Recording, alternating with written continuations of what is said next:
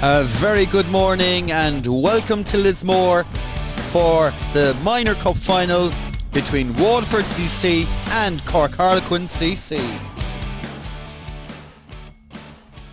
Yes indeed, it's another final. Yesterday Kerry won in the Wayne, defeating Middleton in the Junior Cup final by 36 runs on Duckworth Lewis. Today the weather is much better. The sun is out, blue skies, a few clouds around, but it looks beautiful here at Lismore. A reminder, Lismore is celebrating their 150th anniversary, and I'm delighted that Munster Cricket have chosen Lismore to host the Minor Cup final today. So the two teams have done the toss, and it was Cork Harlequins that won and have decided to bowl. And shortly the teams will be coming out and play will be getting underway at about midday. So we leave it there until 5 to 12, and please join us for the day. It should be an enthralling game.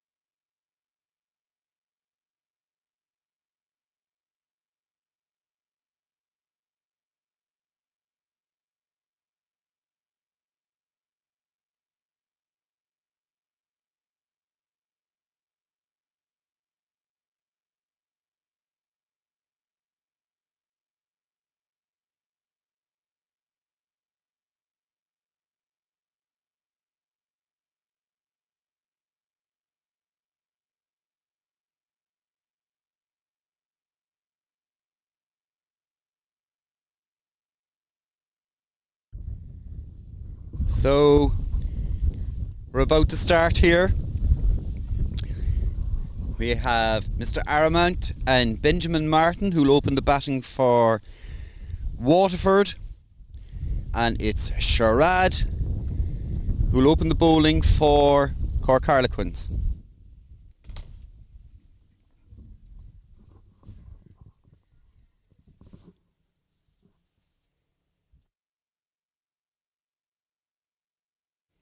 The umpires today are Ger O'Sullivan and Greg Scully.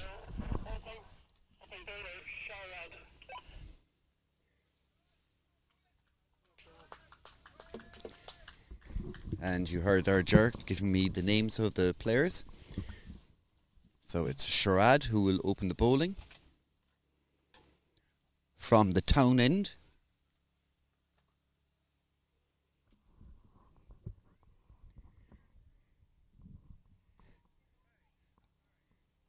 Ambu will just taking guard.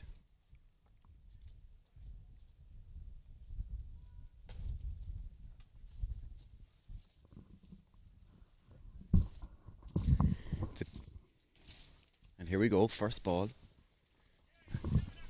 Flicked off the pads. The call is for 2, and they'll easily get 2. So that's a good start for Waterford. Strayed down the leg and clipped away by Ambu. A fantastic player Ambu is.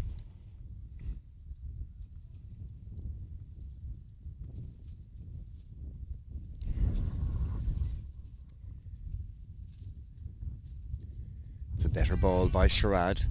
Took a bit of pace off it. Quins have brought the third man out down to fine leg.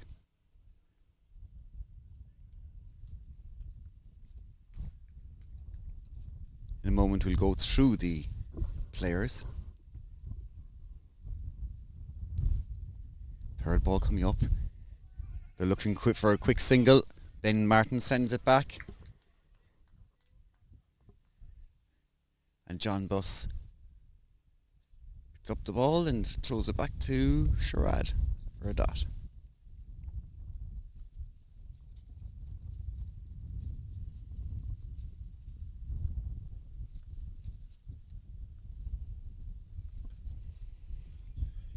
And a bit of a slice there from Ambu, but no run. Mistimes it. A little bit of breeze around here today. Might hear that in the background.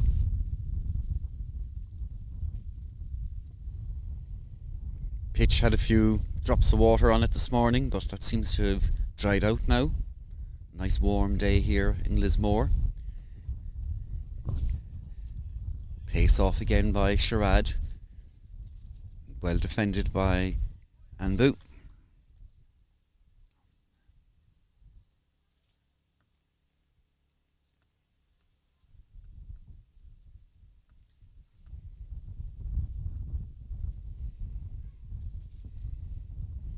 That's the end of the over, so 2 off it.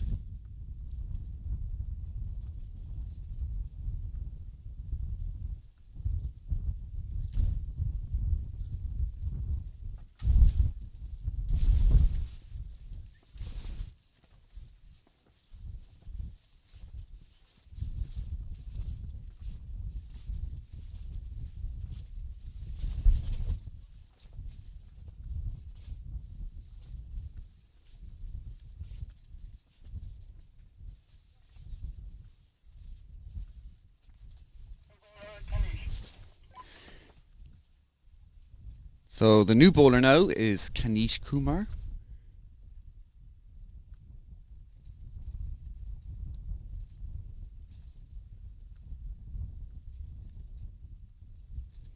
And Benjamin Martin is facing.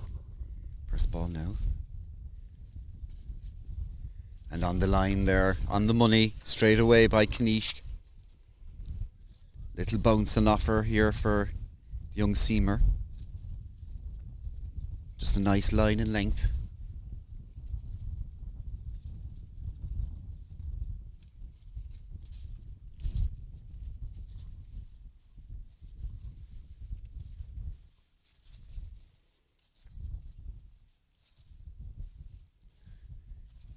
And again, there is a wet patch down there.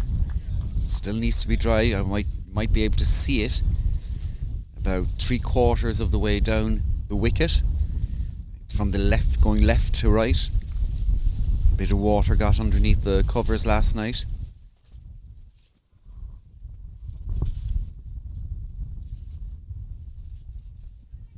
Still a dot ball.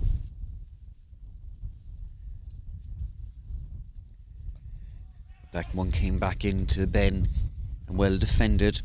Screams of no.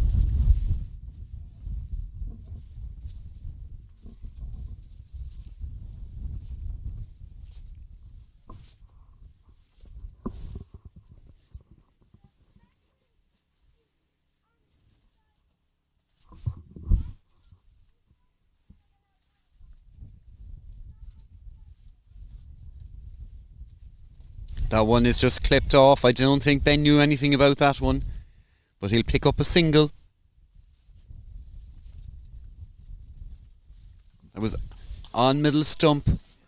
Ben just put the bat down. Hit the face, went down in the air. Off towards the square leg umpire.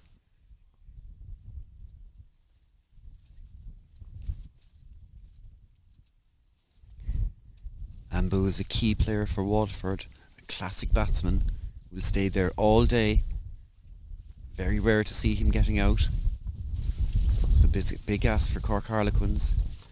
He faces, and that one is flicked off the pads. Umpire going to talk to him about running down the middle of the track. Waterford obviously don't play on grass wickets, may not know that if you run down the middle of the track you might damage that bowling area.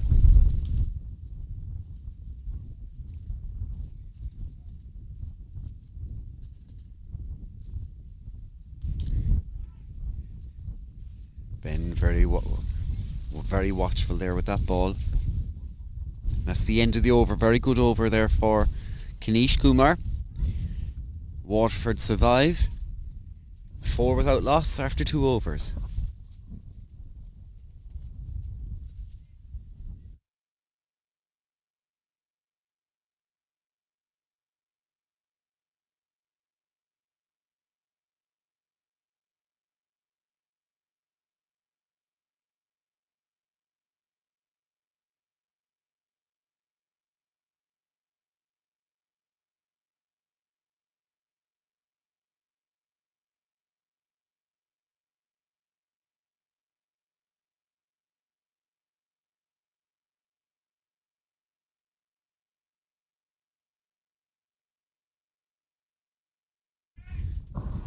Nicely played by Ambu again. Seems to be good playing off his legs.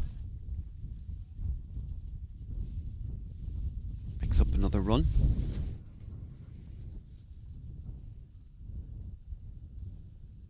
Ben will face Shrad for the first time today now.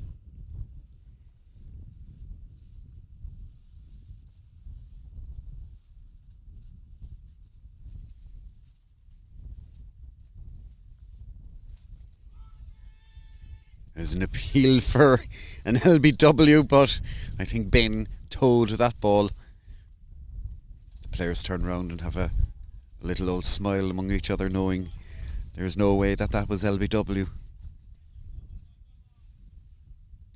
Even the umpire is saying, not a chance there, Sharad.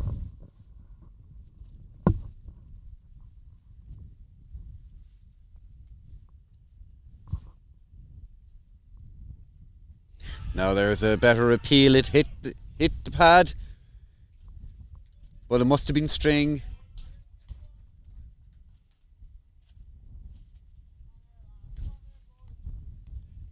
Don't think it would have hit the off stump at all.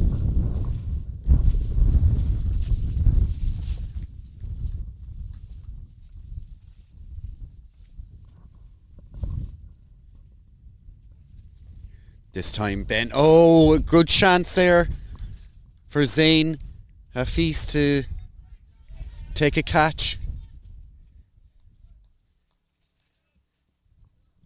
Ben playing an aerial shot there.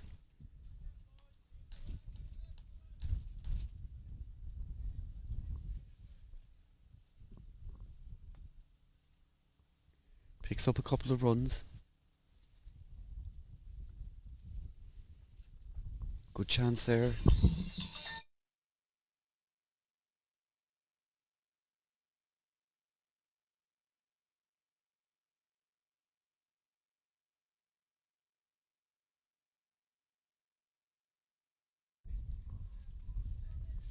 Better ball there by Sherrod.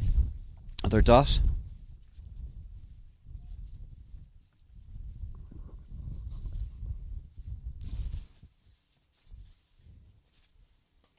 That one's hit by Ben. He just took a couple of steps down, turned that ball into a full toss, and big throw in by Mike Higgins. And Ben is back safely for a pair. So a good over there for Waterford. They moved to 9 off 3 overs.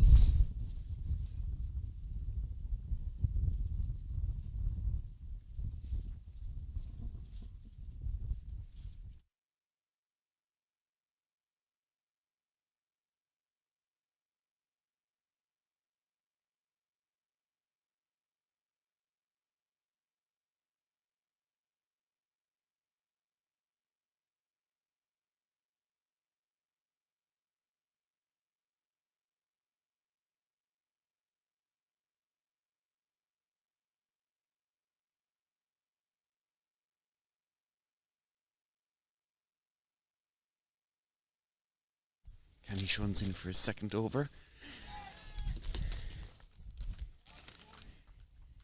Very watchful from Anbu. Ball popped there. Could have gone anywhere. I think he'd hit that wet patch we were talking about earlier. Ball can either go high, low.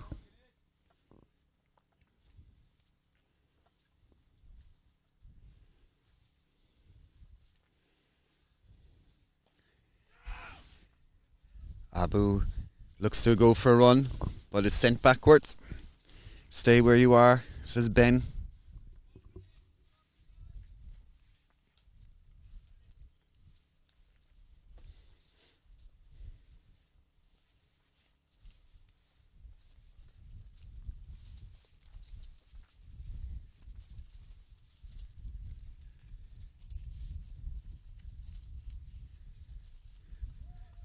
That's down. John Buss playing a bit of football out there, retrieving the ball, but no run. Good bowling here by Canish. No run off this over so far. Into his second over. As you can hear, it's very, very windy out here today.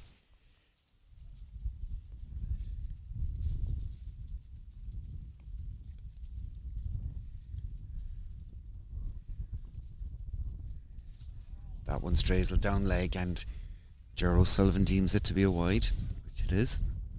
It's the first extra of the morning.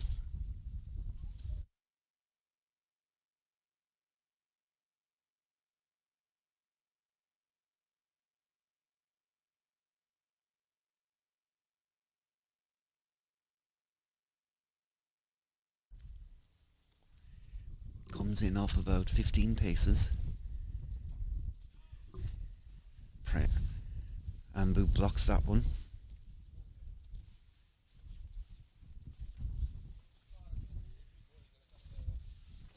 Sun coming out now. We're in a glorious setting here. Very much like Parkland.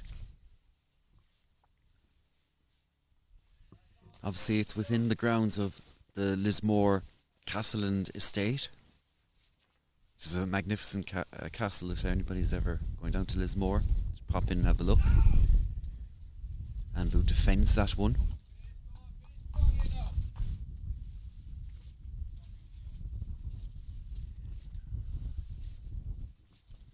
Just the one wide so far off this over.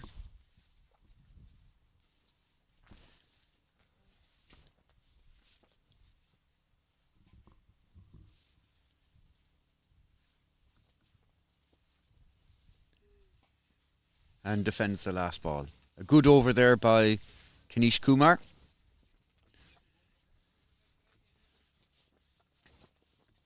Waterford move on to 10 off 4 overs. So this is a 40 over game. So the first 8 are the power play.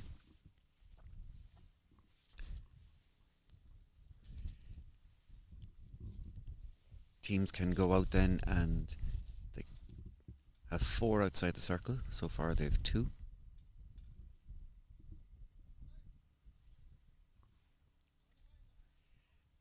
Umpires have come together to have a bit of a chat. The wind kind of half dies down.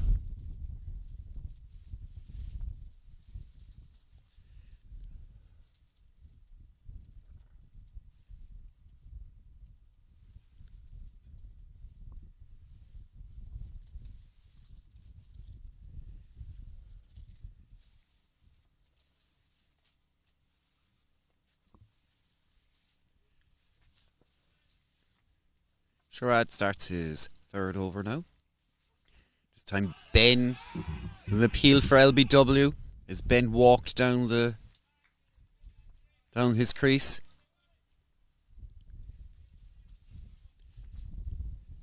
Appeal is turned down. I think this is a tactic of Ben. Umpire Scully now having a word with Sherrod.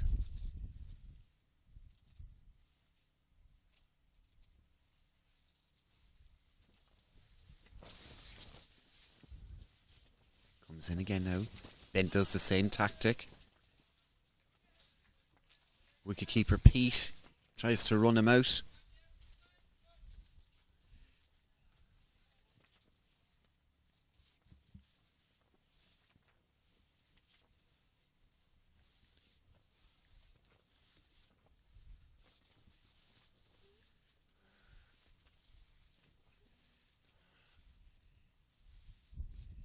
And he's hit that one, Sky, that one in the air.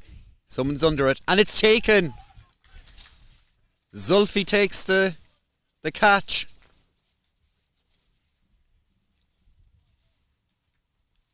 That's the first wicket down for Waterford. Good catch there by Zulfi. Ball was swirling in the air.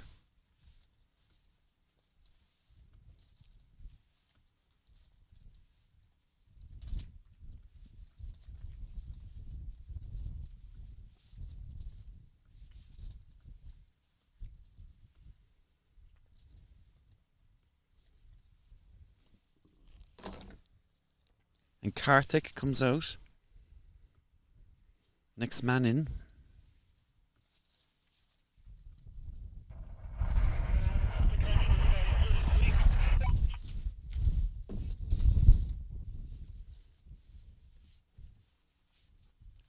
Umpire O'Sullivan confirms that the catch was indeed taken by Zulfi. It's the first wicket of the afternoon. Karthik deemed a wide ball.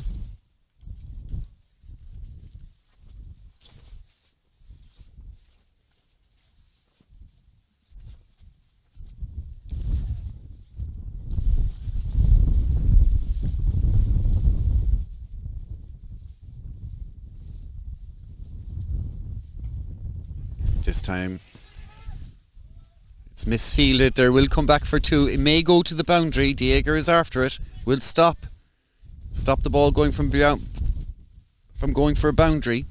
2 runs there. Bit of a misfield by Harlequins. Fielder puts his hand in the air, acknowledges his mistake. Better ball by Sherrod. And good defence by Anbu.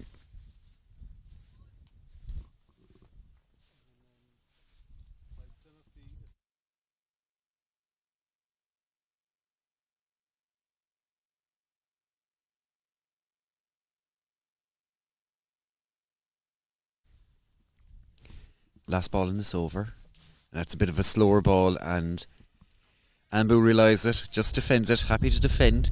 So eventful over. A catch, a wide, 2 runs. 13 for 1 off 5. Cork Harlequins will be happy with that start.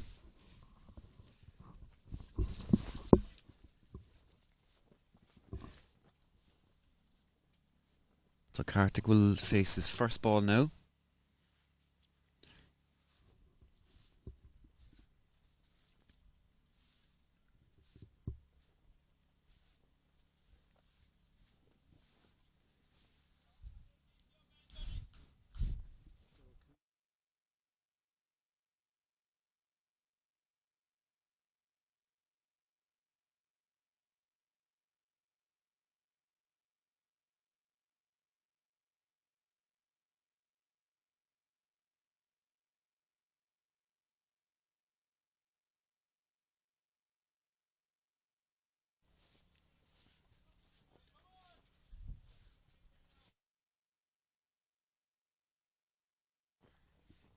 Kanish starts his third over. Well defended by Kartik. He'll look to play himself in now. Just get to bat to ball.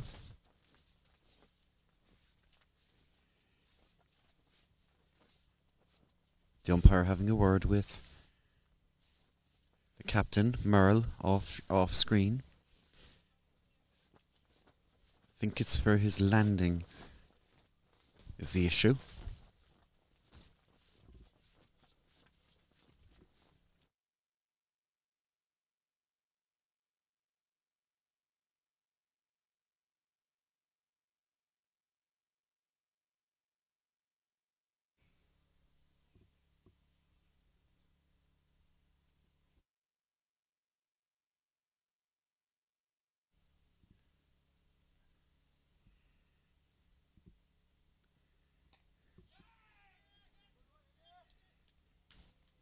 Another dot ball.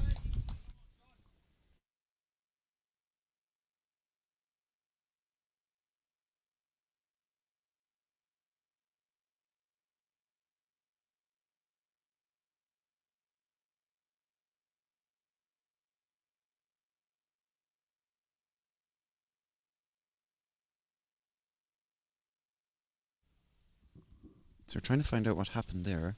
The umpire said something to the scorers. We'll find out in a few minutes.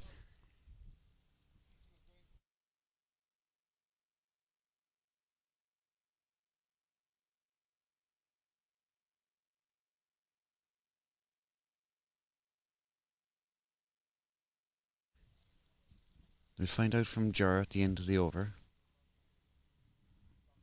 I have a sneaking suspicion that there may be penalty runs added to the Waterford total.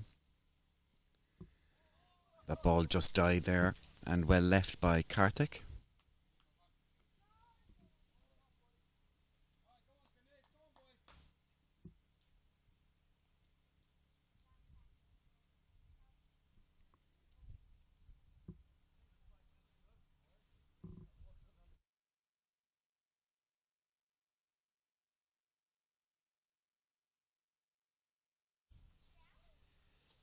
So Kanish comes in again.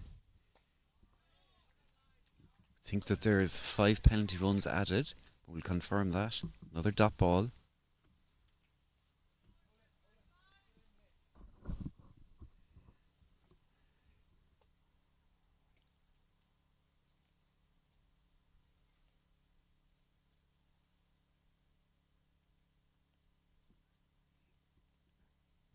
Breeze seems to have died down here.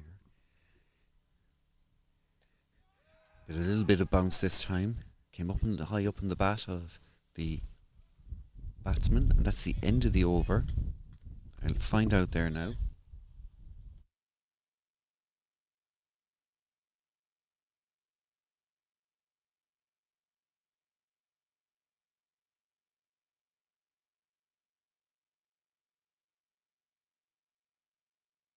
So I can confirm that yes, it was 5 penalty runs for encroaching on the protected area.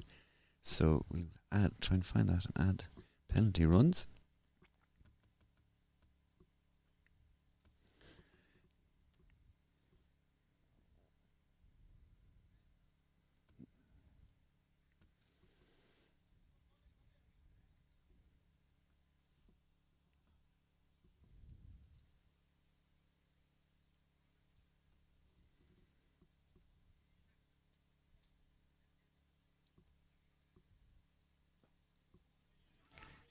They'll go for a quick single, and this time they get back in.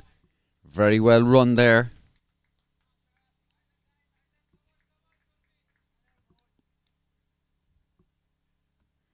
Shrad continuing. Kartik will now face his first ball against Shrad.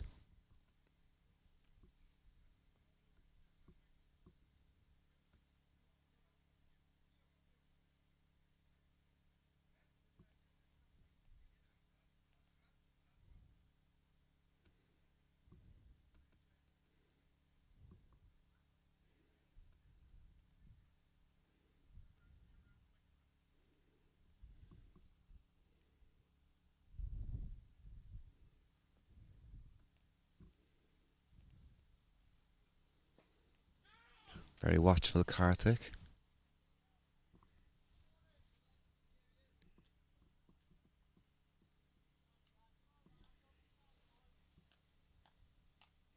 Hits that into the covers. Dot.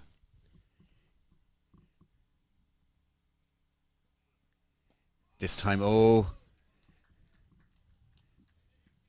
didn't they play that well at all? Defended it, but the ball popped up. Looked like the angle of his bat wasn't down towards the ground. Dot ball. I'll put a bit of doubt now into the batsman's mind. Shrad again, a bit of a fuller ball this time. Hits it straight to Mike Higgins.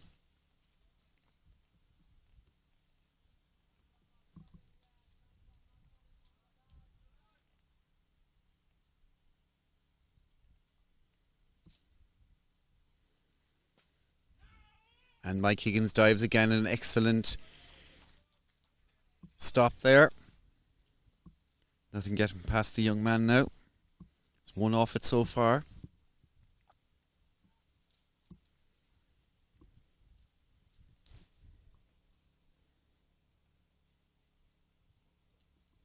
That one was a bit of a full toss.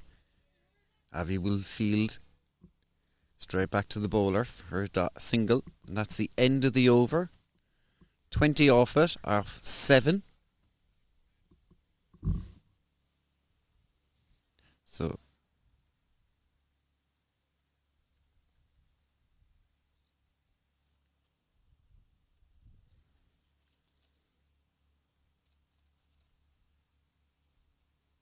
I think those runs will be added at the end of the innings.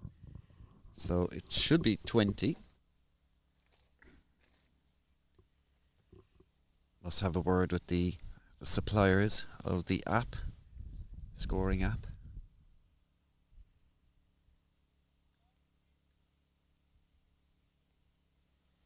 Kanish continues in his 4th over now. That one's defended by Kartik, who's hogging the strike at the moment. He's faced 12 of the last 13 balls so far.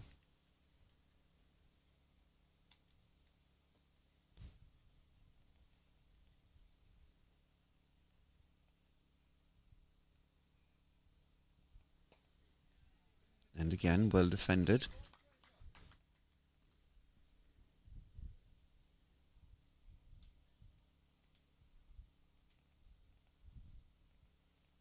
He's taking his time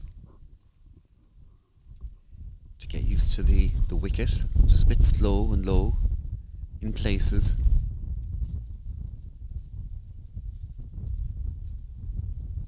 Potentially a good toss to win today.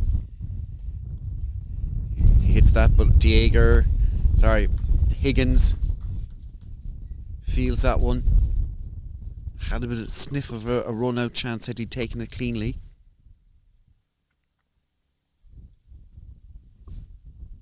Kumar comes back to his mark.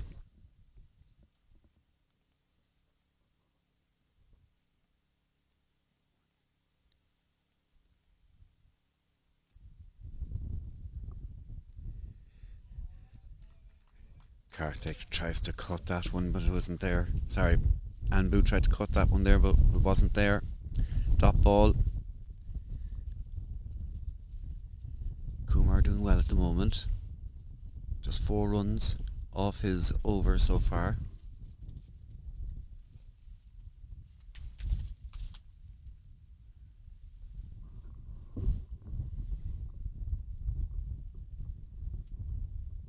Oh, and that beats the bat this time.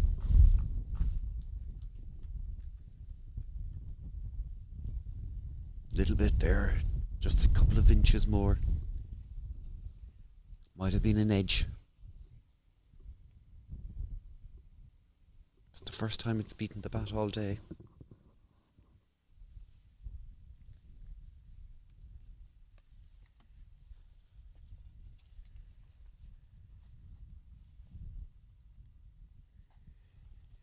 And he steps out and defends that one.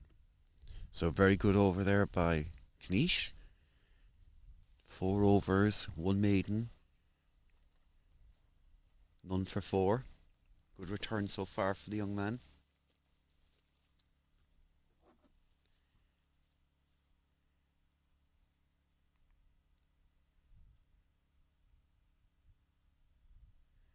Strad now having a chat with the young John Buss. A few tactics at play here now. And off screen, Ger O'Sullivan's having a word with the Cork Harlequins captain Merrill. I would assume about his bowlers running down the wickets after they've bowled.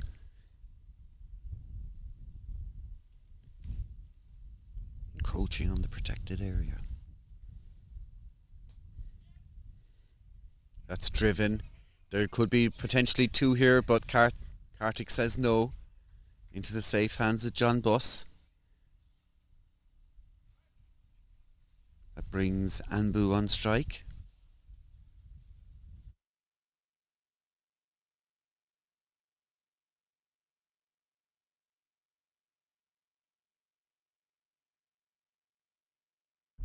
Waterford wearing their new coloured kit today, and it looks very well too. That one came off the edge of the bat.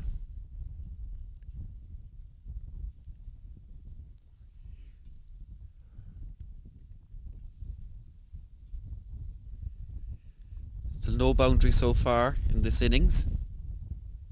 Hasn't been an opportunity, but then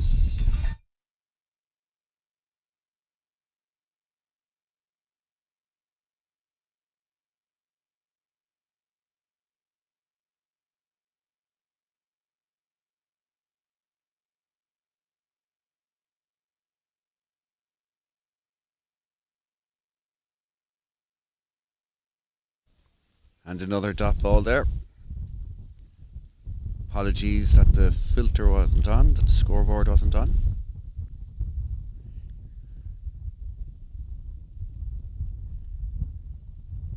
Score should be about 22 at this stage. Anbu decides to defend that one as well. It's a fuller ball. Sharad is mixing up his lengths.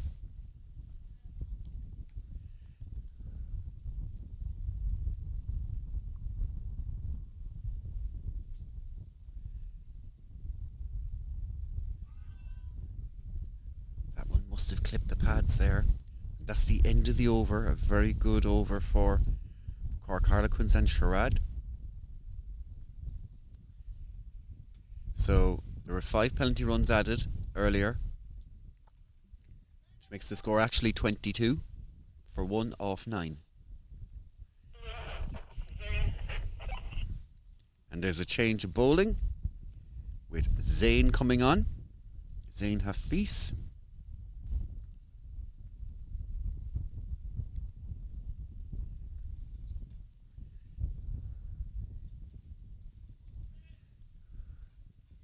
So it's the end of the power play. Still 2 outside for Cork Harlequins. Deep third man.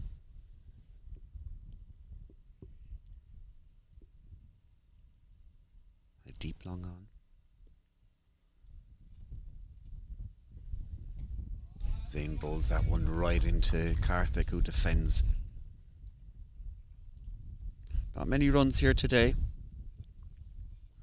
It will be a low scoring game, so maybe a total of 130, 140, 150.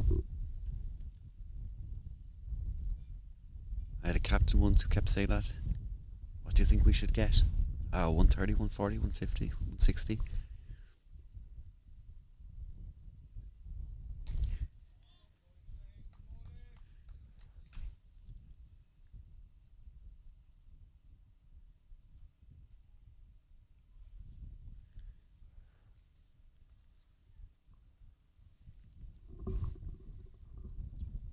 Waterford playing a very sensible game here today.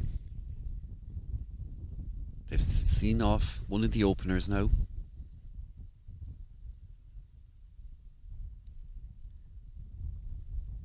That one was outside. Stopped by Jayton in the gully.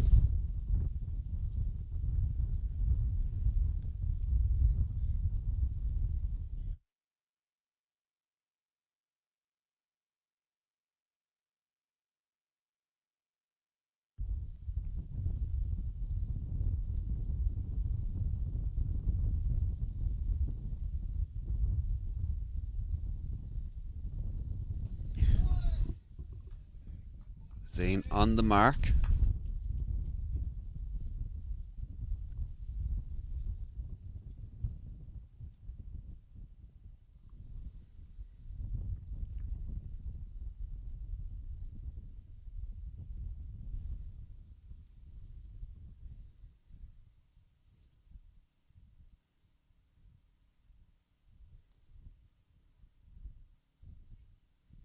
And well left by Karthik. Just outside off. Tempting for the batsman. But he chooses to just watch that ball coming through into the hands of the wicketkeeper, Dave Peat. The veteran Dave Peat.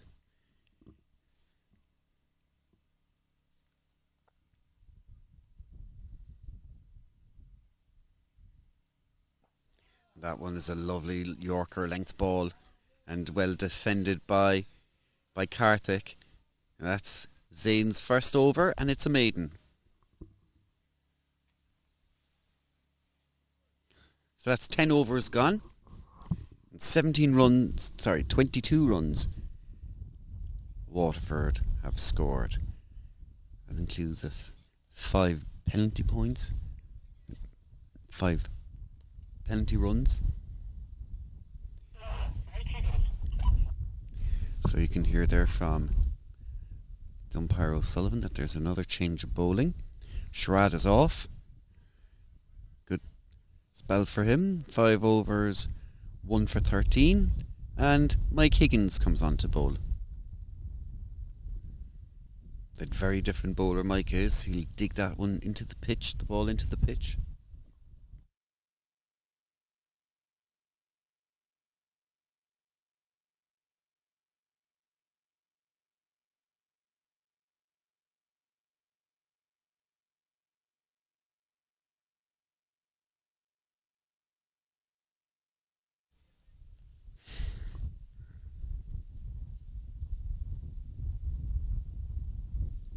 Strike.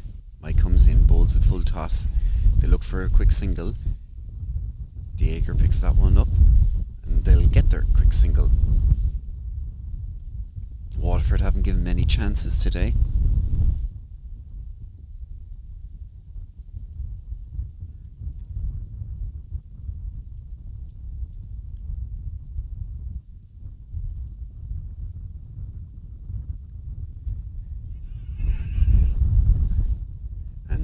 Sends Karthik back. No run.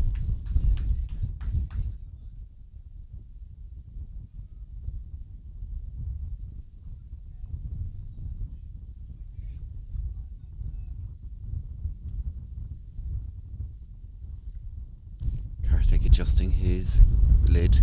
I think there might be a fly around him. Has the fly gone into the helmet?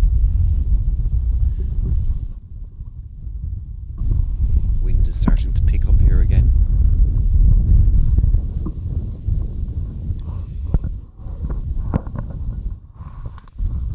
Try and move the microphone away from that wind.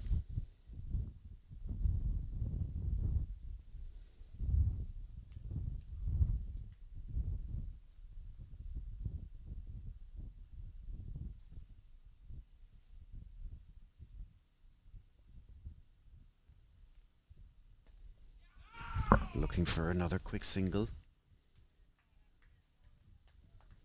Hartig's only hitting straight to the fielders.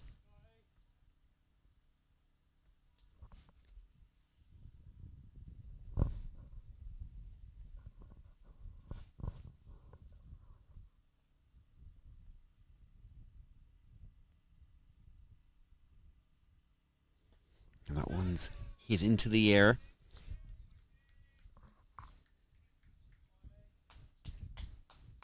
Higgins digging that ball into the surface, giving himself a little bit of bounce.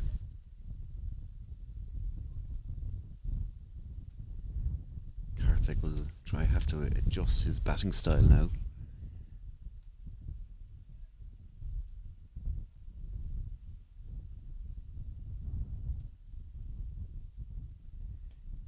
That one goes down leg. 3 fielders come in to gather that ball. And Zulfi gets it in the end, straight back to the wicketkeeper Pete.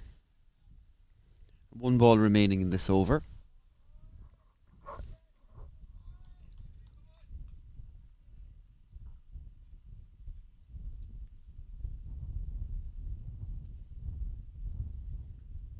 And that one's edged through a second slip, if there was one there. And that ends the Higgins over. Just 2 off it. And Waterford moved to 24 off 11.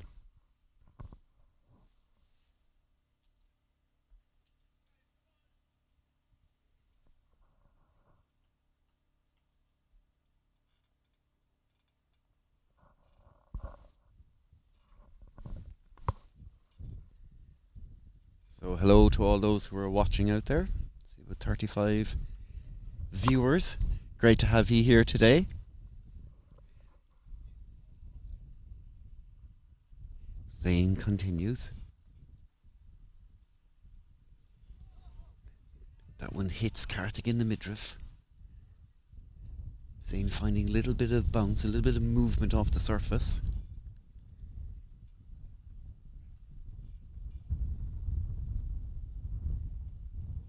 Karthik will be looking to turn that one away.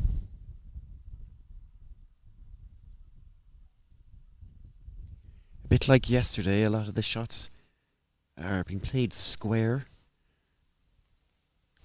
No one has driven a ball yet.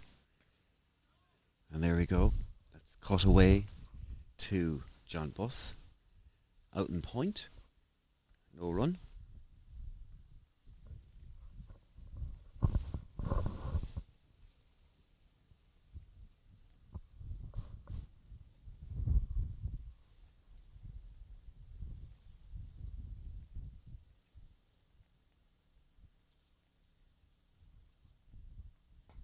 That one is driven for the first time, but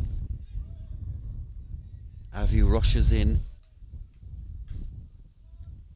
slips, but collects the ball and straight back to the bowler for a dot.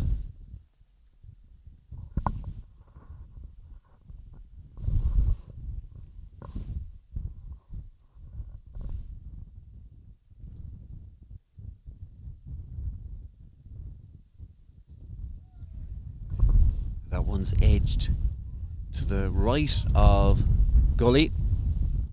Fielded very well by Kanish Kumar, just for a single. If you're joining us, no, I'm not on top of a mountain. The wind is pretty... it's picking up a bit of speed now.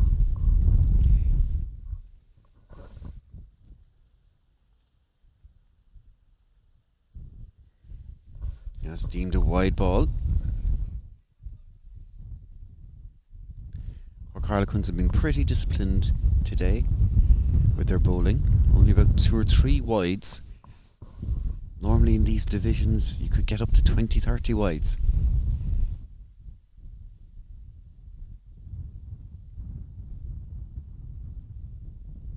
But it is a cup final.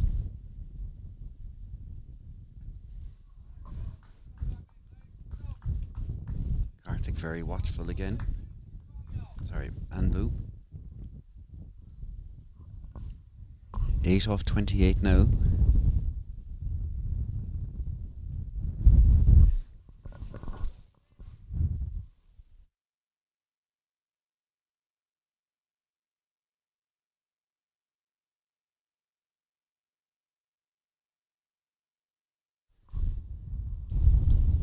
And that's the end of the over. Just 2 coming off it. 26 for 1 off 12.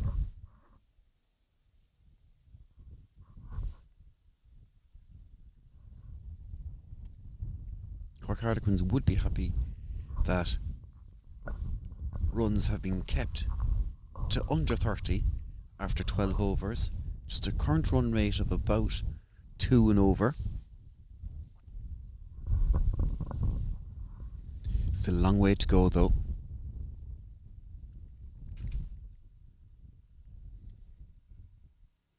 Higgins comes in for a second over. Karthik looks to drive that one. Misses it.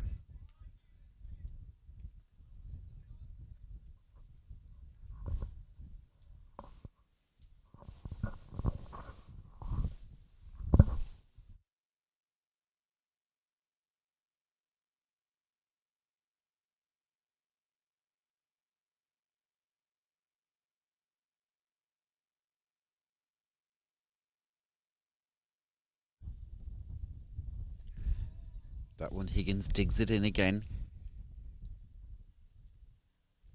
Karthik defends on the front foot.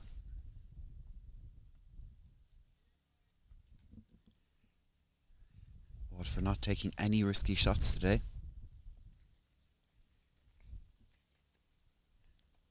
Still another 28 odd overs to go.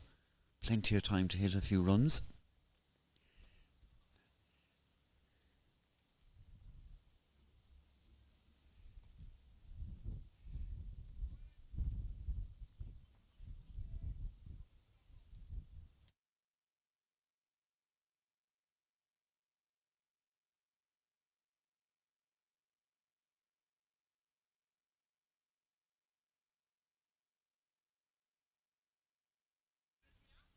That one's flicked down leg for a quick single. Welcomed run here by Waterford. And Anbu on strike.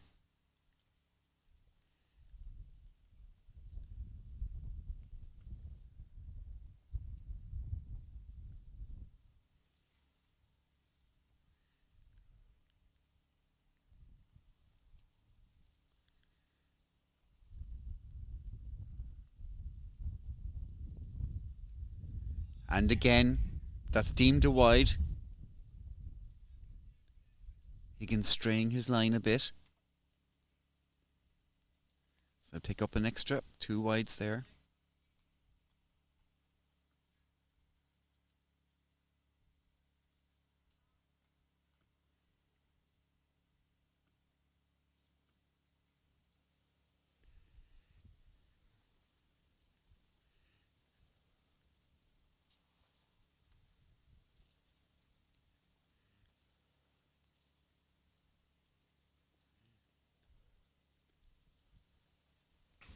And that one's put away. This could be the first boundary of the afternoon.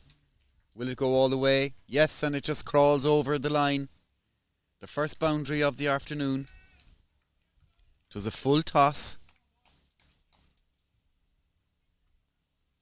Higgins tried to adjust that line, but bowled a full toss instead.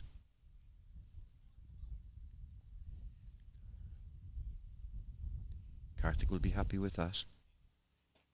He's settled into his role very nicely now.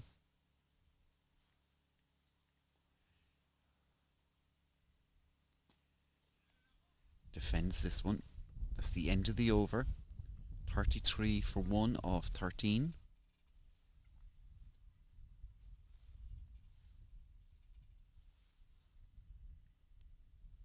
Run rate now coming up to just over 3 and over.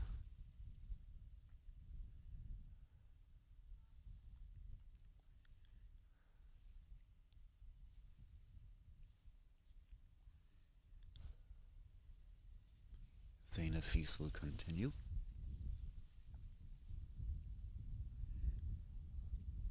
Call this the Valley End. I think we'll have Ben Hutchinson from Lismore CC joining us at about 1 o'clock. So he'll be able to tell me what's the names of the ends here in Lismore. That's hit by Anbu. Nice looking shot. It's for a single.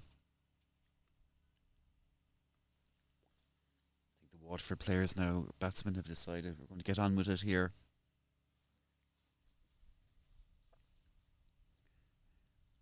They should have their eye in at this stage.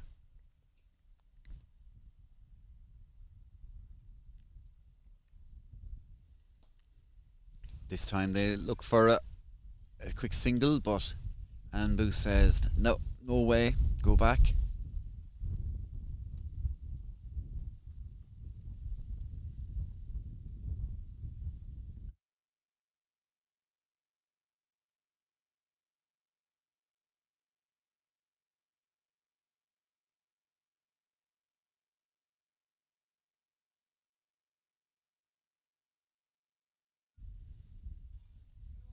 And that's wide.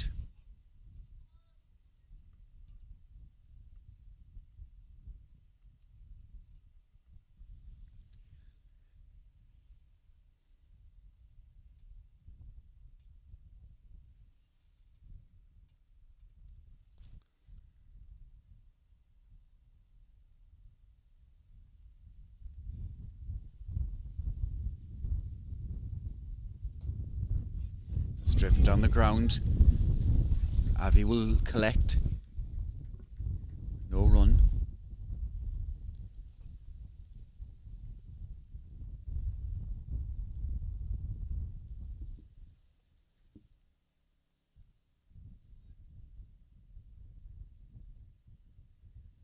Still only 2 men outside the ring.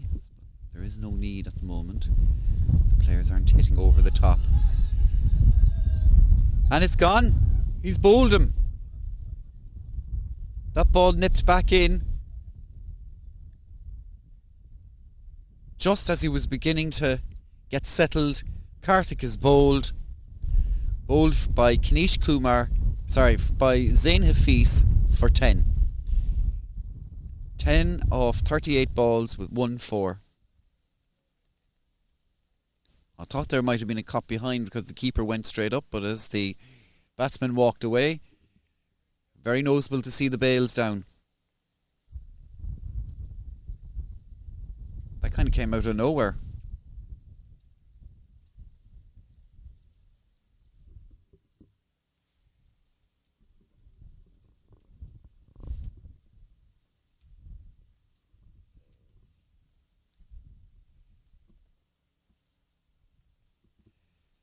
So next in is Salman Raza.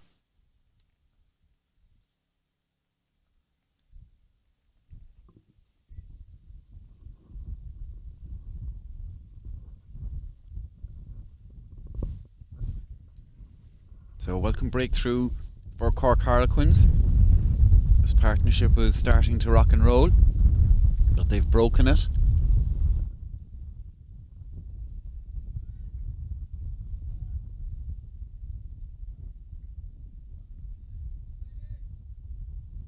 Salman is a big hitter.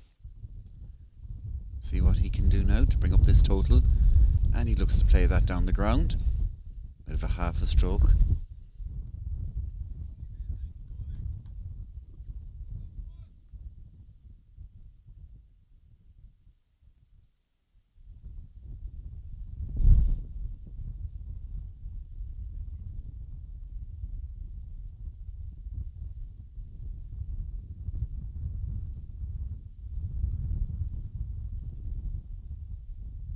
And he'll go big, he'll go aerial. Chris Yeager is under it. Will he take the catch? And he takes the catch. An excellent catch by Chris Yeager. He ran from long on.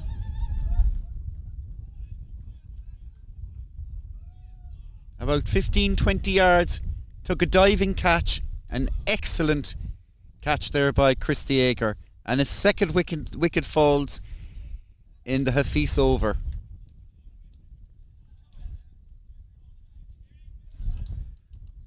Bit of a rash shot there. Maybe it was there to be hit, but not certainly in the air.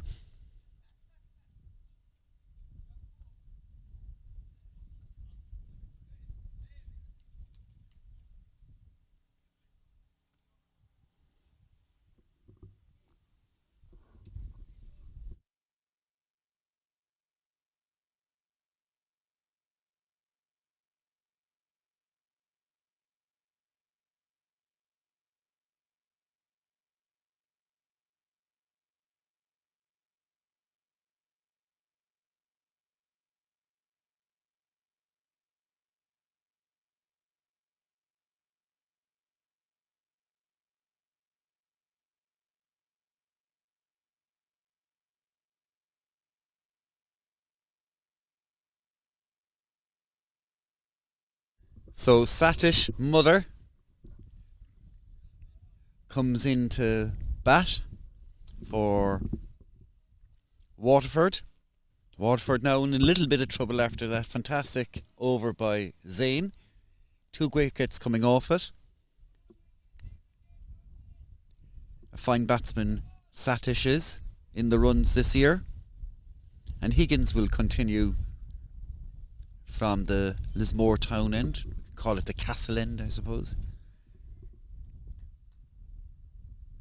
I see Ben Hutchinson strolling over to me, so we should be joined by Ben shortly. And that one's defended by Anbu.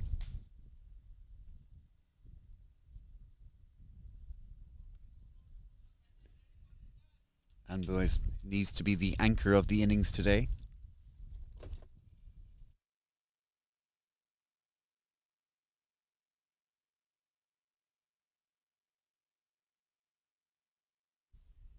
That one strays down leg and will be deemed wide.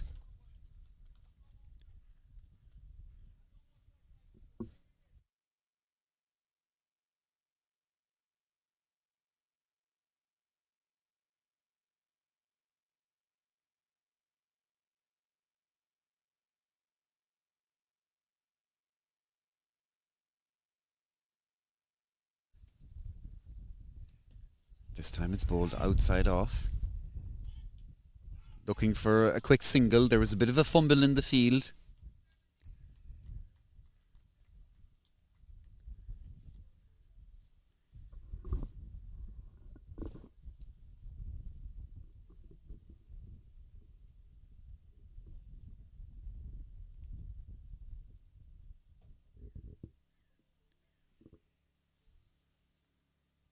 .36 for 3 off 14.2. That's a big full toss there, and well fielded there by Chris Yeager again. The man's all over the park today.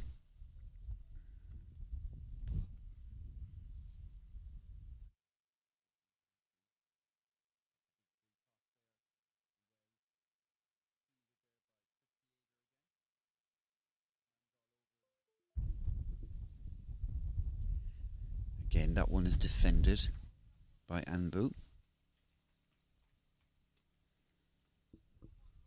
2 balls remaining in this over. Just the one wide off it. We're here in Lismore, in glorious surroundings.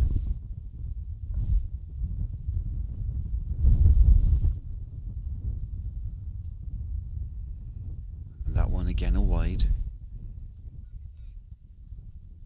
Higgins has bowled a couple of wides today now. Just his line is straying every couple of balls.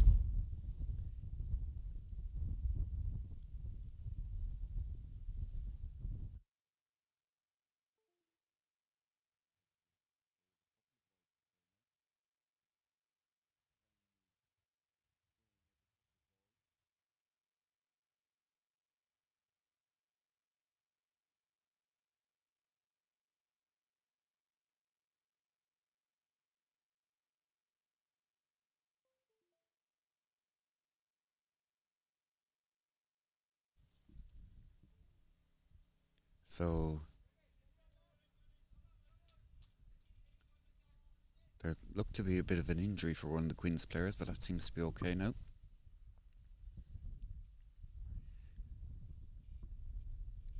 That one, though, kept very low there for Higgins. Didn't get the elevation that he required. One ball remaining in this over. We'll be joined then by Ben from Lismore.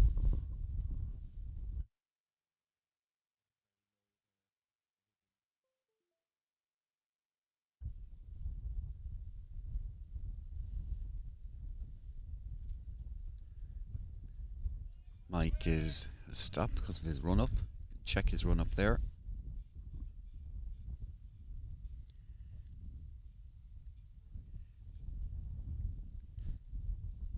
No, and he'll stop again. 2 false starts. Wonder does he get a third chance? He'll shorten his lineup or his run up this time.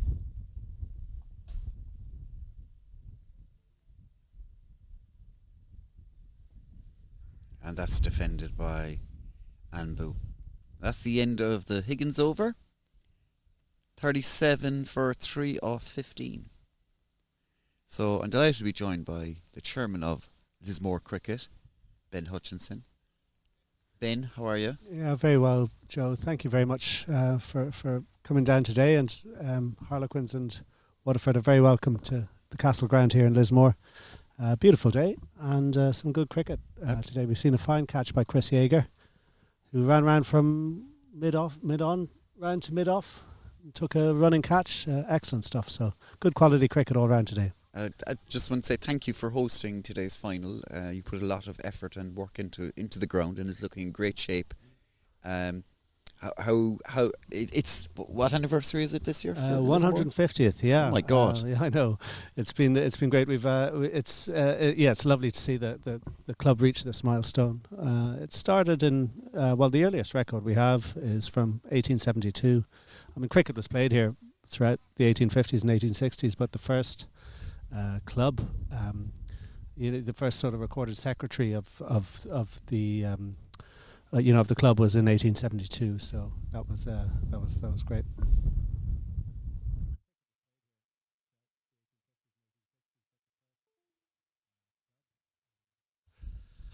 So it's been we've had some good days then since. I would imagine in 150 years. Yeah, exactly. Yeah, I think the sort of the glory days was throughout the 1950s and 1960s, where we reached the semi-finals of the Irish Junior Cup. Oh wow! I wonder would that be the equivalent of the National Cup these days, or a grade below? Yeah, I think so. We lost to Clontarf in Care. Right. So that. Oh, did the ground in Care then? Yeah, that's mad. That's right. So. I noticed on your website there was a bit of history, all right, and there were, I think. Was there an international test player came out of Lismore at one stage? Trevor Anderson certainly played for Munster, and there would have been, back in the 1890s, went to play in Australia. Wow, that's incredible. So, do you have any plans for celebrating your 150th? Yeah, we do. I mean, we've had a few different things. We've had Kevin O'Brien down from the Irish Cricketer, Irish International, to do a session and an event with us, and we're due to get him again later on in the season. We've got a celebration on the 10th of September here, so. That's going to be. Looking forward to that. Are you hoping to have some guest speakers that night? And yes, that's cut absolutely. away there nicely by Satish. They may come back for 2, but just the single. So certainly, on the 10th of September, we're having our sort of 150th celebration. So it's going to be looking forward to that, and be a good event. And we're going to have a couple of marquee matches. One in the last week of August, right, as well. Who's that against? We think Leprechauns. We just got to do that, and we were trying to get Free Foresters, but we'll get them next year. That'd be a nice little match to have, wouldn't it? And Boo kind of in two minds there whether to play it or defend it. In the end, he chose to defend it. Very good bowling here by Zane. How have you found this match so far? It's tentative tentative by Waterford. Waterford, yeah. I mean, they've been sort of certainly they've left a few singles behind them, and I think they're they'll need to up the run rate, but they typically leave a slow run rate until the mid break, 20 overs, and then they open it up. Right. So I'd expect them to sort of come out a bit harder after the break. Who are the key players for Waterford? Well, the two batsmen here at the moment are important players. Ben Martin's gone now, and then on the bowling side, I think I hear there's quite a good quick bowler, and then there's Murray Idris, of course, as well, who's a tidy enough player.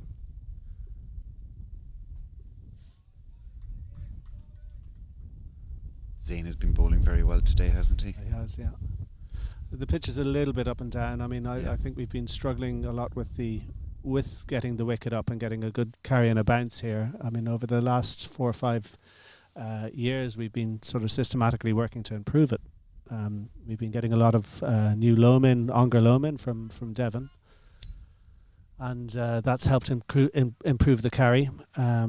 We've got a heavy roller in now, which is helping, and I think once we get covers in and get the pitch aerated over the winter, I think we'll it'll significantly improve it. But there's been a good bit of carry today. It's been a bit up and down, but it's not a usual Lismore bounce, so to speak. So we're pleased about that.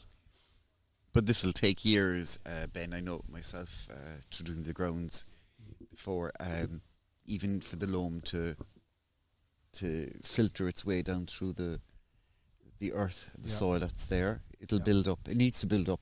Oh, it does. And you're talking about a project for the next 3-4 years. If you keep getting the loam, it'll be just clay for a couple of inches, and that's all you need.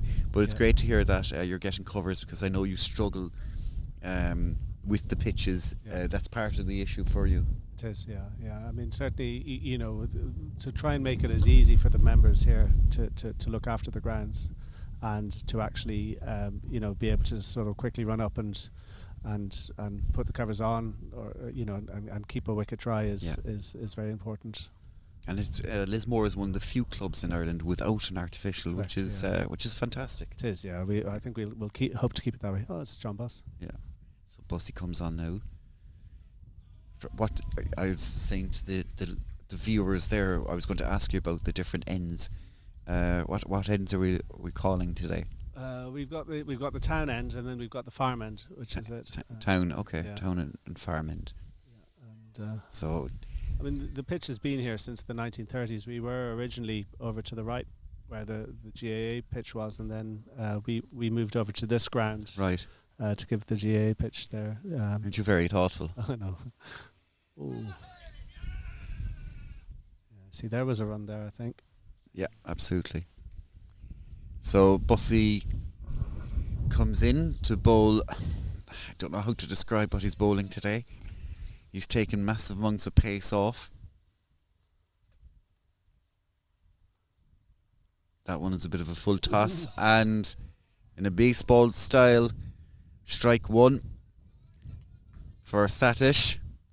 Had he connected with that may have gone into the farm on the far left hand side of your screen, on the screen. And there goes another one, and there's an appeal for an LBW, and it's given a full toss. Bussy's delighted with himself. It may not have been the prettiest of balls to look at, but I think this is one of his favourite hunting grounds, John Buss. He's been known to get 4 or 5 wickets down here when he comes to visit. And the dangerous Satish has to go.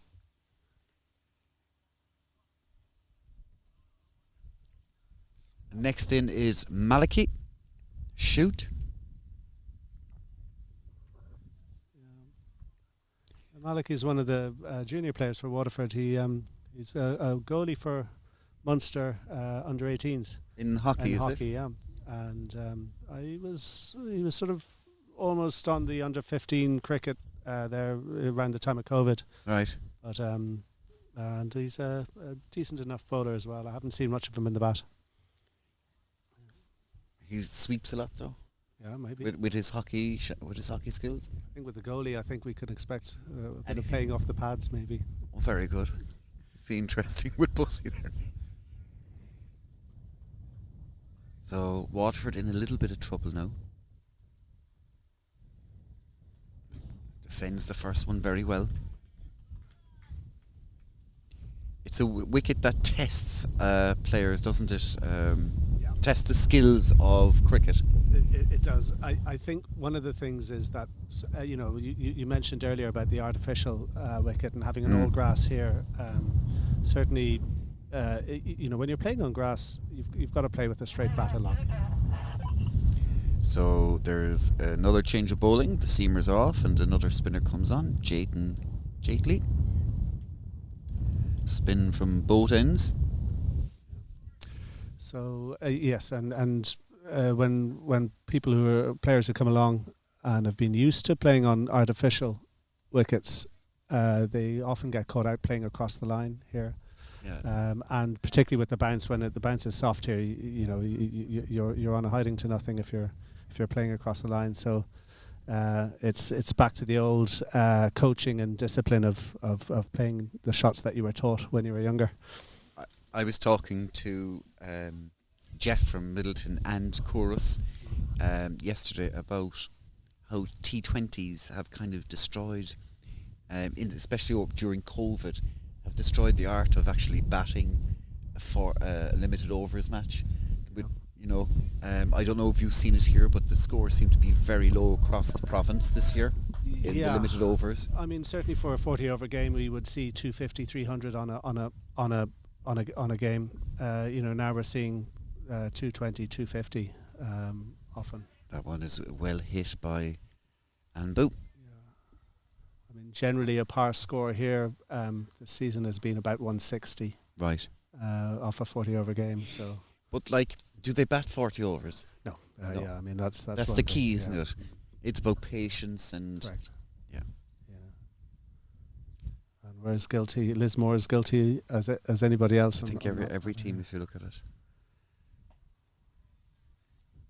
Jayden giving a lot of flight to that ball.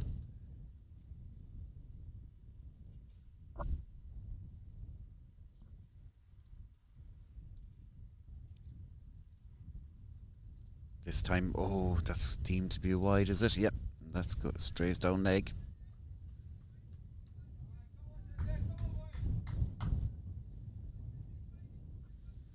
The spinners seem to not to be hitting their lengths at all at the moment. That's a much better length now. There's an appeal for LBW, but I think hit the top of the bat and probably would have bounced over.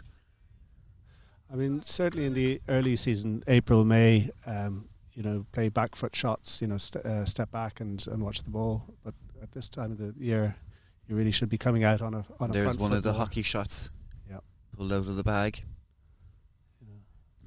And Maliki's off the mark with a single. Played to him.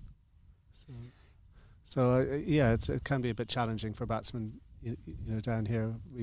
Last year we saw David Campion, our home player, score a century here against Clonmel. Excellent. Good bowling from Jayton. Yeah, we've seen a few 50s and 80s here this season as well. So last weekend, I think one of your lot scored 81, wasn't it, Andrew? That was Andrew, yeah. That one should have been dispatched. It was a full toss. Yeah. So he produced a very good innings. Again, that was patience. I think he batted the whole innings, didn't he? Yeah, and took his singles and took time. Yeah, batted throughout the innings. So well done him. So it just shows that you can get a good score here. You just need discipline and to understand that you've got to play to a variable bounce. Yeah. So just 3 off the last over. It's 41 for 4 now. That's full toss, and I think John Buss should have got that. He jumped before. He should have. I think there was a couple of seconds delay.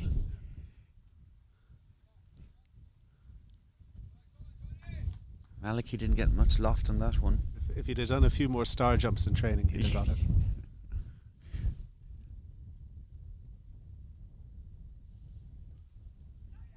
This is going to be...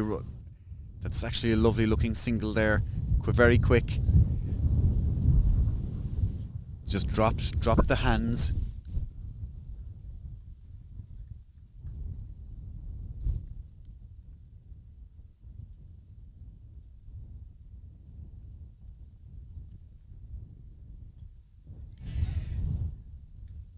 Waterford now beginning to show a bit of intent. They'll pick up a couple.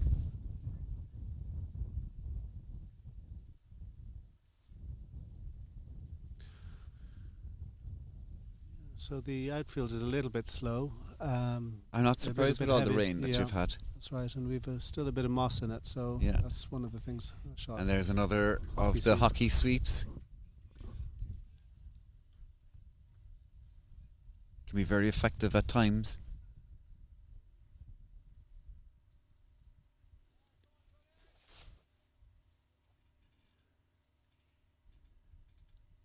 So good over here for Waterford, taking a run off each ball being delivered by John Buss, who's bowling very full, isn't he? He's not using the pitch to get it to turn. Oh, but I mean the thing about John is he, particularly when he comes down here, he bowls a pretty consistent line and length. And he does put a bit of thought into his deliveries as well. As you say now, he's going to come round the wicket. Yeah.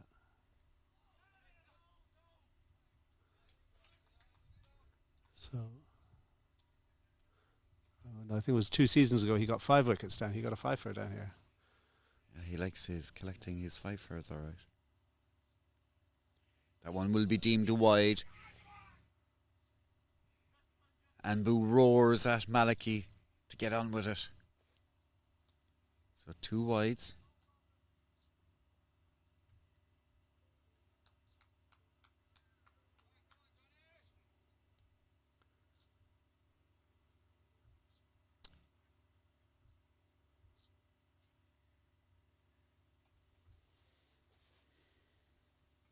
That one is his appeals for LBW. I think height. What do you think? Yeah, height was. Yeah. It's the end of the over. Good over there for Waterford.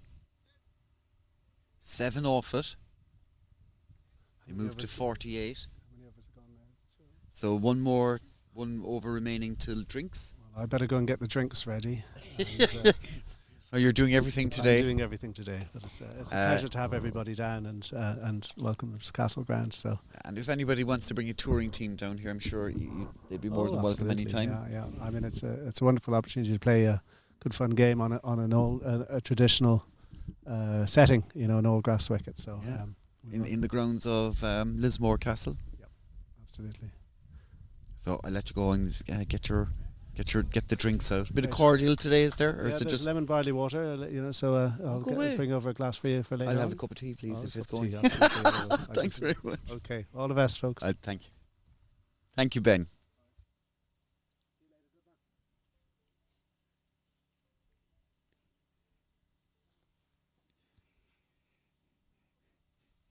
Jayton bowls it. The spinners are bowling pretty full today. Not really using the track to get any bit of turn.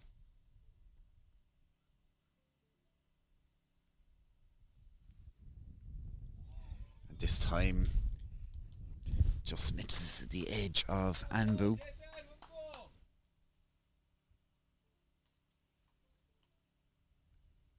Anbu playing an important innings here. He definitely needs to be the anchor for the day for Waterford. That time again, a bit of width. Give it on offer. Anbu tries to get back to ball, but unfortunately he misses. 4 dots here now. This time again, he blocks that one. Jakely seems to be dragging back that length a little bit.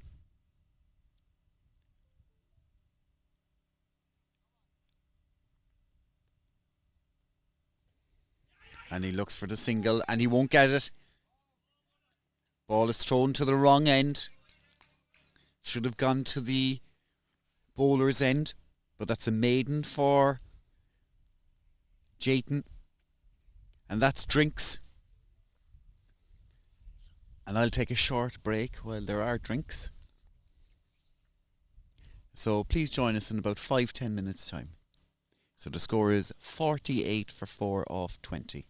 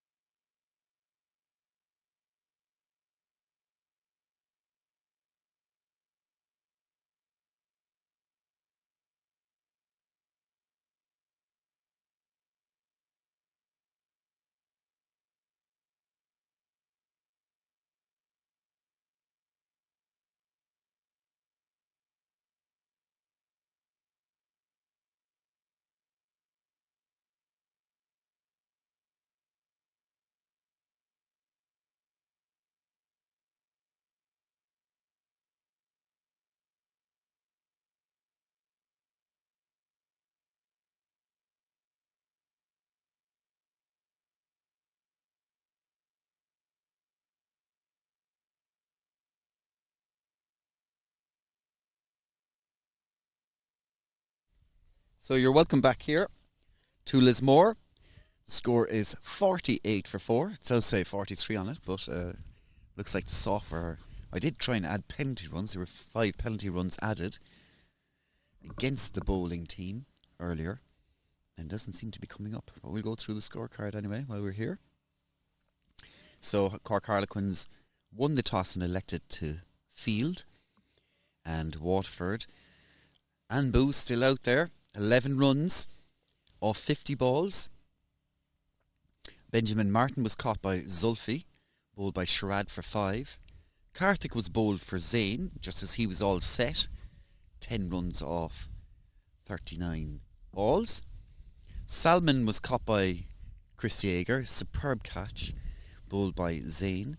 And Satish was leg before wicket by John Buss for 1. Maliki Shoot, who's on strike now, is 5 not out. So we get back to the action now, and John Buss continues from the town end. And Maliki Shoot just pulls that one for a single.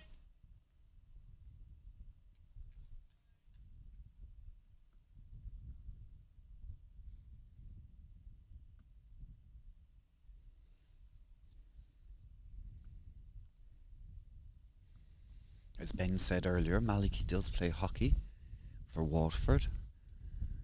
This time it's well fielded by Christy Yeager again, just for a single. Ben was on earlier talking to us about that Waterford tend after the 20th over to try and up the run rate. They've now have a single in each. And that one is, there was a chance of a catch there by John Buss, but unfortunately he couldn't get to the ball. Gets away with a dot. Partnership now of 12. That one just died on the wicket. John Buss now bowling outside off to Maliki.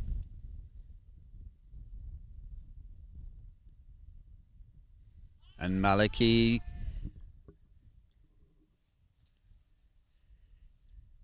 tries to drag that ball around the corner. He's had a bit of success so far, doing that with several balls.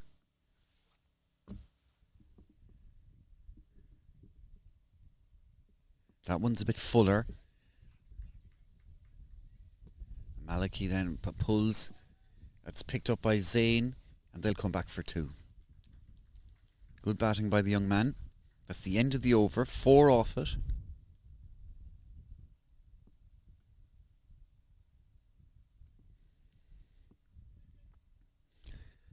So elsewhere we have a few other scores going on, or games going on in Munster at the moment. Cork County Thirds are taking on Nina, and Cork County are 83 for 1 of 20 overs, and their firsts are 77 for 3 off 25 against Limerick. That's in the Premier Division. So there are the couple of games that are going on around Munster at the moment. That one is a full toss, misses everyone. The batsman, the wicket keeper, it's deemed a wide. They'll get 2 for it. 2 wides.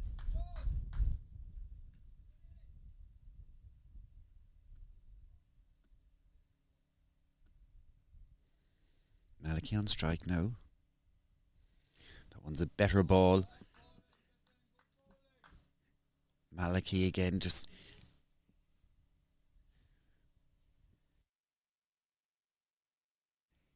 thinking whether to hit or defend. In the end, it misses.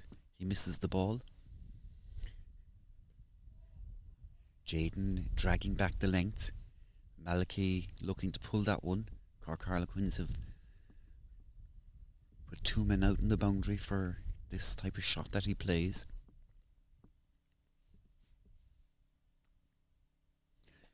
He hits that in the air. There's a call by Jayton, and he catches that off his own bowling. A nice catch Maliki will be disappointed with himself, but he did well. 8 off 15.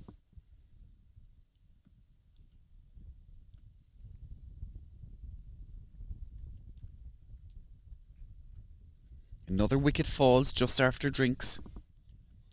Third ball in.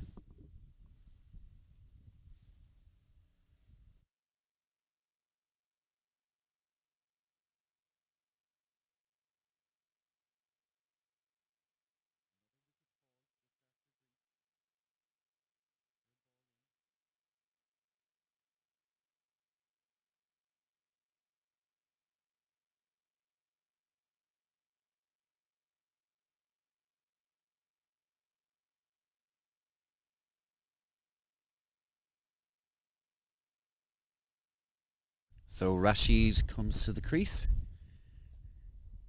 in the non-striker's end. And Jayton continues with a dot ball.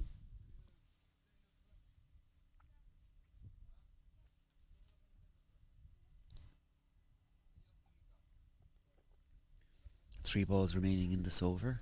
Anbu on strike.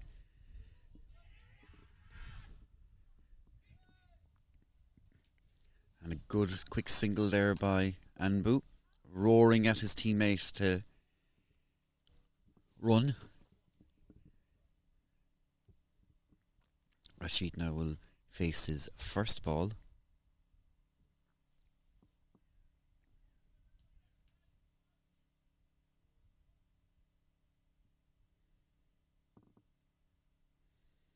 That one's defended.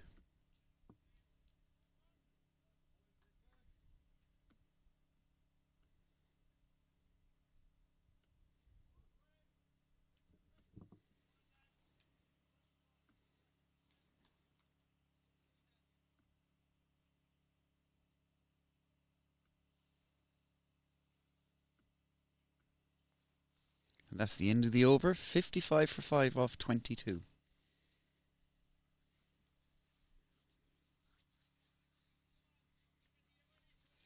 John Buss will continue.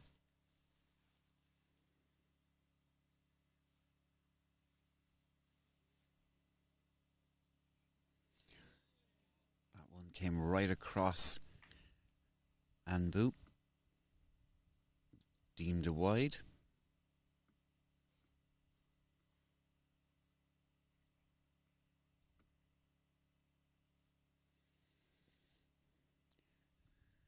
This time he gets his line and length right, and Anbu's happy to defend.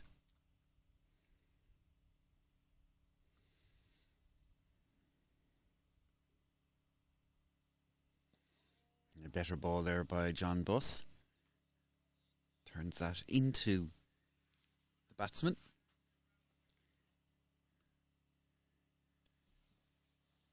And he changes his action, coming round the wicket. That just misses the leg stump, misses the wicket keeper. 2 vital runs, 2 wides.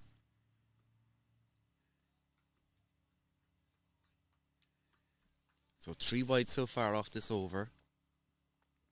Rashid takes strike for the first time. He'll continue coming round the wicket.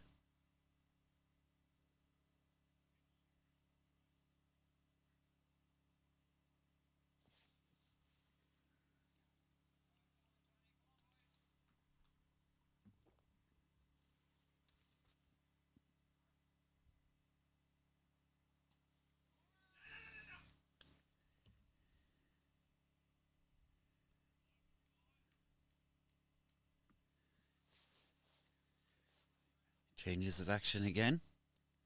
Coming over.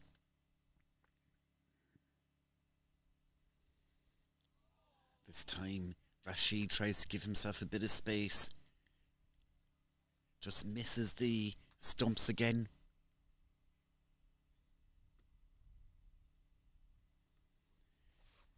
Looking to hit that big shot. And this one is a big fat full toss.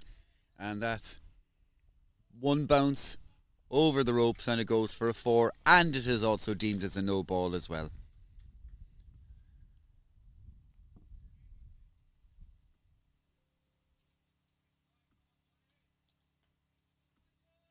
So the first no ball of the day.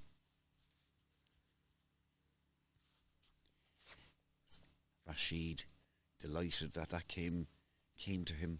He dispatched that quite easily.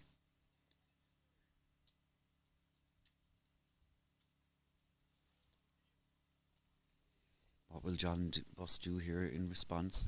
Free hit given.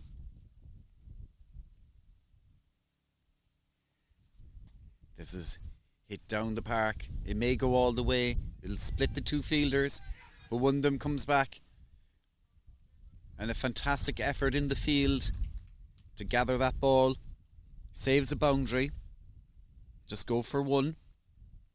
Off the no ball.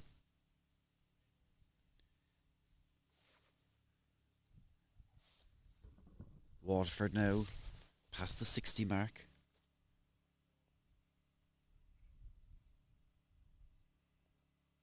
808 runs off the over so far.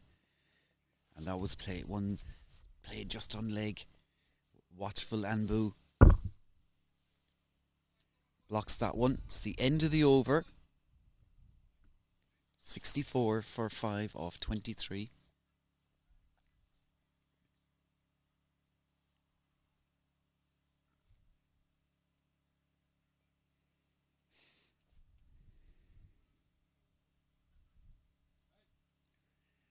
Jake and Jakely will continue from the farm end.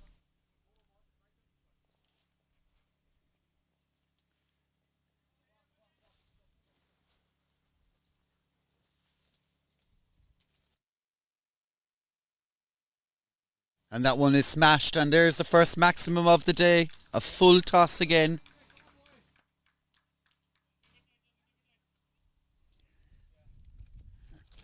Rashid quickly moves to 11 off 8. 1-4 and 1-6 to his name.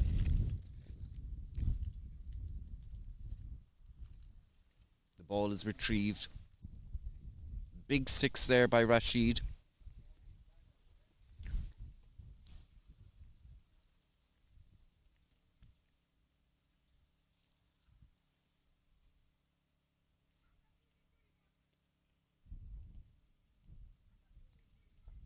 This one is hit in the air. There's a call for it. And there it goes. There's Chris Dieger. He takes another good catch. He went straight down his throat. Rashid isn't happy. He knows that he could have played himself in. That's another wicket for Cork Harlequins. It was a tempting ball.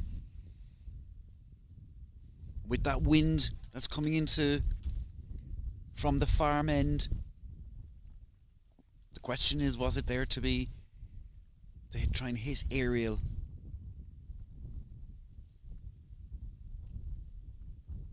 That's 6 down now.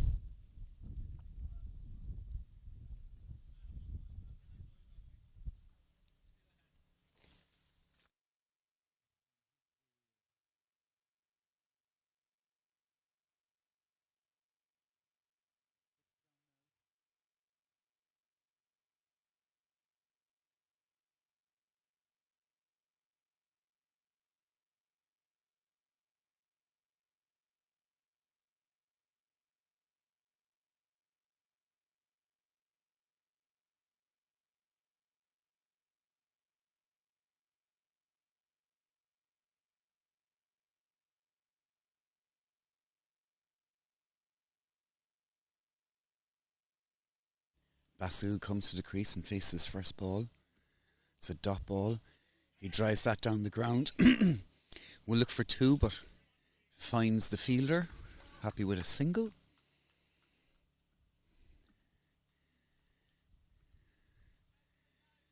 .71 now. For 6.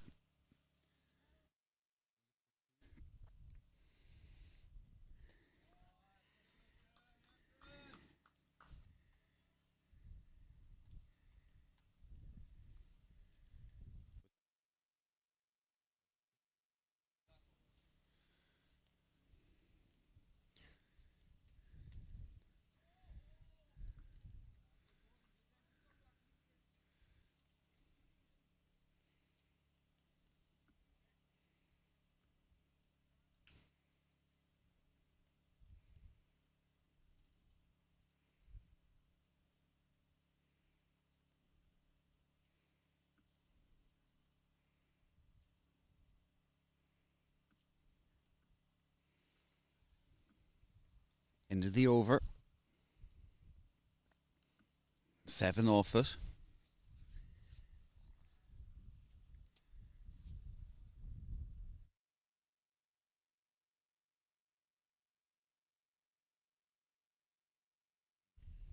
And a change in bowling. John Boss is brought off. And Chris Dieger will come on to bowl.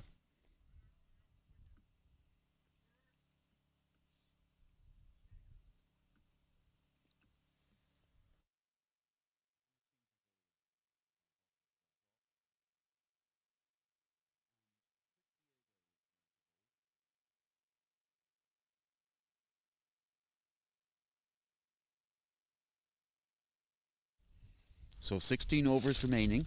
71 for 6. That one kept very low. Surprise Zanbu.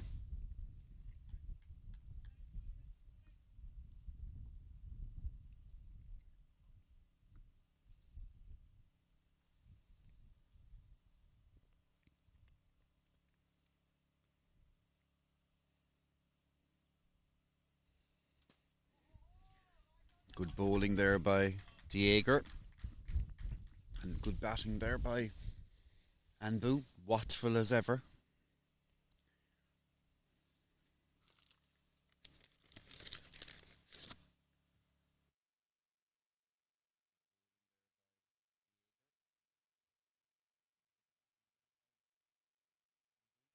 That one is caught away, but only finds the Harlequins fielder. Good start by Dieger for his first over.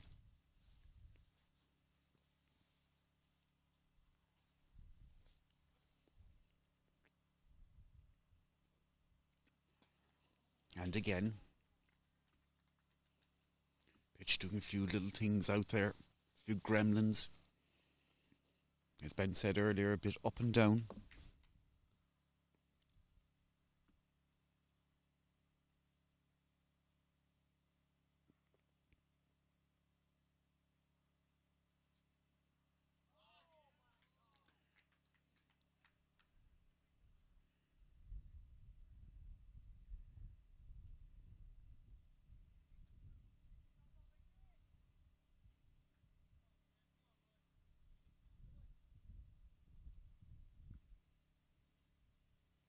So one ball remaining now in the Dieger over.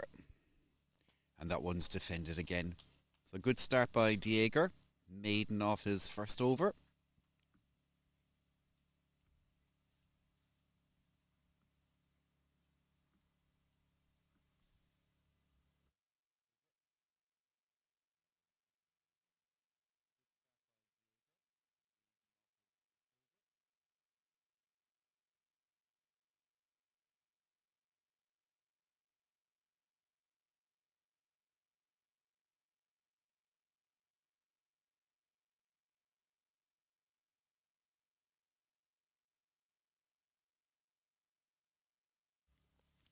So a change of bowler. The spinners are off and the opener comes back on with Sharad.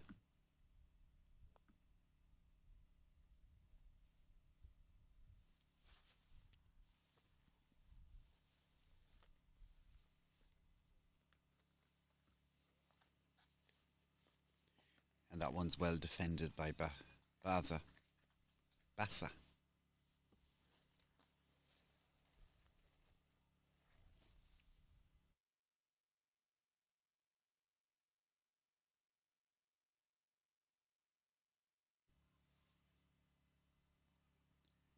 This time that's driven past the bowler. And they'll pick up a single. Nice looking shot there.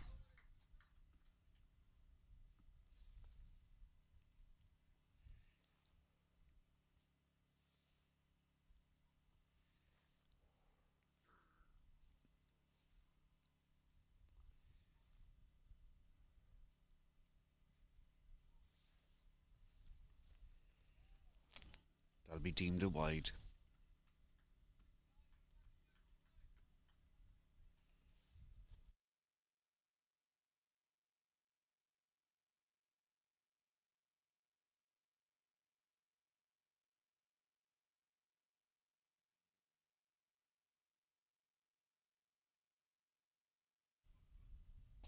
one's a bit of a full toss. That may beat the fielder, but good fielding there, good work out in the deep.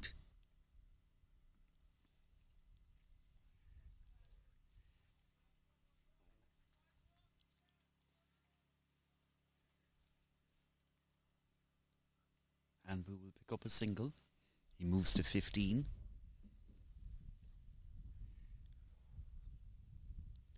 This time is a bit of pace off.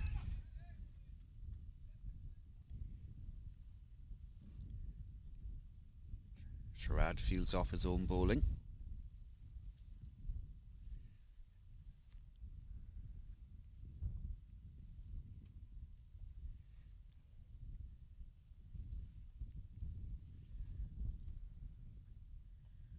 Nice looking ball there, but well played by Bassa.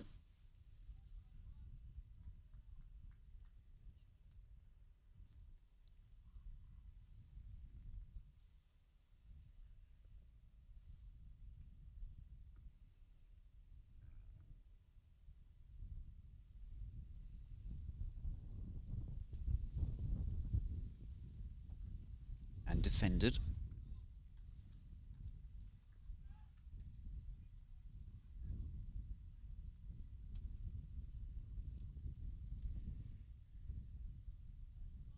And that's the end of the over.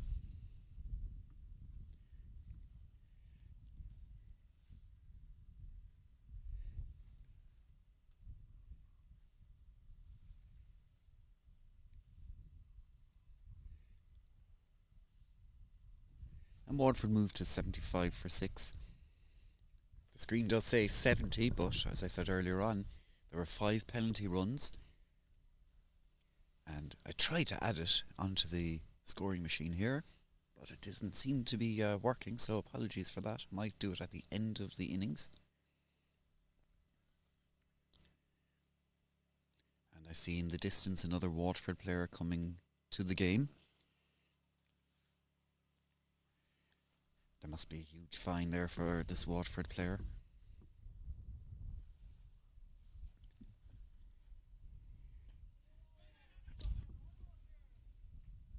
Diego continues with another dot ball. 7 dot balls in a row for him.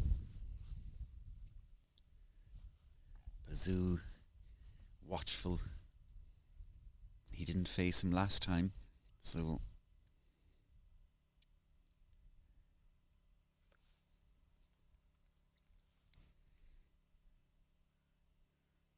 oh, that's an inside edge that could have gone anywhere. Just went past the wicket keeper. And they'll take a single.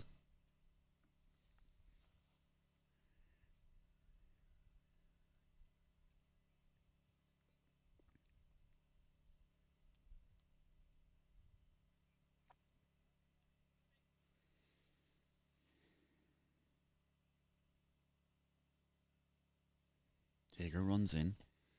There's a run. There's a mix-up here. Anbu was looking for the single, was roaring at his partner. His partner hesitated. And they decided in the end, no, not worth the risk.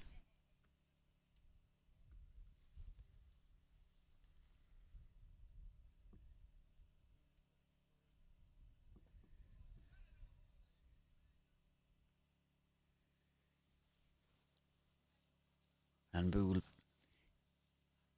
pick up anything on the leg side, just drop the hands and look for that quick single.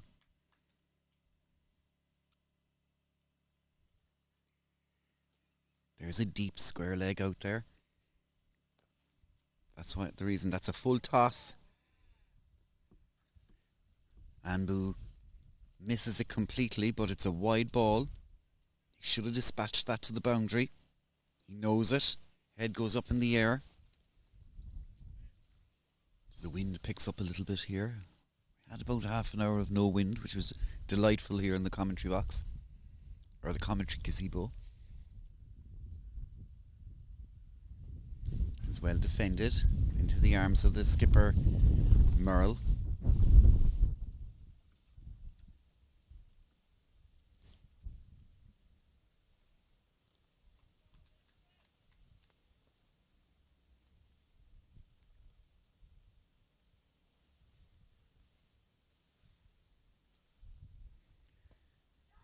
That one beats Merle this time.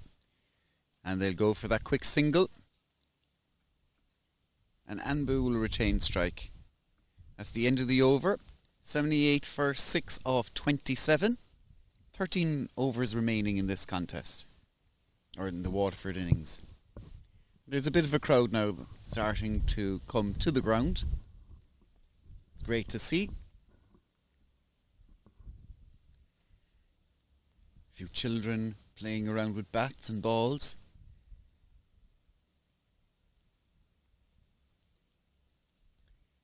And charade will continue from the farm end. He's 2 overs remaining. And Anbu just lets that go past him. Nice leave.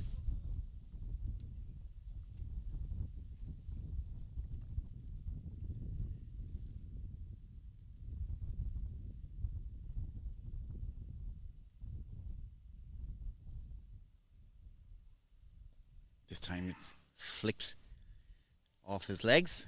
He said that's a good shot that he plays effectively.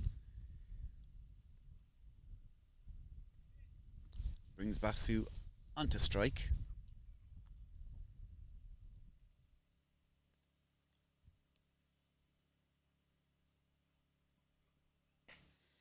He drives that. Nice looking drive. He likes that shot.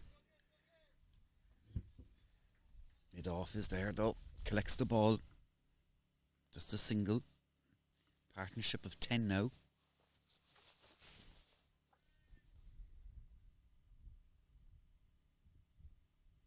Drag comes in again. This time it's a full toss. Just the one run.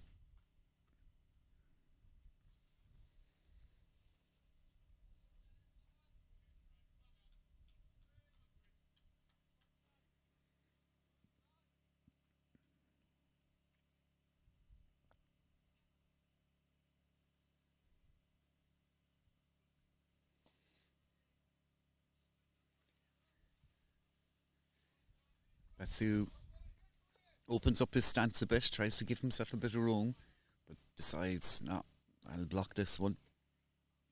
So 1 ball remaining in the charade over. That was a bit fuller. Goes straight to the fielder and a dot ball to finish. 3 off the over this time. 81 for 6 off 28.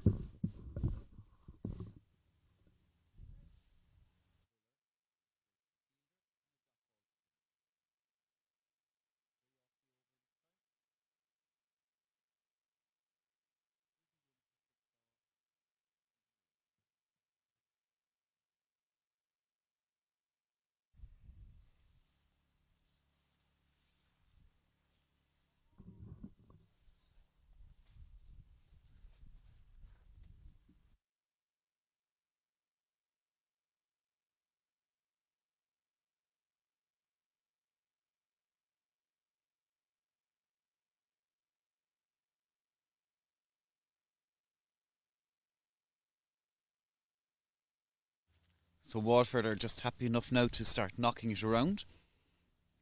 Ben did say that after 20 overs they would try and do this and up the run rate.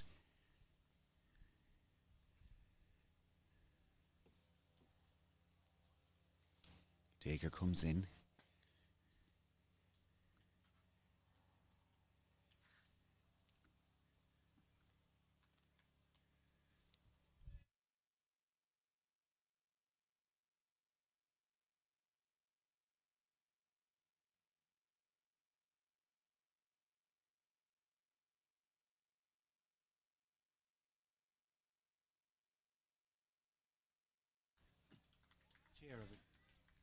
So I'm delighted that we have the chair of the Munster Umpires Association here with me, Michael Hickey, and also an ex-player of Lismore.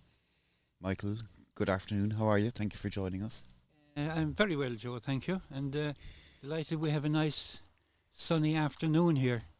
It was always the risk having a game in the ground like this that if there was very heavy rain in previous days. But we're quite lucky. I'm very familiar with it, of course, because I played here for 36 years. So. My God. When did you first play here? 1967. My God. I think July 1967. So I was not quite in short pants at that stage because I just finished secondary school. And what made you get into cricket, Michael?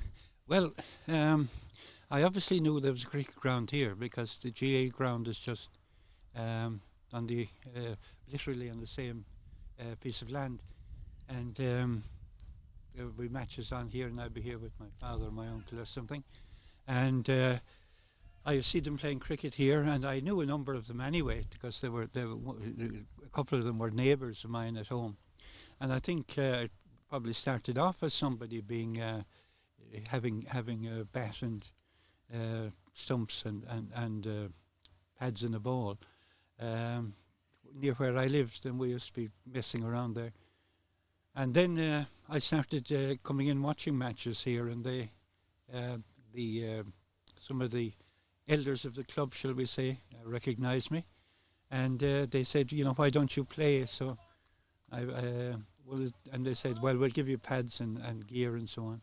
So I said, yeah, why not? And 36 years later, I decided I was gone too old and kicking umpires out of the team. Very good. And what were you? Were you a batsman or a bowler? I was primarily a batsman. I did a little bit of bowling. Yeah. For many years, I opened the batting. Oh, very good. One of the things in those days, we didn't have too many umpires. There were only two levels in Munster, senior and junior. But most of the umpires were used for the senior matches. So apart from finals and so on, like today, we wouldn't have umpires for the lower division. Yeah. So I used to do quite a bit of umpiring as well, because when you got out, fairly shortly afterwards, they wanted you to go in. That's well driven by Anbu. He'll pick up a single.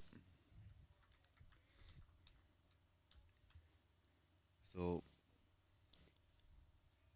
Waterford moved to 83 for 6. 3 balls remaining. Sherrod rubs his leg, or his seems to be limping a little bit, Michael, isn't he? Yeah, he is. Yeah. It's. Oh, and it's bowled. It was a Yorker length bowled. Maybe there was a tactic there to pretend he was injured.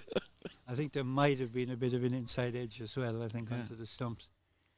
That's another one gone. 7 down now. It's quite hard to know what would be a good score here because the pitch is, it's a grass pitch, so the ball doesn't come through very quickly.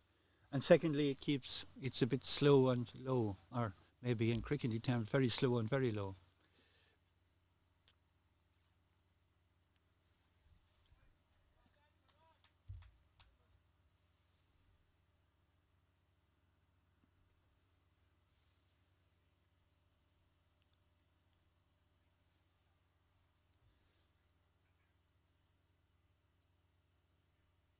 Looks like Manju or Maju. I'm just going to run over there, Michael, and ask the scorers who this new batsman is. I don't have his name. Yeah, I'll get that for you. I know, just 2 seconds. I'll be quicker. Oh yeah, all right. I will, yeah.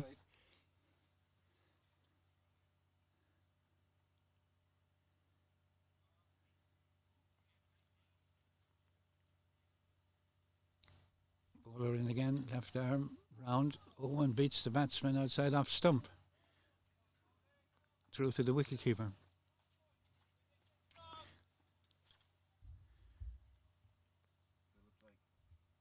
So it looks like Niju has come as the next batsman.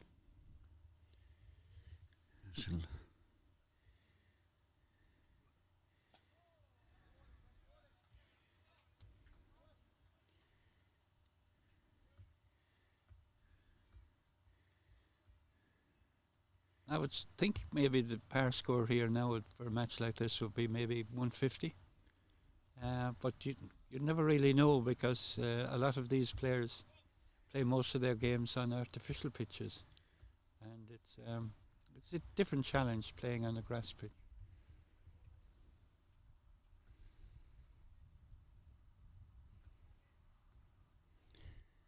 Sorry there, Michael. I just have to add, he wasn't on the team sheet.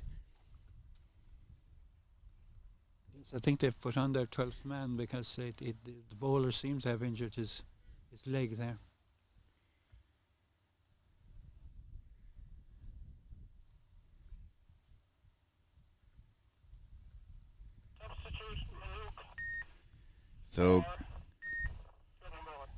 So that's confirmation there that Sherrod has come off, and the 12th man for Harlequins, who is Minook Capola, has come onto field, and a change of bowling from the town end, where it looks like Kanish Kumar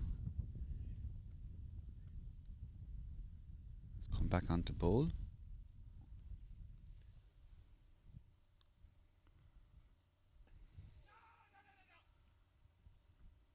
And Anbu tries to cut that one into the arms of, on the ground into the arms of Zain Hafiz.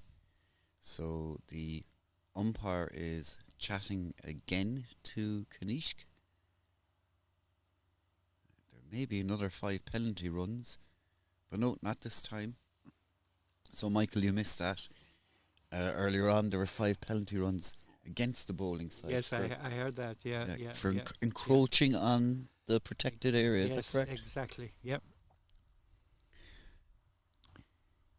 And therefore, risk of damaging the pitch. Particularly important on grass pitches. That one is driven through the covers. That might Good go shot. all the way. There's a big chase on. Down. John Buss fields and straight back. So 2 runs there. That was a lovely looking shot, wasn't it? It was indeed. I mean, in most grounds that would have been 4, but the outfield here generally tends to be a bit slow, which, you know, given the size of it, is I think reasonable. It's not that the grass is very long; it's just that you know, you have to hit it quite a bit in the air, or else really off the middle of the bat to get 4. And Anbu roars as he runs.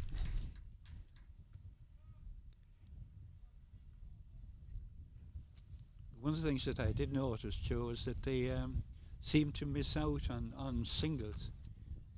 You know, they sometimes only take 1 when there really are 2 when they go out near the boundary. Yeah. Not in the previous shot, but earlier on. And there are reasonable gaps in the field, you know. Nijuna will face. That one's outside off. Similar shot now again, but a bit more straight to John Buss. Very experienced, of course, John. He's been around a long time, all right. Relatively.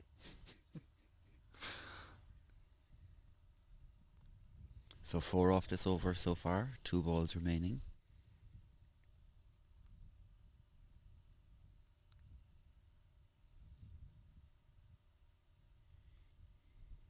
Oh, that one beats the batsman. And there is another 5 penalty runs against the bowler. Yeah. She'll try again to add this. It's a dot ball, but also 5 penalty runs.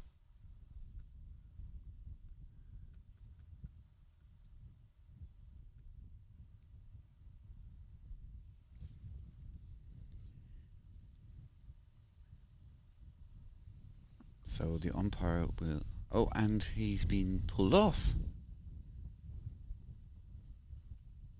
What? Was it the same bowler? Correct, yeah. Oh, is that the... Yeah, that's it, yeah.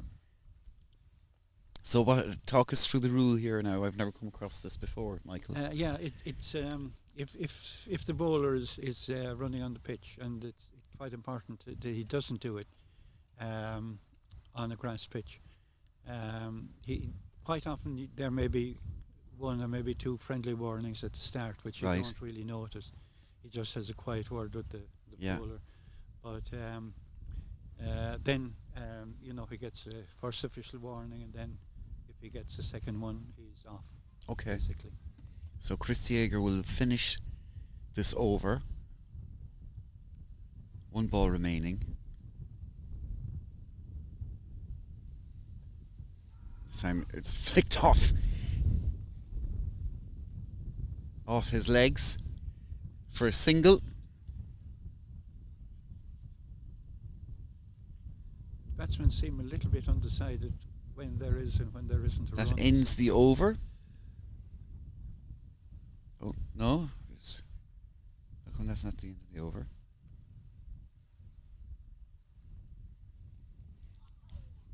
So that's the end of the over.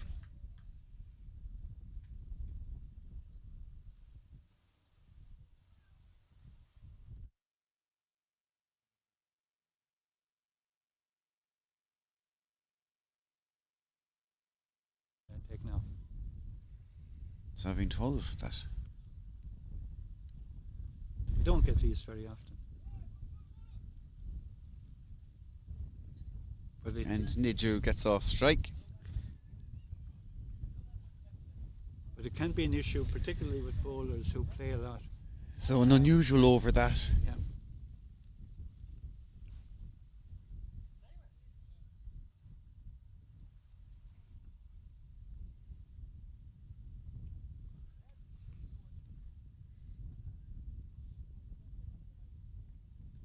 So 9 overs remaining. I think the score is about 94 for 7. Zayn Hafiz will come on from the farm end as Sharad has injured himself. He's sitting down now, tucking into some fruit next to us.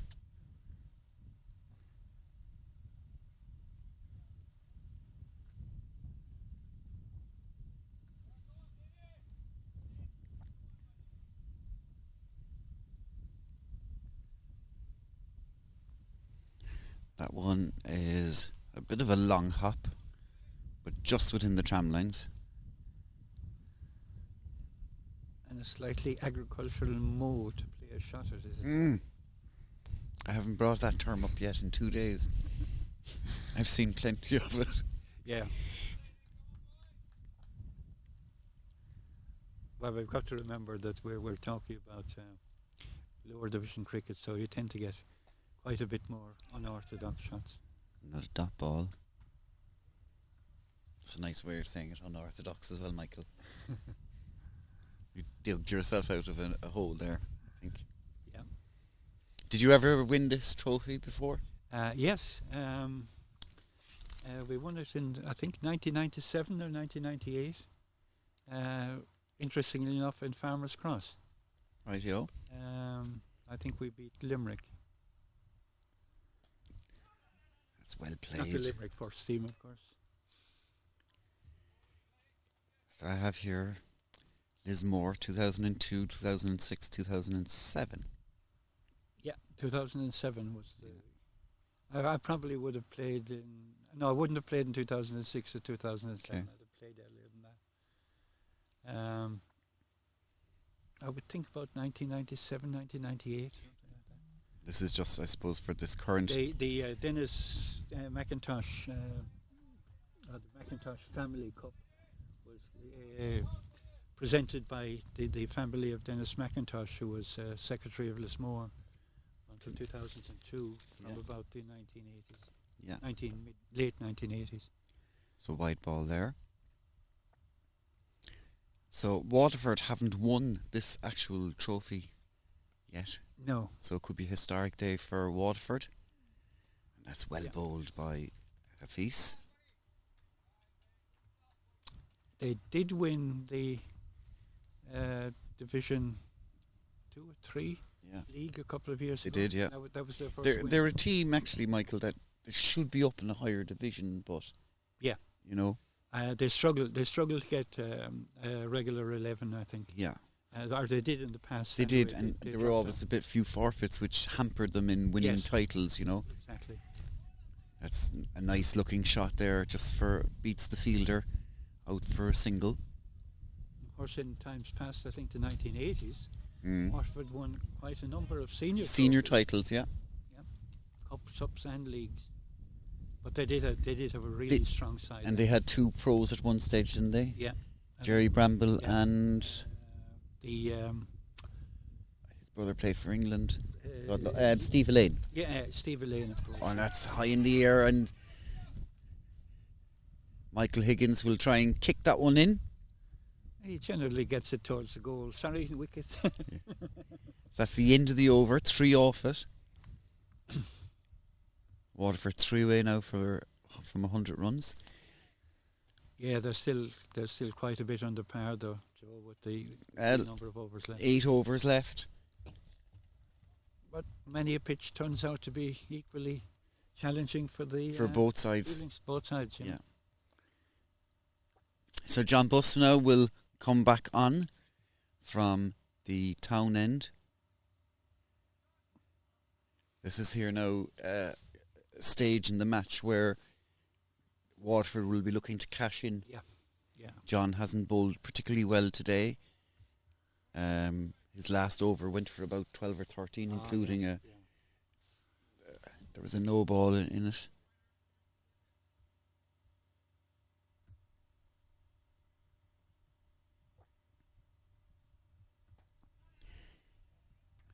And we will defend that.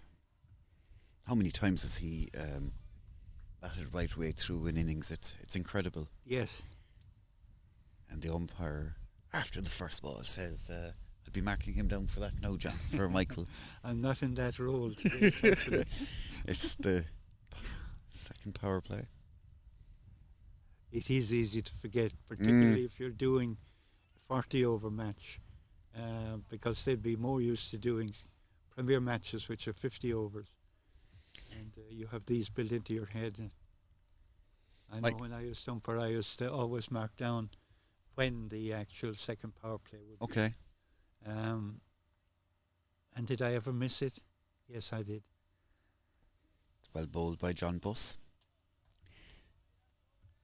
There have been many more umpires among the divisions this year. What has been the difference between this year and last year, Michael? I suppose there are a number of reasons. For a long time, there weren't any umpire training courses run in Munster. Yeah.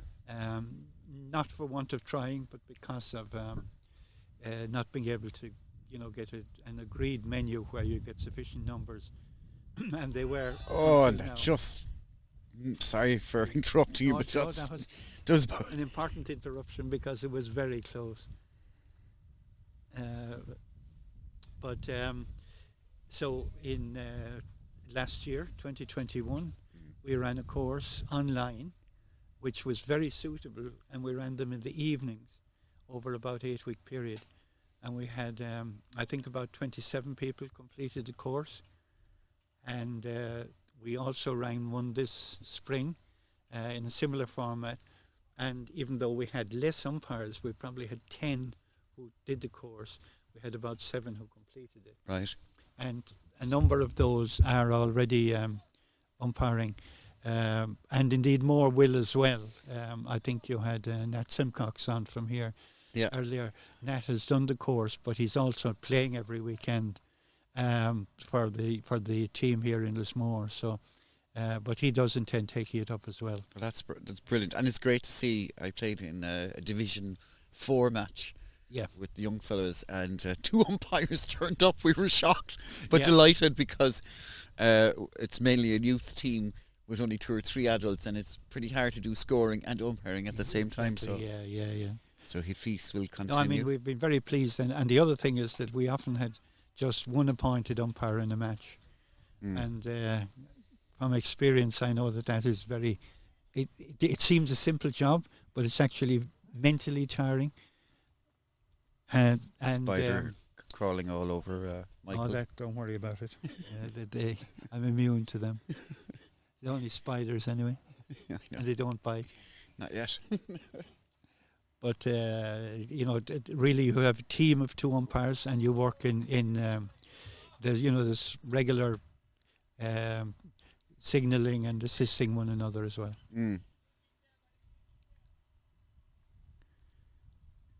I should add as well, Joe, that it just doing a course, completing a course, and so on, and even if you get a certificate, you really only learn how to umpire on the field of play. because there's a lot of man management and match management come into it. And here's your time to plug now. Will there be courses this year? We certainly intend having one. Ideally, this should be physical, but we may run it online again because of the numbers. And any idea when that may take place? Yeah, I'd say in the January to March period, because that's the off-season for cricket. The evenings are dark, and people are prepared to give up, 2 hours. And that's hit in the air. Weeks. That's the first kind of false shot by Anbu. Yeah. I think they're playing a bit early because of the slowness of the pitch. They're playing through the ball, and it's tending to go up in the air. So I would imagine that if you're interested in umpiring next season, that the courses will be advertised on all social media, including the Munster Cricket Union website. Yeah. I think as chair of the Umpire Association, do you have an email address for anybody who? Not your personal one now. Yeah, well, it is my email. You'll get loads of princes looking to give you millions of dollars. Yeah. No, I don't. Actually, I know you said that in a humorous way, but it is one of the problems in cricket that has reared its ugly head in recent years as well. Has it really? Yeah. Our inter-pro teams, we cannot announce the 11, the Munster inter-pro teams, right. and none of the others either. We can't announce it until 2 hours before the match starts. Is this because of gambling? Yeah. And, giving... there's 13 in the panel. Everybody knows that panel. Yeah. But the actual playing 11, and there may be extra players come in as well. If they know there's somebody playing... as you know, Kevin O'Brien, for example, was playing for Munster this year in the Inter-Pros. He didn't play in the 2 matches this weekend and played in the third one. But, knowing that in advance... He played in the first, didn't he? Oh, yeah, I think he played in the first one, sorry. Did he? Yeah, the first and last one. First and last, but not sure, the middle. He had another... he knocked off the runs in the final one. Oh, yeah, I think he'd, two... And John Buss now is being attacked by a bee. In Cork, we call it a wazzy. He floats that one in the air. Yeah, it's interesting with gambling coming into the sport and the regulations surrounding it regarding international and even inter-pro teams at this stage. I mean, all the players and officials, I think, have to give up their mobile phones as well. Because if somebody says, it's raining here, we may have a delayed start 2 hours in advance. Yeah. And it's not who wins the match alone they gamble on. Yeah. Who will be next out. Yeah. And all sorts of things. And you see, it's the online gambling. You don't have to. Ring a bookie. Yeah. Ring Cashman's down the road. Yeah, exactly. Or even go into the local bookmakers and get the information. It's not an issue at our level, but you never know because I mean the Irish some of the Irish matches have one of the largest audiences for any Irish sport. Not very few of them in Ireland, but because of the Indian, the subcontinent. People watch it, particularly if any Sri Lanka or India or Pakistan are playing. And that's hit in the air. That could be gone. And that's gone for. Is that gone for a maximum, or is it a one bounce 4? I think he's We're waiting going to for wait. the fielder. It's hard to see the boundary.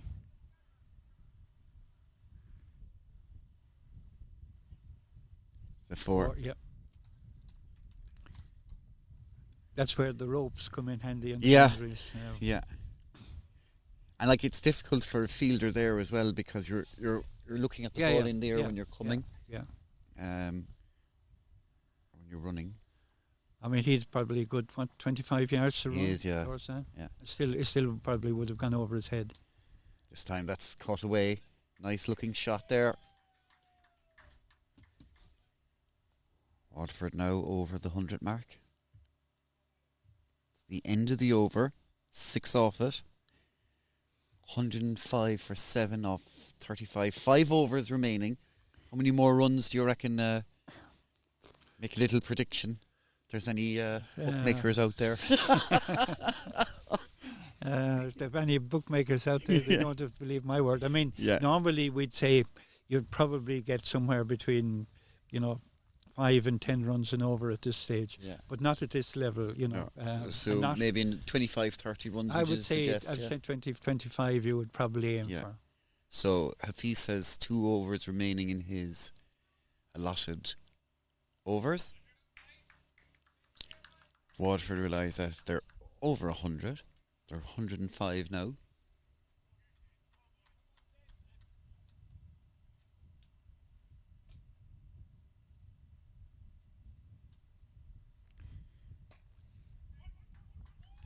Ninju drives that one down the ground, fielded by Dieger.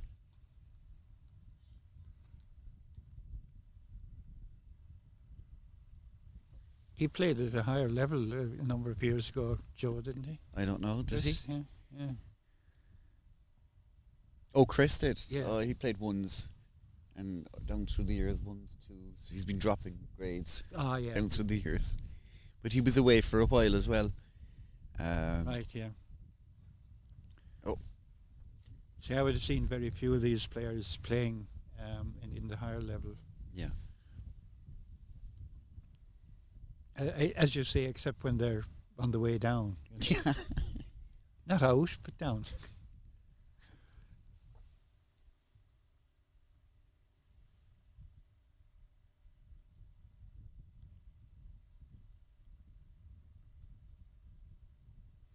Oh, swing and a miss there. He was looking to hit into Cow.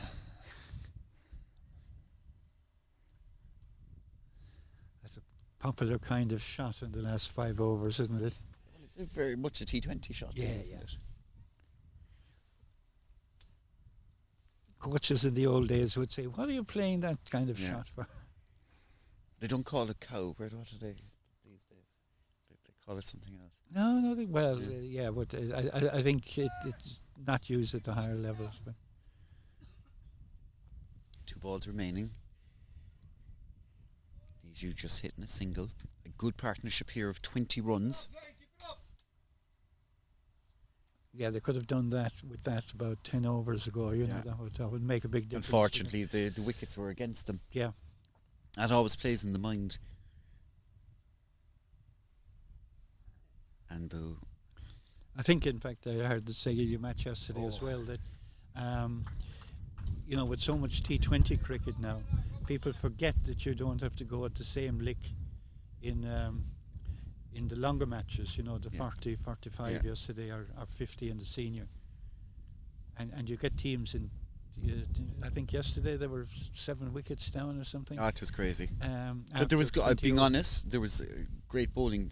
Always, the bowling always was good. spell was just sensational. He was very good, and so was what's the other guy? Abbey, is it? Yeah.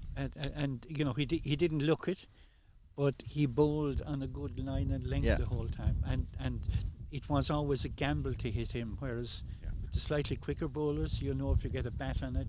Yeah, it's likely that it'll evade a fielder.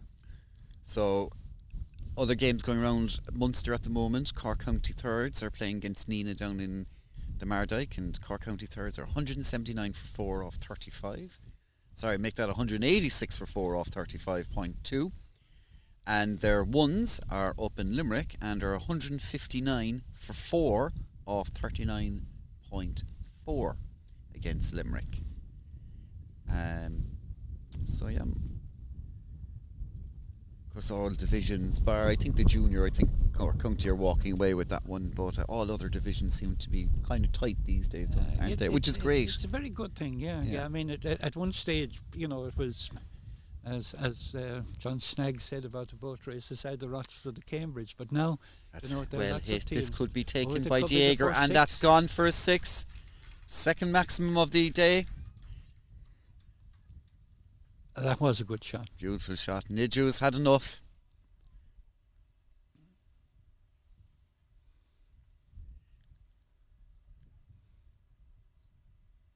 He's going to take bus on. And of course it is, well, often batsmen will pick bowlers to hit. Yeah. It was always, the last five overs, bring a spinner on, and he'll go again. This time, just go straight out to the fielder, just for a single. That was a clever shot, really. Yeah. I think he realised early he couldn't get the full swing at it, so he just played it into a gap. Yeah. They still have like another 3 overs remaining. Yeah. So there's no point in trying to swing away. Oh no. Even now, especially if they have three wickets in hand. Yeah, I always feel at this level you try and hit the bad ball for a boundary and then try and get a single into a gap. If you can't do that.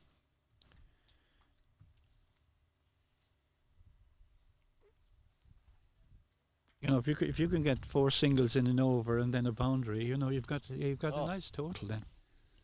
7 so far off it. Greg Scully will hammer the stump into the ground. Drives me mad when people do that because it destroys the stumps. Yeah. What you call it, the cradle? After a bit of time, the bails won't even fit in there. Yeah, it's horrific for an umpire because they won't stay surely there must be something that you could put something into the cradle and then hammer it down. Yeah. Must get something. There's a. But it is the hammering down. That's the problem. Yeah, it is. Yeah. And of course, it's a particular problem on grounds where you have artificial pitches, which are played the whole time. So and you don't get it with the spring-loaded ones. They've got their own problems. But John Buss will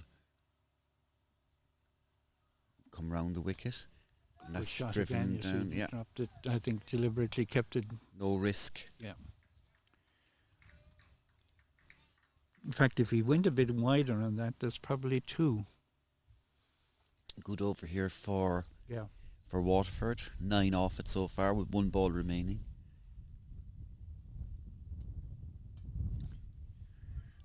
Ambu tries to get into the swing of it. Plays across the line for a single and will keep strike. Partnership of 30 now. Michael, an excellent one. That's a good one, yeah. A quarter of the runs for Waterford in the last 5 overs. Yeah, that's it, yeah. Maybe I changed their look by coming here. But, I mean, they haven't really taken any huge risks either. No. A few plays and misses, but I think it's inevitable at this stage that you'll get them. So Hafiz will continue his final over. 7 overs, 1 maiden, 2 for 12. Good return for the young lad. Yeah. Economy of 1.71. Waterford will hope to Is he damage under 17, Joe? Pardon? Is he under 17, that lad? I think he is. Didn't he play under 17s this year? He's got a lovely action, Yeah. Oh.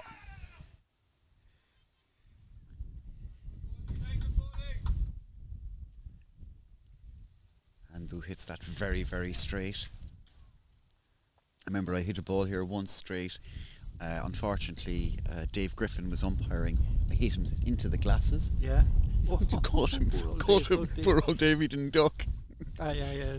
But then again, I was trying to hit it over him, and that's well fielded by Jayton Jaitley.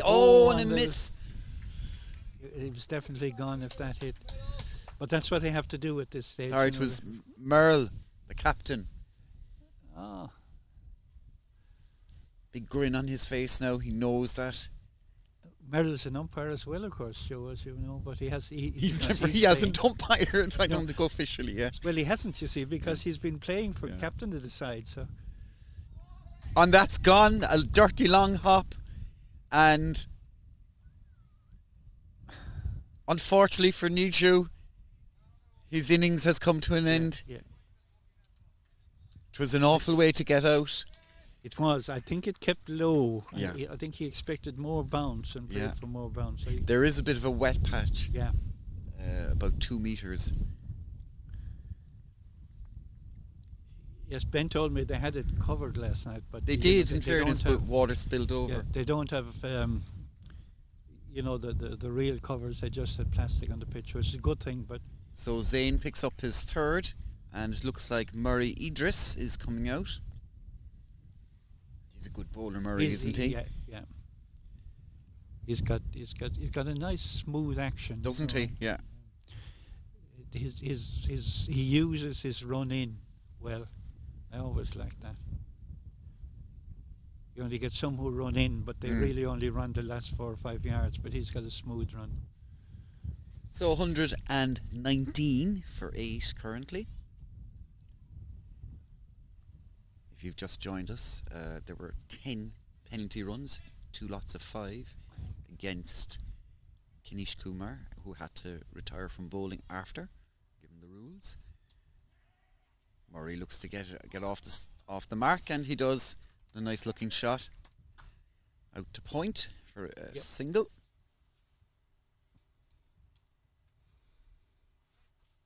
And that's really what they need to do now. They need to take the single, off the reasonably good deliveries, and then they will get the odd, long hop or so on. Always unlucky to get out of one of them, but that happens. And that's a fine shot there by Anbu. And believe it or not, after 104 balls, that's his first boundary. He opened the batting, Joe. He did, yeah.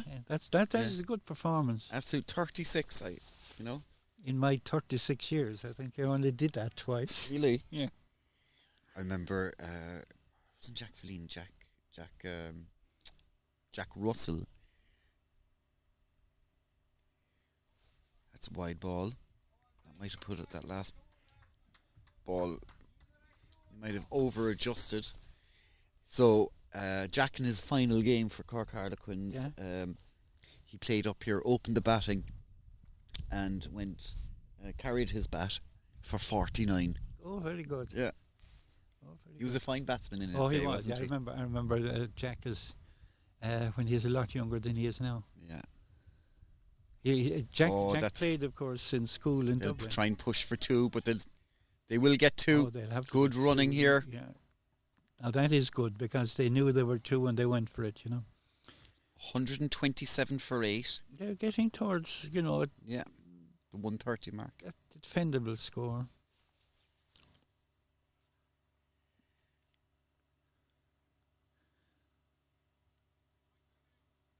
But it's lovely to have a game on a day like today when, the sun is out most of the time. And the breeze is gone, thankfully. Just tearing up the gazebo earlier on. Yeah, yes. Oh dear. Yeah. You had that problem yesterday too, I think. No, actually, it was okay yesterday. Well, I only put up I call it a curtain. I thought you'd have a power failure yesterday. It was raining so much. No, the generator is still going. It was awful, all right. So Mike Higgins will replace John Buss for the penultimate over. I think his brother played a number of years ago. Was Greg his brother? Greg? Oh, God. Don't be saying that, no. No, I know. It's just... Oh, and...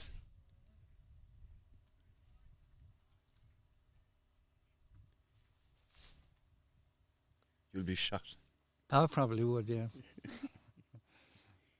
Wouldn't be allowed into Farmers Cross anymore anyway. That's a long hop.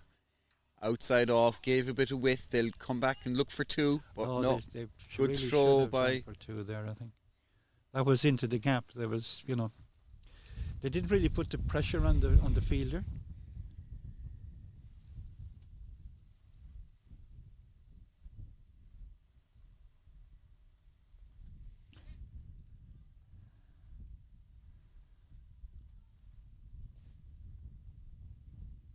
That's what they should be watching for the whole time. That was just a very gentle push. I think Harlequins as well, they've pushed out to give them the singles. Yeah.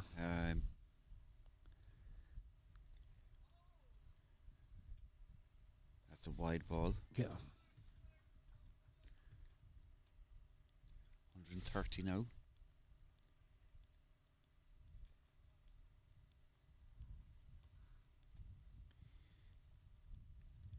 That's a bit wide as well. Goes straight down the ground. It's fielded. Just for a single.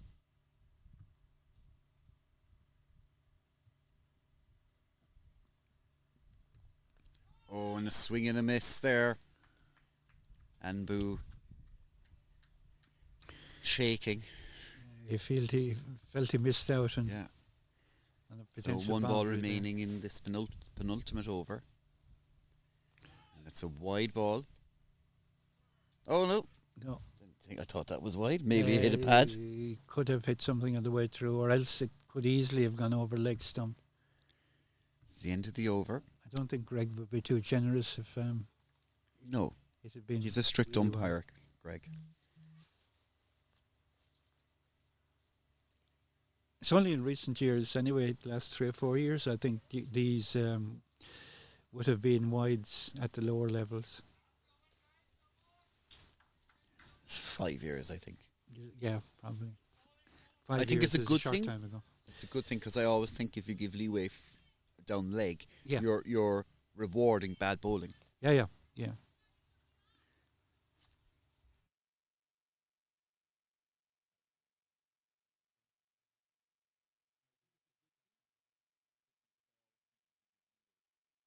So Christy Yeager will bowl the final over.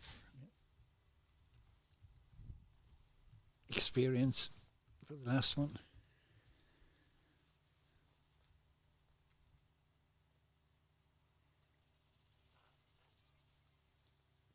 It's one of the challenges now for captains to identify their bowlers to bowl what they call the death overs. You know, the last 2 or 3 or 4 overs. Yeah.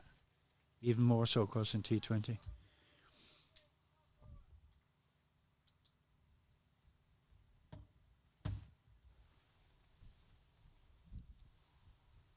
That one's a full toss. Oh, could have been a one-handed catch. Yeager has his hands on his knees. It's always difficult because he has to change direction. But it certainly was a possibility.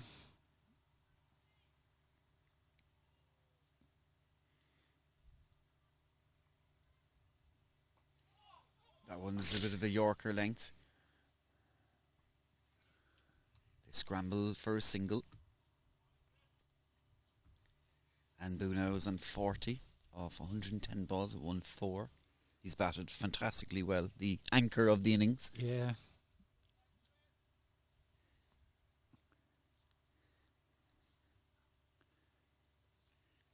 Suppose he really deserves to be not out after his It's a lovely looking performance. shot there by Murray. They look for 2. The ball comes in and they'll get 2. Good running between the wickets by these 2. And there's one short. Oh, well. That's always the risk. But, they decided they were 2 and went for it. I wouldn't criticise them if they were short because they usually turn blind.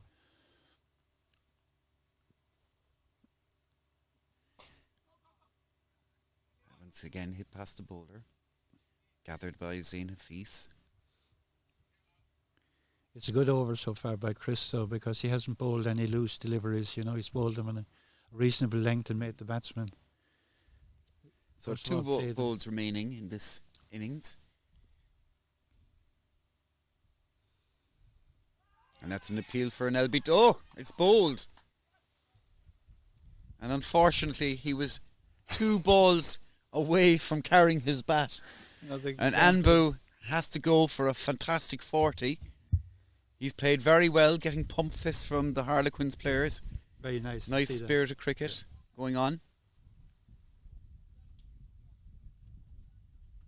that. And of course, commentators curse again, Joe. I said he did this deserves to do. yesterday as well.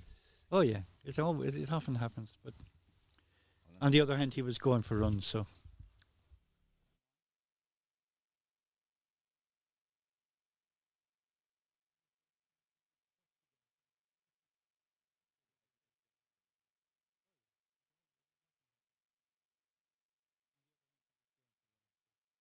So Faraz comes to the crease.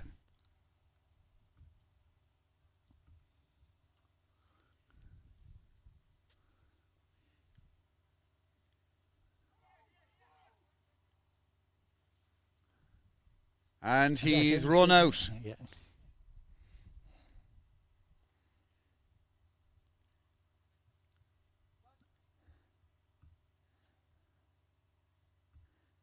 That's the end of the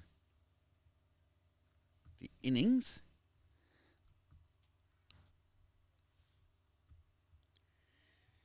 And Waterford are all out for 125 off the last ball. Sorry, for 135. There were 10 penalty runs that need to be added. So, yep. So join us. We're going to take a half an hour's break. I would imagine we'll be back on for about 3:15. So have a bit of lunch and come back to us. Should be an enthralling afternoon. And thank you, Michael, for joining me for the last 10 overs. Thanks, Joe. It's been very enjoyable sitting here watching and doing my usual talking, but to a wider audience. That's what you're meant to do. So thank you, and come back to us soon.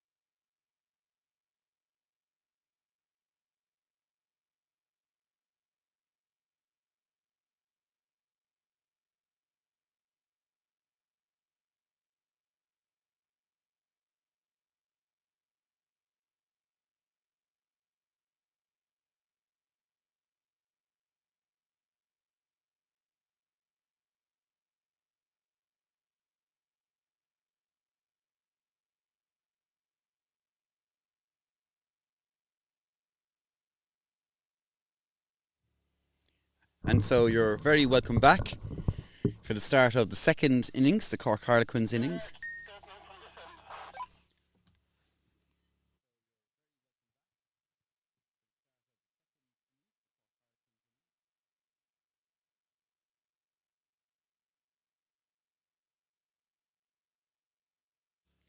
So Cork Harlequins are chasing 136. Sorry, the target is 135. And coming into bat there, you see Dave Peat. And also there is Jayton Jaitley. And Dave will strike. And Ben Martin will start the bowling.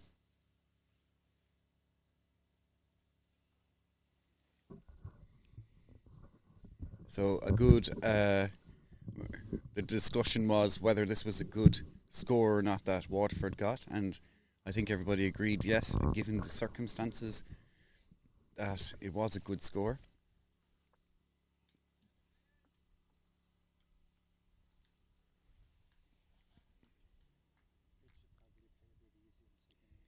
So the pitch has been rolled, and we're about to get off, and Ger O'Sullivan gives the signal to start, and off we go. And Ben bowls the first ball, and that's defended by Dave Peat.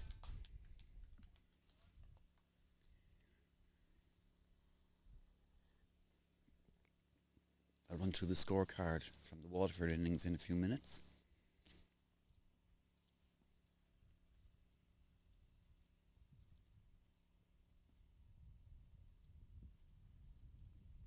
Comes back in.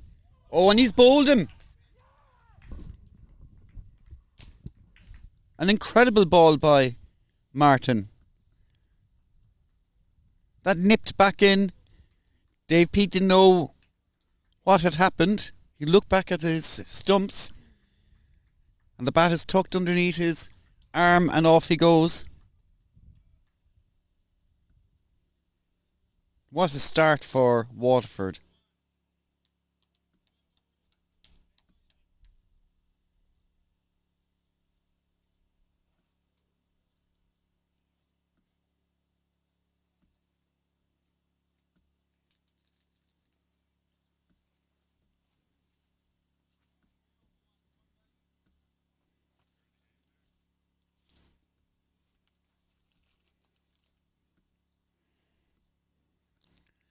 And surprising, that looks like Mike Higgins is coming into bat.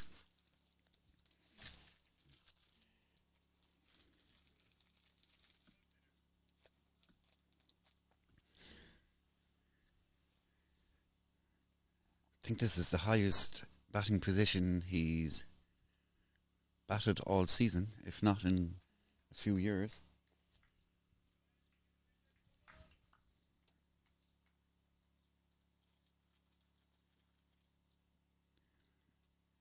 So, great start by Ben Martin.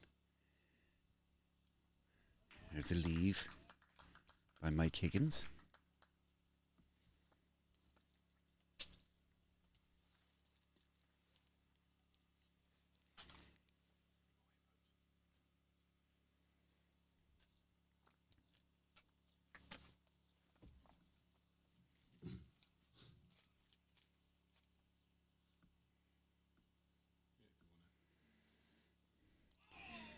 And defended by Higgins, but he gets a bit of an edge, outside edge, and he'll take the single. It beats Malachy in about a third, fourth slip. And joining me in the commentary box is Cork Harlequins player and Munster Operations Manager, John Buss. Good afternoon, John. How are you? Good afternoon, John. It's been an interesting afternoon so far. Mad start there. Yep. On the commentary on YouTube, they're saying that it was the ball of the year. We seemed to nip back a little bit and go through the gate for poor old Dave. Yeah. We've been practicing that all week. And had you really? Yeah. Yeah, Dave's off the back of a great knock yesterday, 65, on a mat. So I suppose this is a completely different sort of surface. but it's been a tough game. It's warm out there, I can tell you that. Warm on and off the field. Pressure on the batsman already. Pressure on this man here, Jayton. Runs machine at the moment. So that ends the over. Fantastic start there for Ben Martin and his Waterford side. 1 for 1 off 1. How did you find bowling on that deck today, John? I don't know. There was something not quite right. I couldn't get my action totally right today. Oh.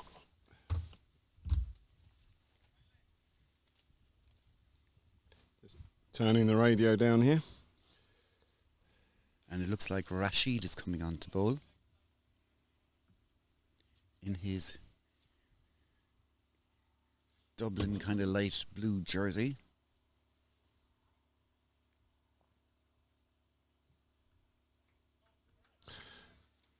Yeah, I mean, it wasn't as helpful a wicket as it normally is here, but there's been a lot of changes lately at Lismore. They've invested in their new roller there and put a lot of work into the wicket, and it's actually played a lot better than previous ones. I mean, that's the thing. It's proper. It's real cricket. It's old style cricket, uncovered wickets.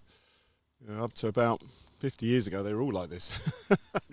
So it's tough. It's a challenge for the batsman. It's a bowler's wicket, not quite as much as a bowler's wicket today, though. I think. And Anbu played the best of for Waterford, didn't he? Yeah. And that crapped underneath the bat. Oh, well, he's a cracking player. I mean, he's got such patience. And a classical batsman, isn't he? Yeah. He plays so late and with such a straight bat and such soft hands. You just you kind of don't think you're going to get him out. I did actually put one round his legs, which he left, which was hitting leg stump, and for some reason deviated past it at the last minute. That the one that went for a wide. Yep. And Higgins leaves that one as well. Cautious start there by Mike Higgins. Yeah, Mike actually did open for the thirds a couple of weeks ago. Okay. Yeah, and batted really well up at Ballyneety on the mat. I think he scored a 40. Right. So he comes to the game. This is going to be a challenge for him. This is out of his comfort zone.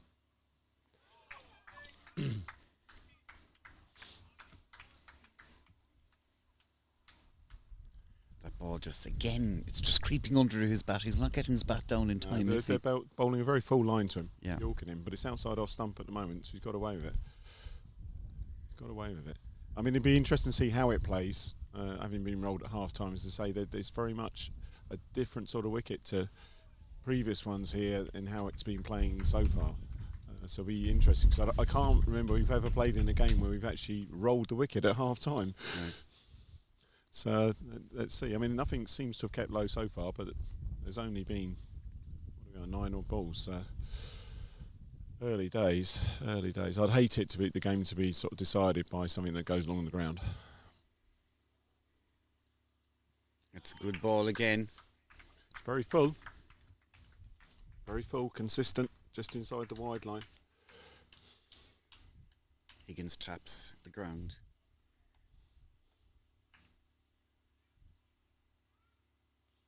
A lot of pressure on the Harlequins top order here.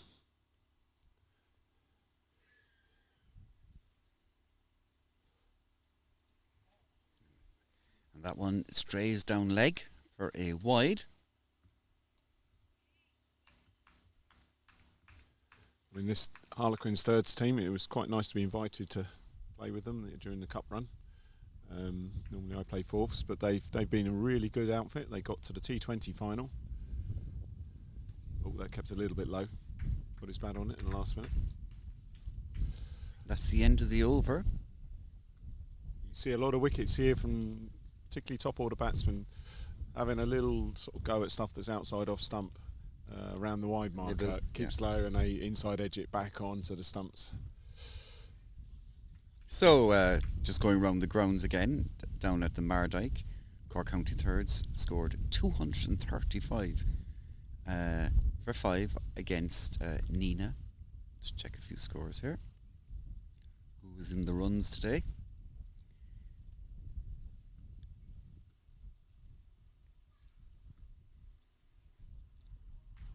That's deemed a wide ball. Seems to be very pedestrian out there at the moment, the bowling. There's not much pace has been taken off, which is probably the right thing to do. Yeah, I think so. But I mean, it's very quiet. The Waterford guys are very quiet. It's very tense. You can just see that. You kind of feel that the next 4 or 5 overs could almost decide where this game's going to go. And that's a leave by Jayton. I like Ben. Ben's a real good club player for Waterford. He's had a few good bowling spells this season. Yeah. He's He's a good all-rounder. Yeah. And he's a good captain as well. And he does a lot for them off the field as well. He's pretty much run their MV Play live scoring regime this season. So you'll be happy with that, obviously, as Munster operations manager? Yeah, I can't lie. I would like to see a lot more live scores out there for any of you from the various teams around Munster listening to this. It would be quite nice to get the live scoring really kick off next season. This has been very much a learning season with the new apps. It's gone okay. It's an inside edge. Yep, that's what I was talking about before. That's a sort of a 6th or 7th stump ball, midway out to the wide the wide marker, and just keep slow. And what you thought was you were just going to probably push it towards point, and you end up chopping it onto your stumps. From what I'm seeing in the 2 innings, you really do need to get your front foot out today. Can't play in the back foot. Can't just plunk that back foot down and not move. Yeah, it is. Get onto the front foot and lean into it. And I was in the changing rooms just now. We were talking about how we were going to play this, and I was saying, look, get onto your front foot, and if they've got a bowler that can dip it into you and get a bit of bounce onto you, just keep your hands low. Just take the ball off the body if you have to. Get your front foot down there. That's pulled away for a run, and Higgins gets easily back into striker's crease. So 1 ball remaining in this over. Oh no, that's over. Oh, I think there was I think maybe not yet. Ooh. I think there was 1 ball remaining. Was there a 7 ball over in the first innings? I thought I bowled a 7 ball over. I think there was an 8 ball over in the confusion with Kanish and Chris Dieger. Yeah. At least. I think you might have been a... Yeah, the ball slipped out of my hand and I bowled a full toss. I think it's only the second one I've bowled all season, and got smashed away. And actually, I personally think it was a 6, but the umpire signalled it as a 4. Okay. It's defended by Higgins. I did discuss it with him. I said, was that not a 6 in the spirit of cricket? But he said, no, that was a 4. If we win by 2 runs, I'll be quite happy with that. Or a 1 run, I should say. So let me just go through the scoring card there for Cork County thirds. Niall Donnelly, they scored 235. Niall Donnelly scored 20, opening the bat. Craig Taylor was out for a duck. Peter Barlow scored 68. Good knock for him, including 8 fours. Kevin Bray scored 37. Ashwani Toner, 43 not out. Aishan, 10. And Kevin O'Sullivan, 7 not out. So in reply, currently Nina are 8 for none of 2.3. That'll be a pretty high scoring game down there, so that could actually be a good place to watch a game if you're in Cork today. Nip down to the Mardyke, watch the conclusion of that game. And that's flicked off the legs. That will a couple. Not quite carrying. They're not going to run free on it though. Jayton's very good. If you put anything on leg stump, he's going to put it away. His wagon wheel for from some of the NV Play scored games show a good chunk, a good 40% of his runs are coming from that area. He leaves that alone. Kept low though. So in the Premier Division, up in Adair, Limerick CC or Cork County scored 219 off 50 overs. Oh, and full shot there. very close to that edge. He's just dragged his length back a bit as well now, so I think that's better. Too full on here doesn't do it. If the batsman can dig it out, it's not going to do you any favours. You just need to be just a good length delivery. And that's another. And again. Jayton takes a walk to square leg and has a little chat with himself. Some good bowling here by Rashid.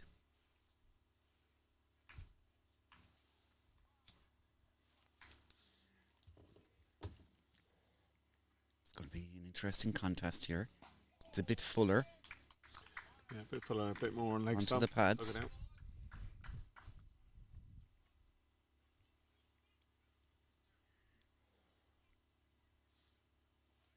So 2 off this over so far with 1 ball remaining. And again, bit full, but it's deemed a wide, down leg.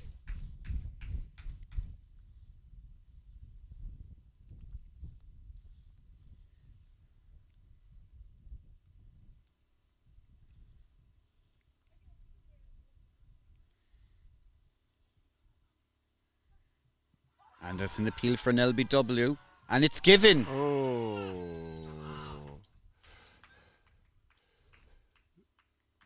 A wicket for Rashid. Crucial wicket of Jayton, who's been the major run maker for this thirds team. A lot of pressure now. Chris Diego walking out. He's probably walking out way earlier in the game than he wanted to. JT won't be happy with that.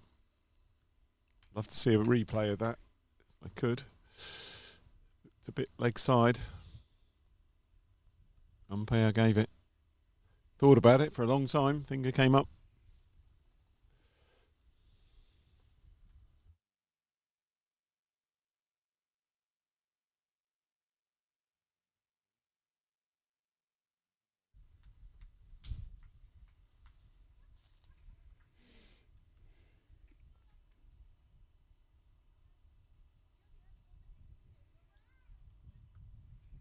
So, Chris Diego is the next batsman in. That was over as well. So we're back to Ben Martin. Mike Higgins on strike.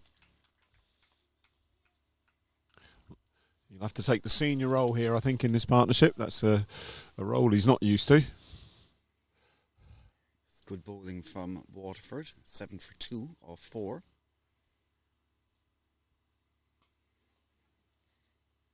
And Higgins just drags that across his stumps for a single. That was quite nicely played in the end. I think he actually meant that as well. Out to the square leg umpire. And Chris Diego will face his first ball against Benjamin Martin. It's the beginning to Chris here. He's a very aggressive player. Let's see if he can keep himself a bit under control here and ease himself into this innings.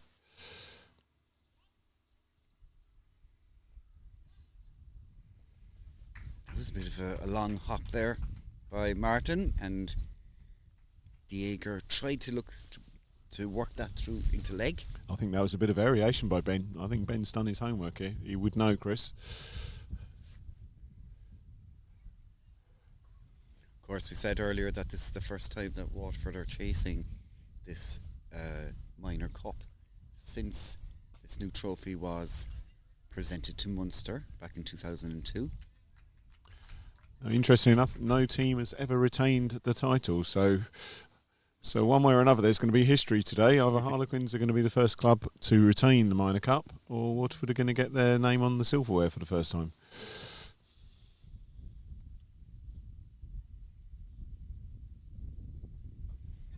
And that's going to be caught.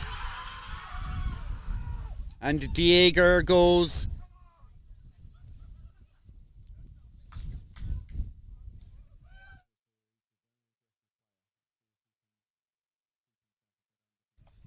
Another breakthrough for Waterford.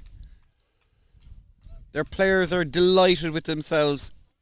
This is a long way back from Harlequins now. I mean, there's a lot, only 3 wickets down. It's a 40-over game. There's a lot of batting still in the hutch.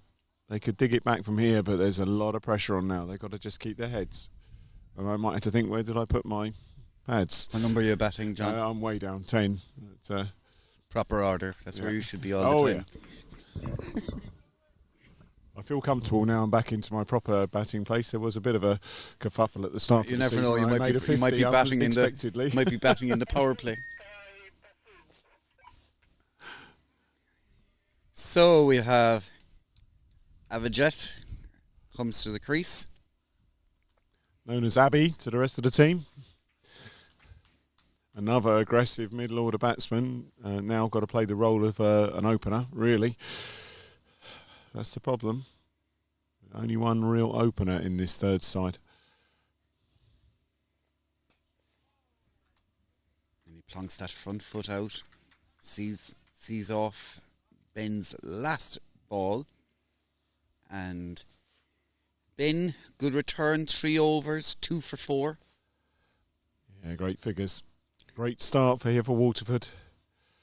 So return there to the Cork County first team, who scored 218. Benji Marr scored 9. Sunil Gautam 10. Robert Duggan 24. Ishan O'Sullivan 40.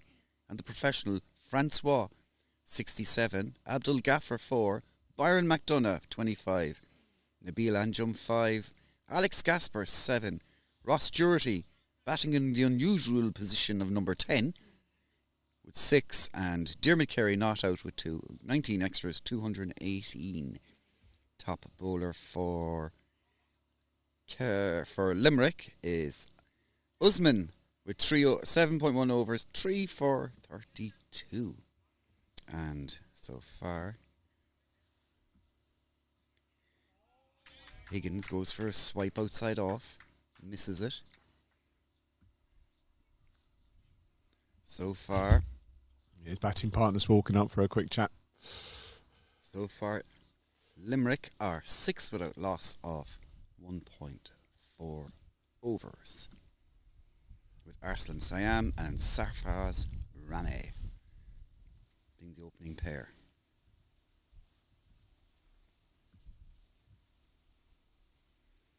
There she comes again, and that one has missed everyone there, but they do have a fine leg, deep fine leg. Feels that, and it will go as an extra, a bye. Yep, that after pitching, that didn't get higher than about 6 inches off the ground. No. Keeper no chance.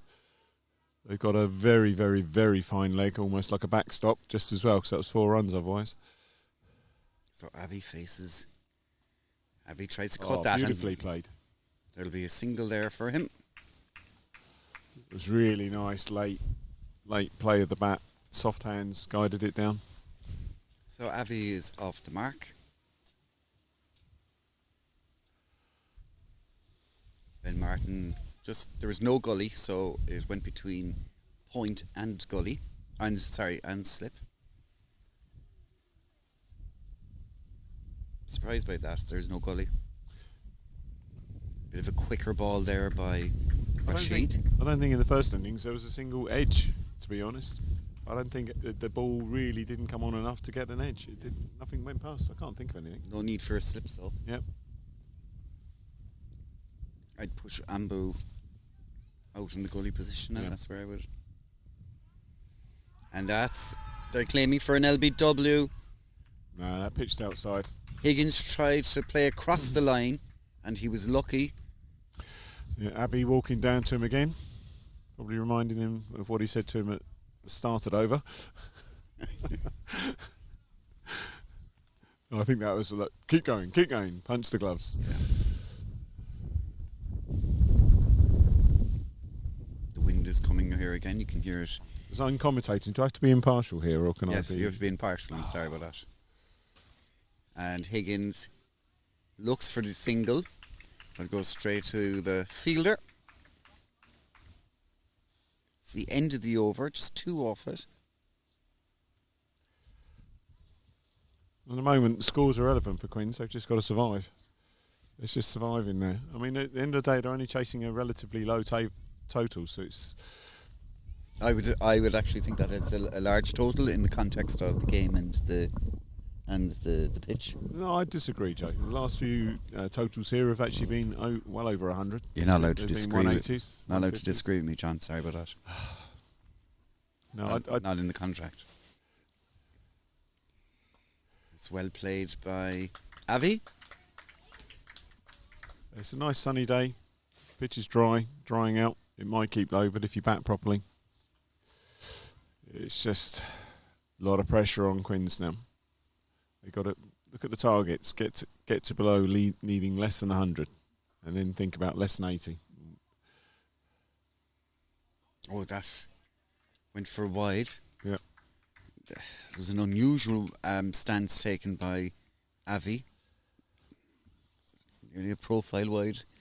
Yeah, kind Kind of. of walked across his stumps. Yeah, there was quite a bit of that in the first innings as well.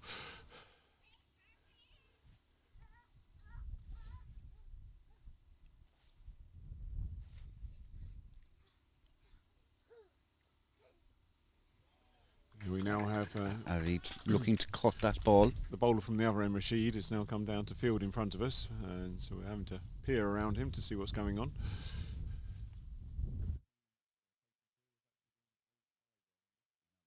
I think he's right in my eye line. I can't see anything. It's on the screen there, John. And Avi pulls that one. They may look for two. But Abu runs 20 metres across and fields that one impeccably. He's had a long day so far. Batted a long time. Nearly carried his bat again. I've seen him do that in so many games. To me, he's the biggest threat in the for the bowling. Yeah, well, he was until they were 3 down, but yeah, Yeah. he's the bowler because he's very much On the spot. Yep. And he can get turn. laser direct and a little bit of turn and a good length. It's defended by Higgins.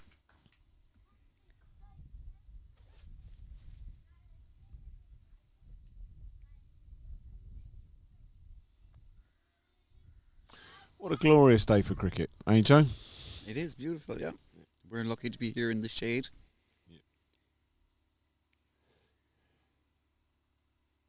Oh, and Higgins, without moving his feet, tries to swipe at that one.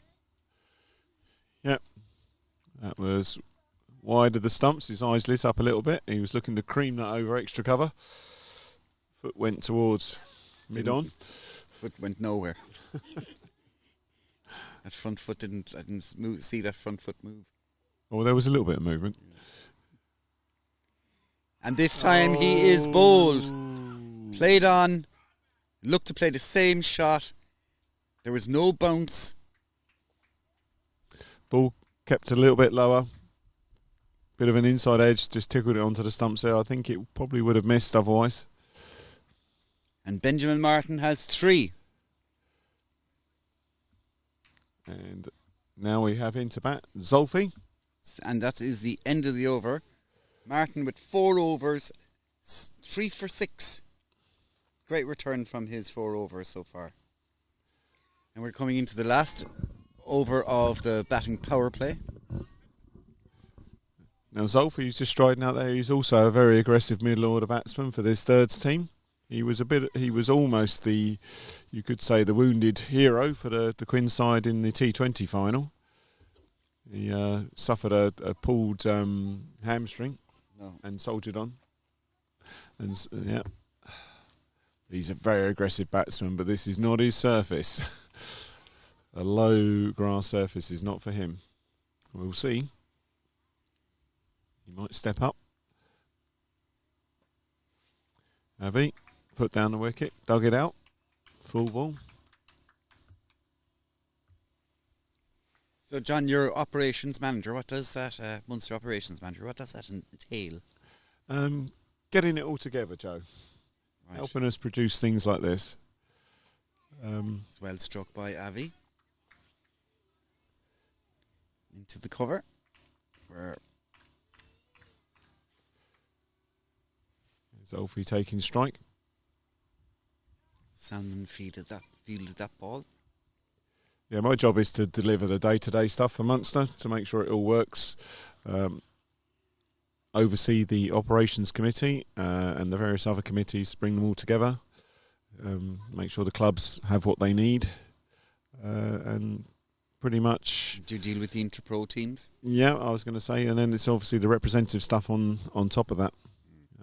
We've had a bumper season so far. Nicely guided down to third man. They look for two, but Avi sends him back.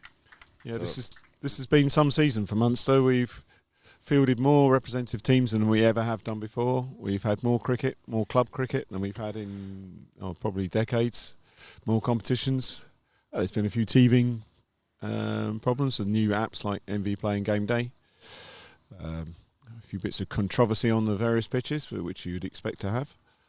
But I think it's been a pretty good season so far, personally. And that's driven by Avi, past the bowler.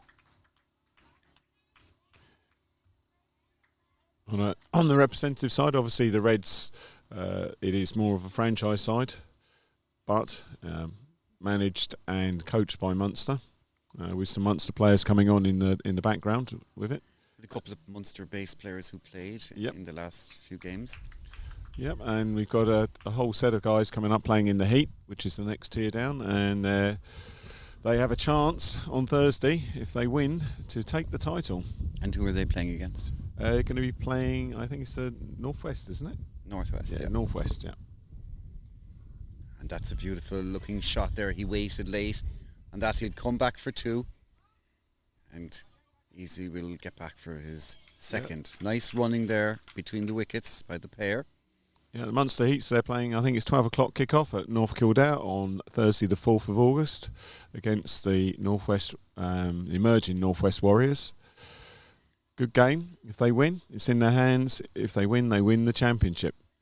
And they are an absolute 100% Munster team. All Munster pathway players. Great. Some of them have gone under 13s, 14s, 15s, 17s, and are now playing the Heat. And it's great to see.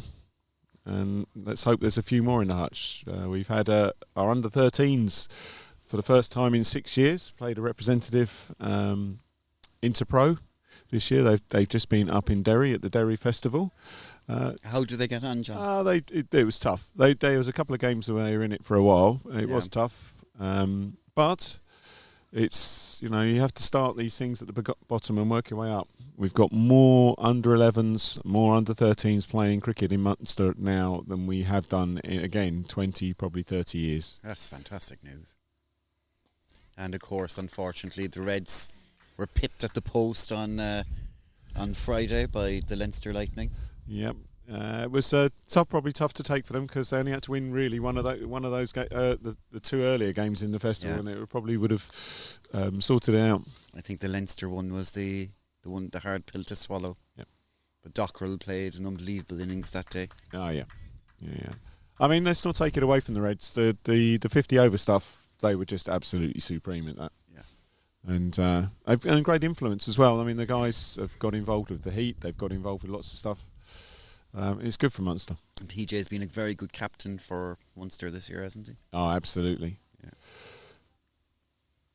Nice chap to boot as well. Came off the edge of Zofi's bat.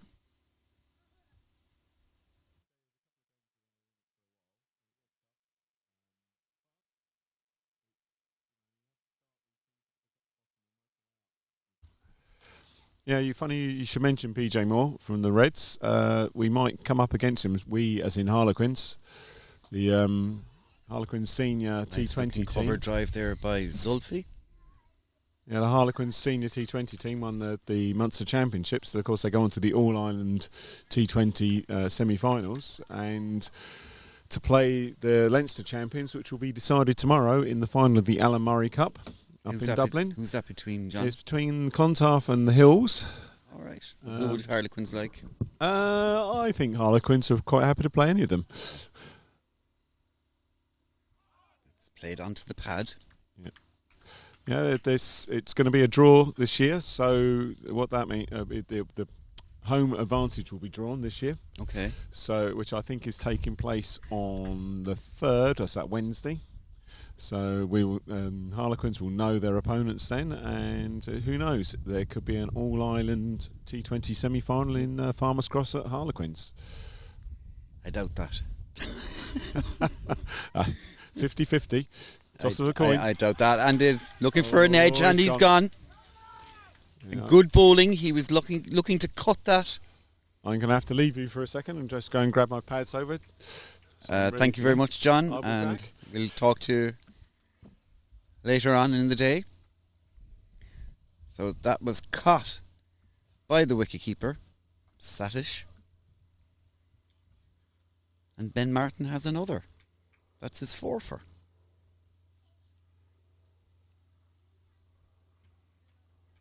And that brings the skipper, Merrill Cahapola, out. Cork Harlequins now are 17 for 5 off 8.5 overs. And that 136 that they're looking for seems a skyscraper away. Fantastic bowling by Ben Martin. I think should have one ball remaining. No, he doesn't.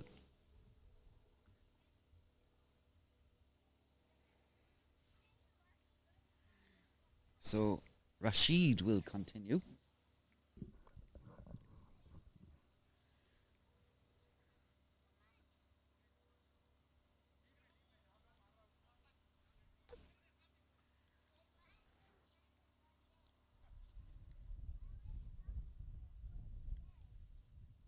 So where do Harlequins go from here? They need to build a partnership. That'll be the first thing, to get to drinks without losing another wicket.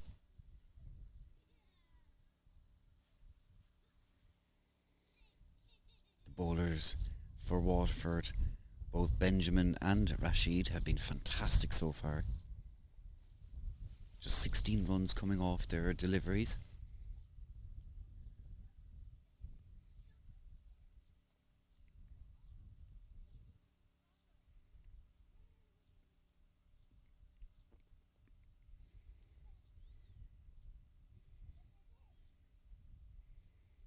And that's bowled again.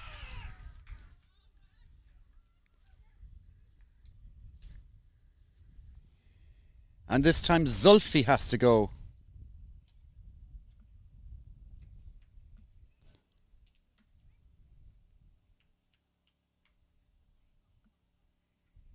Wickets falling now regularly for Cork Harlequins. And Zain Hafiz will join the party. I think this ball is it a team hat-trick?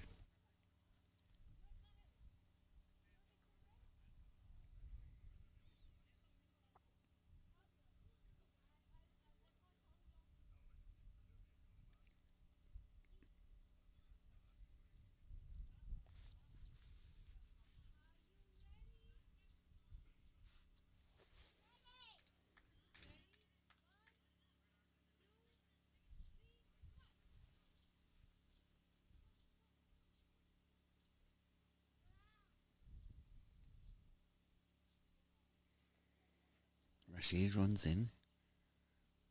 That's on the money again. Merle Cahapola calls for the run, and it looks to be a bye. Yeah. 18 for 6. Cork Harlequins in deep trouble now. Waterford bowling superbly. The captain now, so let's see what he can do.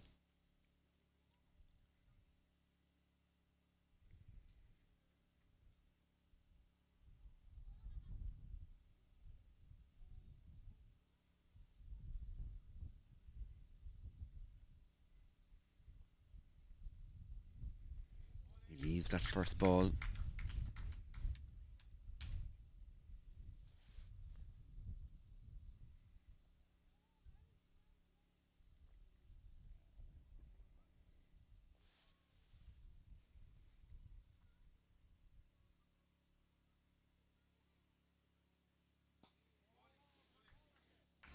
and defends that one.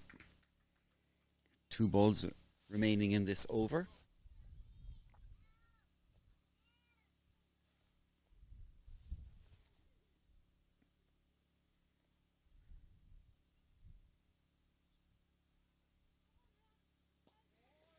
He takes a step out, comes to the pitch of the ball, and drives that for no run. Rashid on the money here.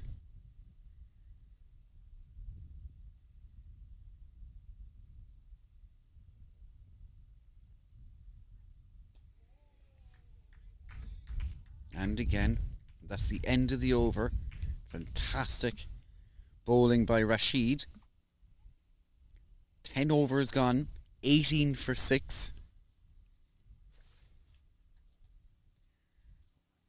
Waterford have to be favourites now to lift this trophy, even at such an early stage in this game.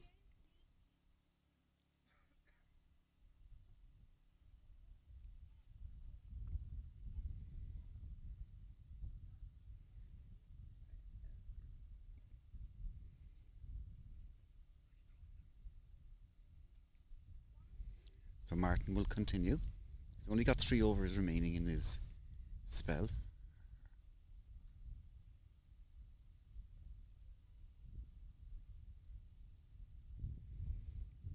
That's flicked off the pads, but Kahopola says no to Zane for a run and another dot ball.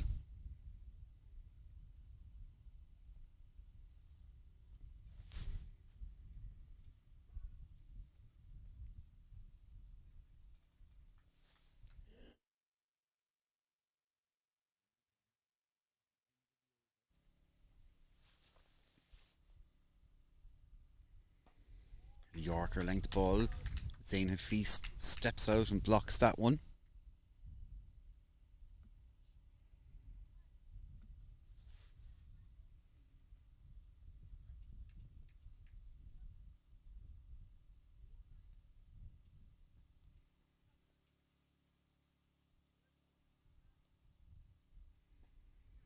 That one cut back in from Martin and watchful by Hafiz.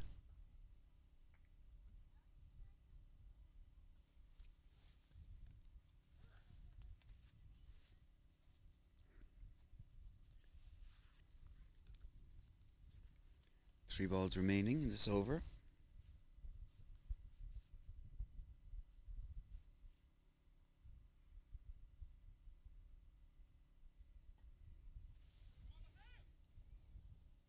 Hafiz tries to drive that one. Kind of hit the edge of the bat as he tried to drive it. No run.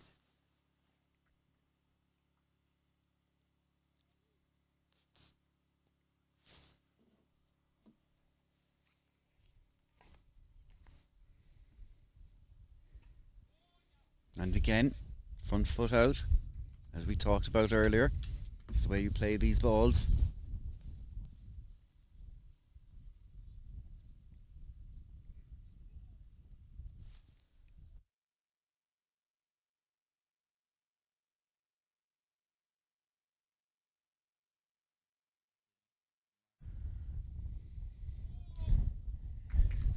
It's driven out to point. Just another dot ball and a maiden for Martin.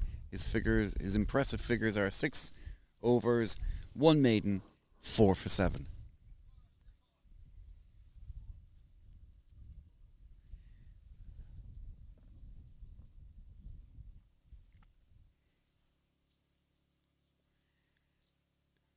Rashid will continue from the town end into his 6th over.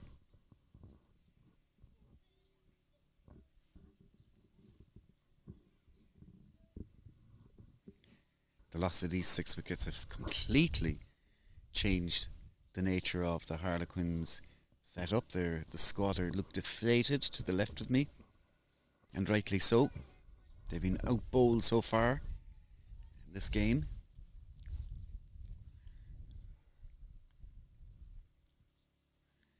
And there will be a change of the ball, even after 11 overs.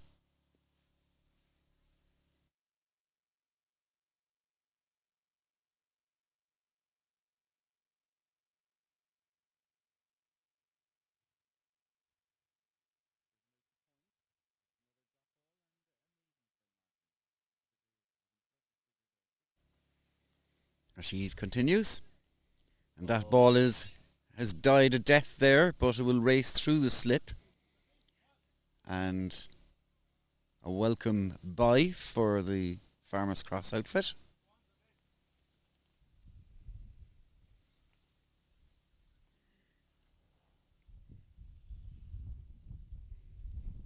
Both batsmen still on with 0 runs each.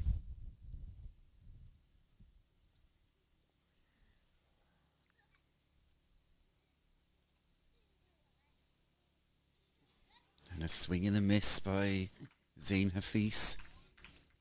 Not the type of ball to be chasing at the moment.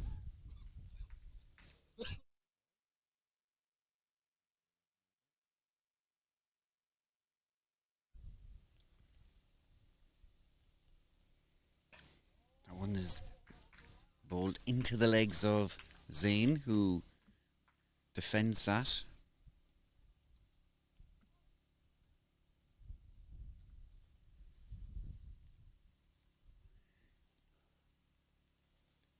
Quietness around the ground now.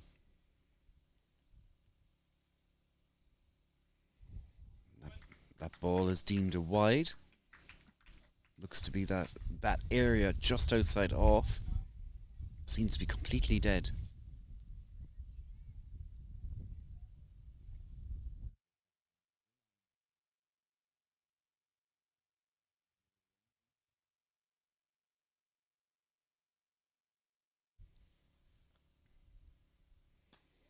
Nice looking ball, and that's driven well by Zain Hafiz and well fielded by Maliki there. Just got a hand before it went past him. So Hafiz is off the mark. Off 10 balls.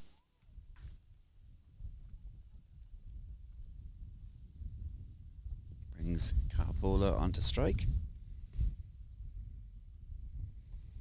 And he too is off the mark as well. They may look to go for 2. Capola runs it, and it's a bad throw by the fielder. And an easy 2 for the captain. 4 off this over so far.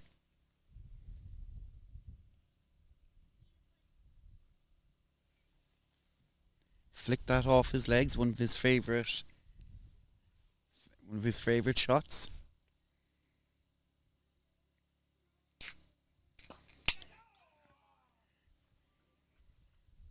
And that's the end of the over. 23 for 6 off 12.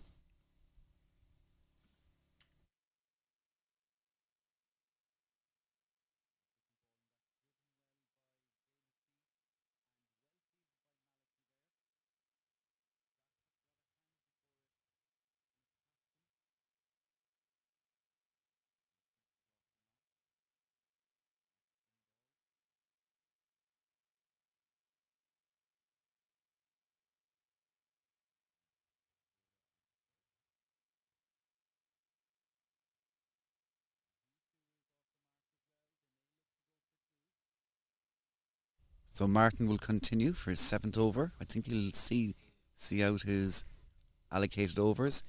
Fees chips that one into the air. Out to Anbu. Fields, and he'll take a single.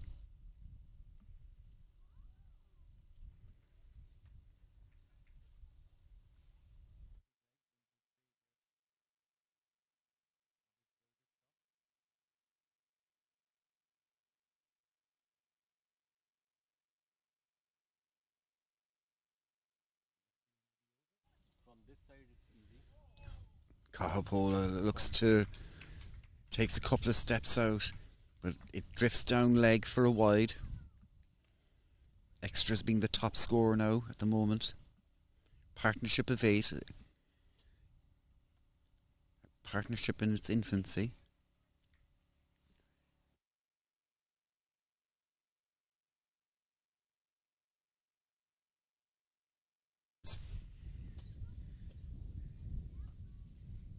So Capola will cut that away, and a good quick single between this pair. They're starting to get used to the pitch.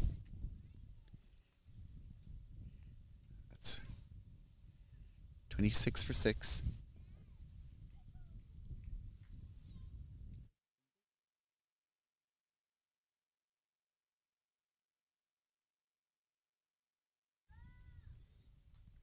Oh, and that could have been an inside edge very easily. Martin has got 2 of those so far. He bowls that line and length, tempts the batsman into driving the ball.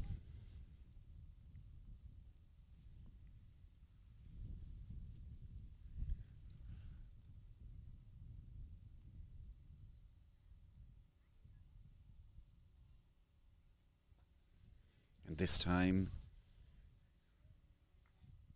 it's a great throw in by Ambu. And Hafiz will pick up a single.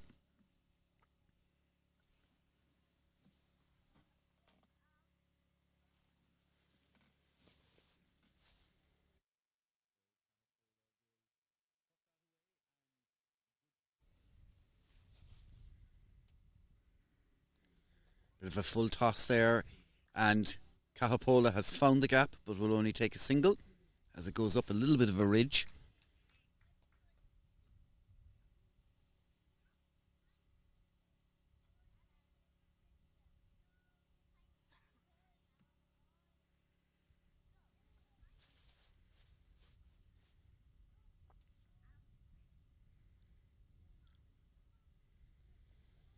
That'll beat everybody, but Merle calls through Zayn Hafiz, and that's given as a leg bye.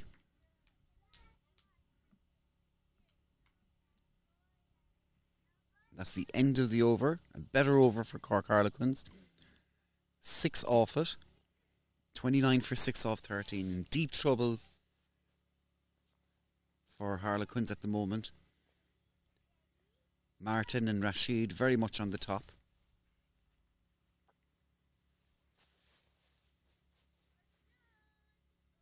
So Rashid will continue his 7th over. You could nearly say at this stage that Waterford have one hand on that trophy. The Dennis McIntosh Cup.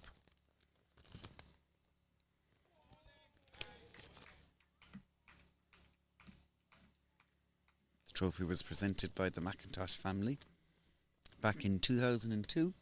And Dennis was a member of Lismore, interestingly enough. So it's appropriate that in their 150th year that they're playing the Minor Cup here in glorious Lismore. And that's deemed a wide, but I think Hafiz was expecting a ball to bounce a little bit higher as he tried to go for a cut shot.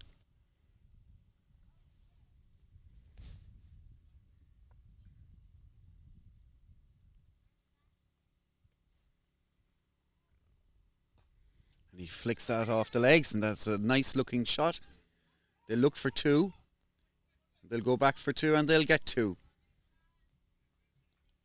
Had the throw come in quicker by the fielder, there may have been an opportunity for a run out.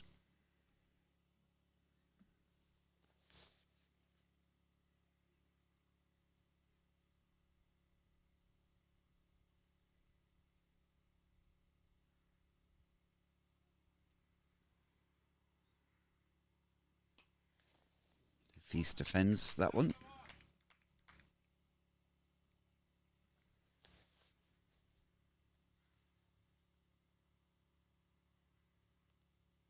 Three balls remaining in this over.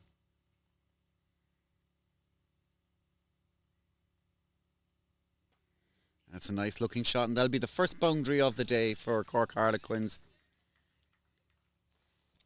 Beautiful looking shot there by Zayn Hafiz. And that brings the score down under 100.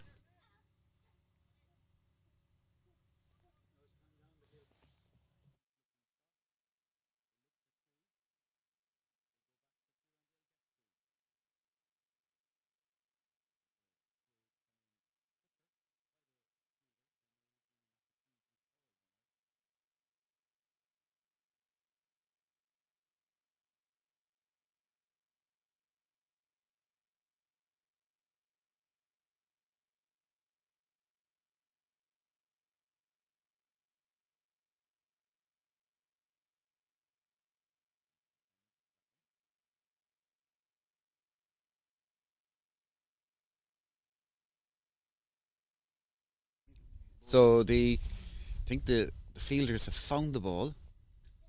They have. Partnership now of 19 runs.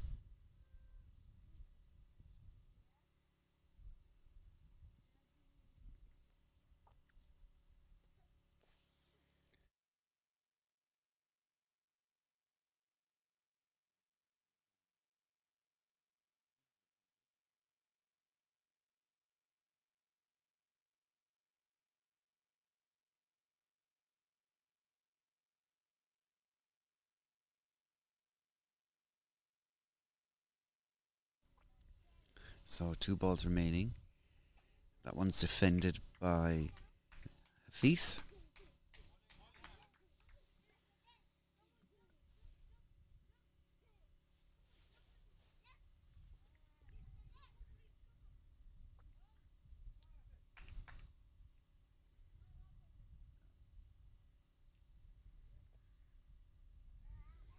That's an appeal for a leg LBW, and it's given.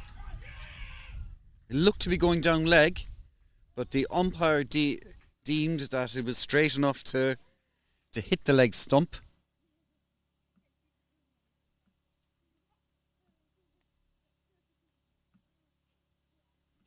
And that's the 7th wicket down for Cork Harlequins.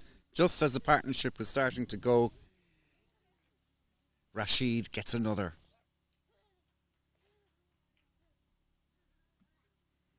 So Kanish Kumar will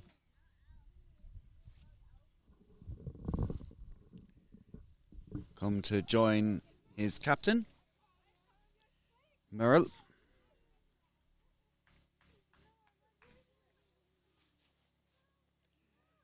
And will Martin, there's a discussion, will Martin finish off his allocated overs? And I think he will. Plenty of bowling still available for Waterford. They have a very good bowling attack.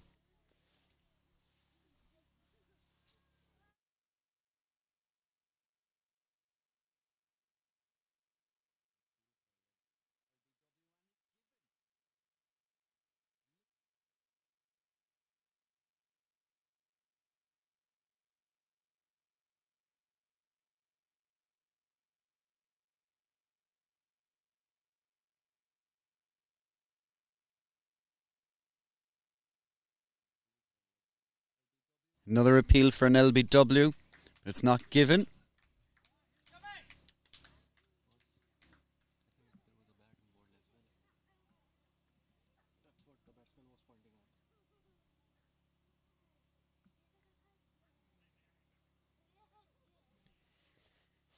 Good start by Ben in this final over. 4 wickets so far, looking for that fifer.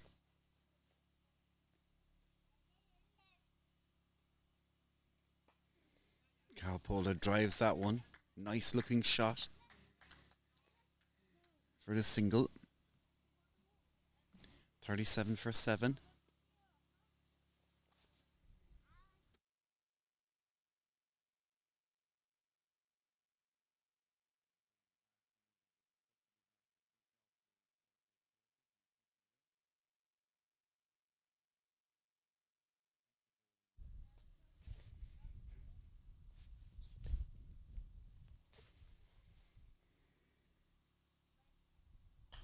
It's well defended by Kanishk.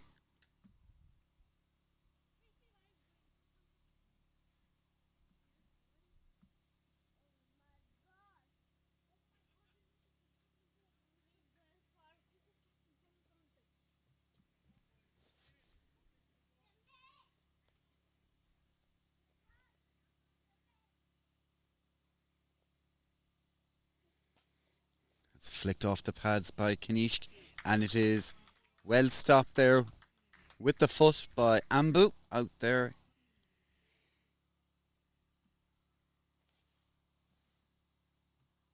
So he gets off the mark.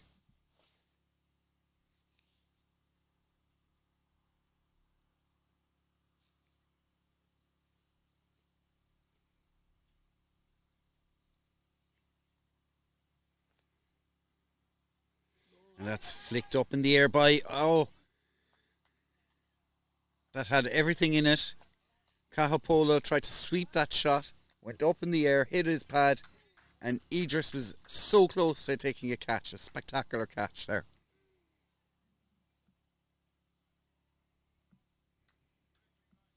Looks like Quins want to give Martin his fifer. There's one ball remaining in his allocated overs, and it's been some spell.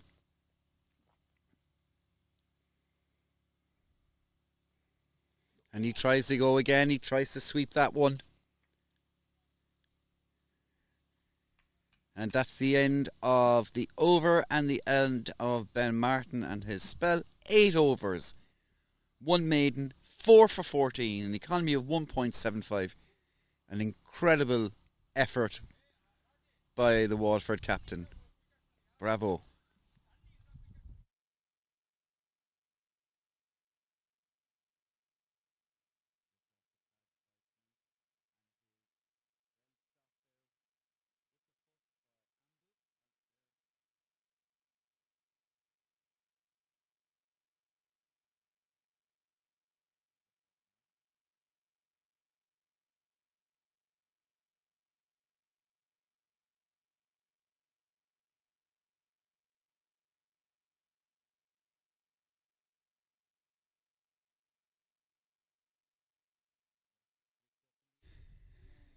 So Rashid will continue to his final over.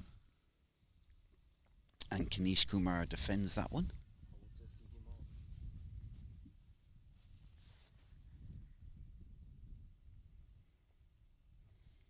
The wind starts to rise again up here in Lismore.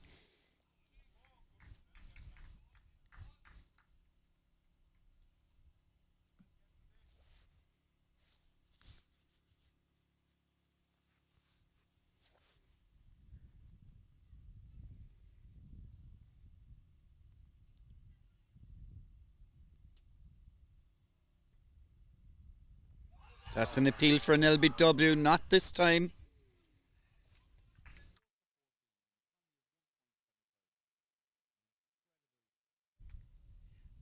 Some of the players' hands on their heads thinking, yeah, that was it. But the umpire deems it not out.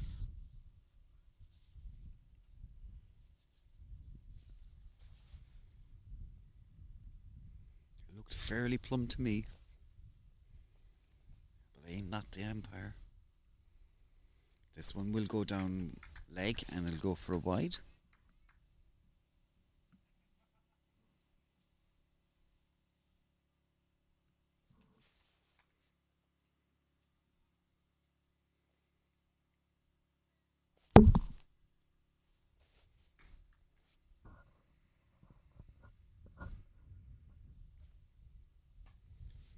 And that's a lovely shot by Kanish Kumar.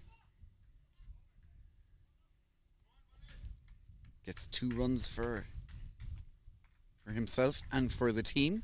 He moves to 3.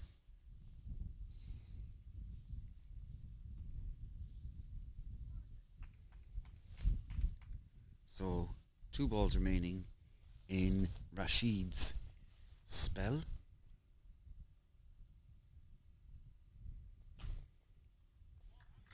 Well fielded there by Murray.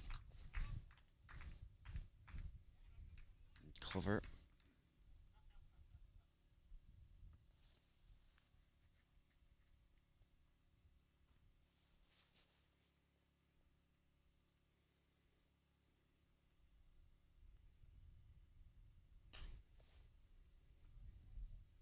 And again, nice defending by Kanish Kumar. Long way to go yet. But Cork Harlequins are under the cosh. 41 for 7 off 16. There will be a change in the bowling. And it looks like Anbu will come on from the farm end. So Rashid ended up with 8 overs, 1 maiden, 3 for 23. A fantastic effort between the opening pair of bowlers. They got 7 wickets so far.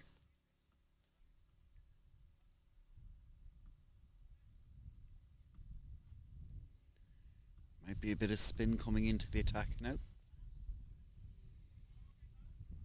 Knowing that Harlequins captain likes to sweep, he'll cover every eventuality on the leg side.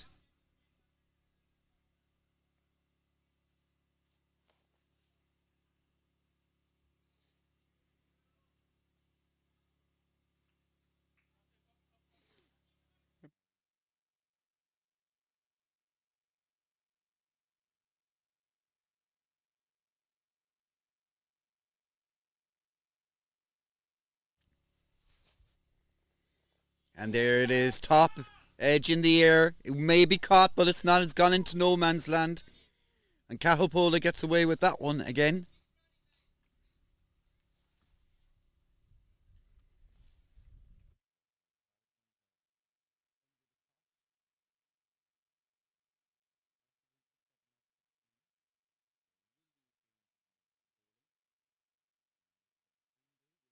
Very watchful there by Kanishk.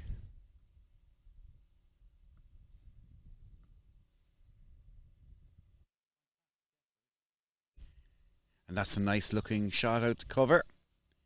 Nice drive there for a single.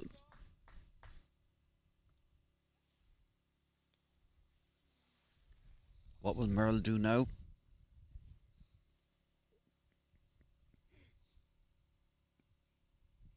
And he defends that one. Not bad.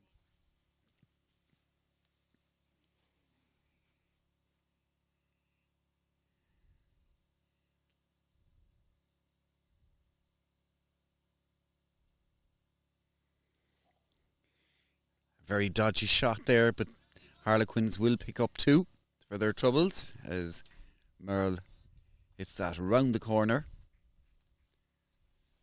Backward square.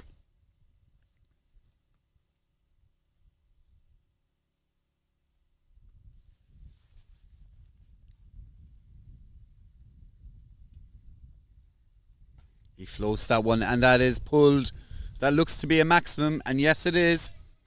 It was a full toss by Anvu, and it was dispatched by the skipper. That brings up the 50 for Cork Harlequins. A welcomed maximum, and Cahill moves to 14.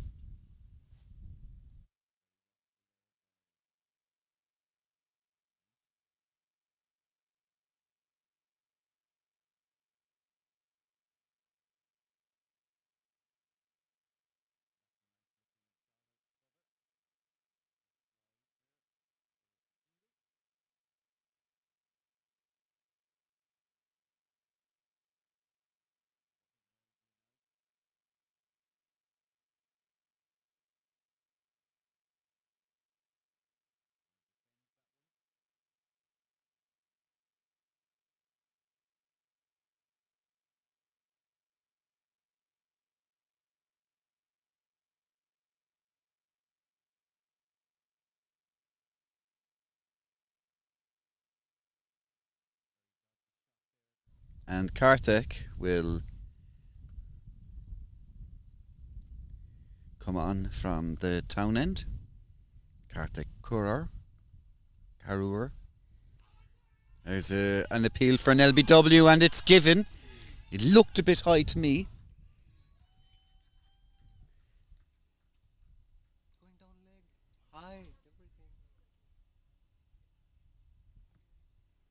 And that's another one now.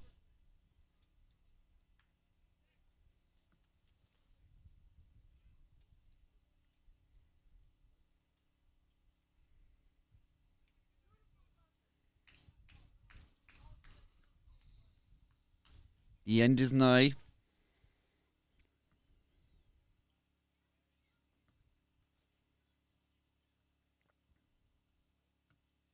And Kumar has to go. That brings John Buss. We had him in the commentary box less than 10 overs ago. Number 10 for Cork Harlequins. I think he's playing for pride now at this stage.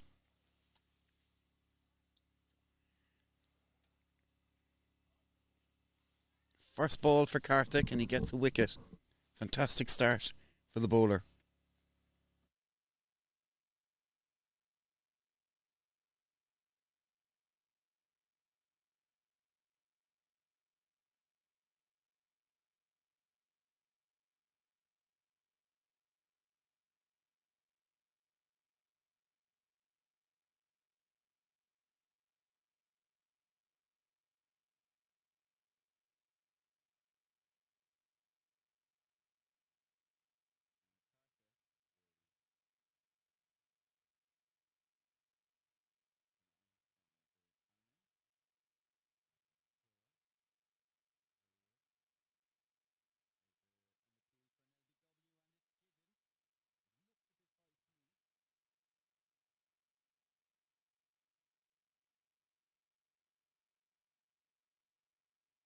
It's a wide ball for his second ball.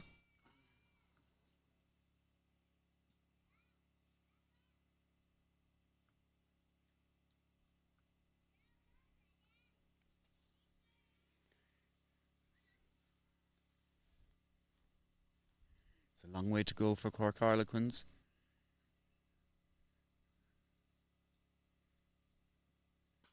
John Buss tries to drive that one, but Murray fields very well.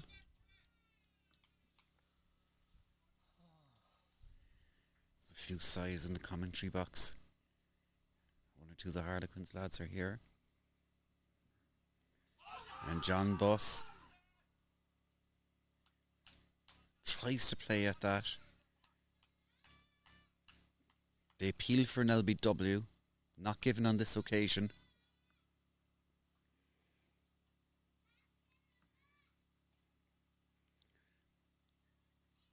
Slip right in place now.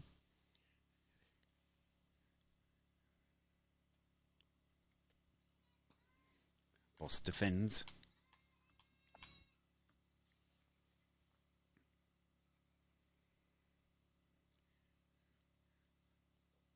Karthik looking for that edge off Buss.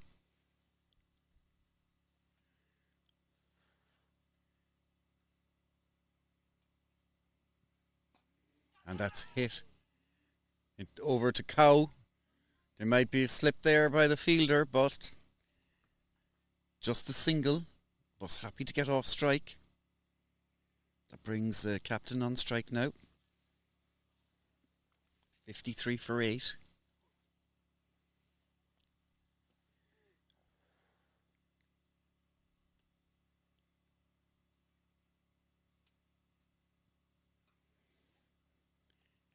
Get a couple off this. Just the one off an edge. Ben Martin might be thinking, will I bring in a second or third slip in here? It's the end of the over. And it's 54 for 8. It's 2 overs to the drinks.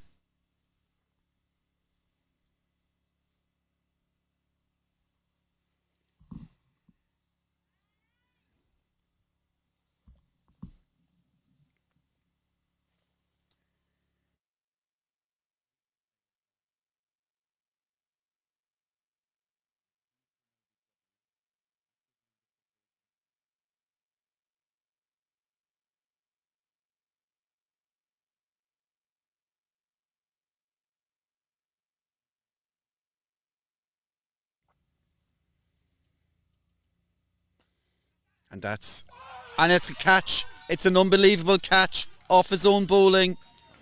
Kahapola has to go. Ambu with a diving catch, one-handed. Unbelievable. That's 9 down now.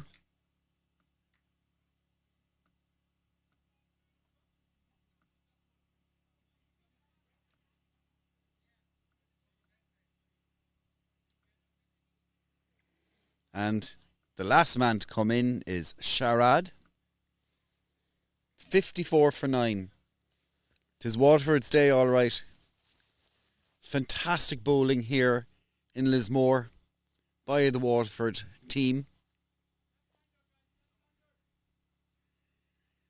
It looks like the cup will stay in the county.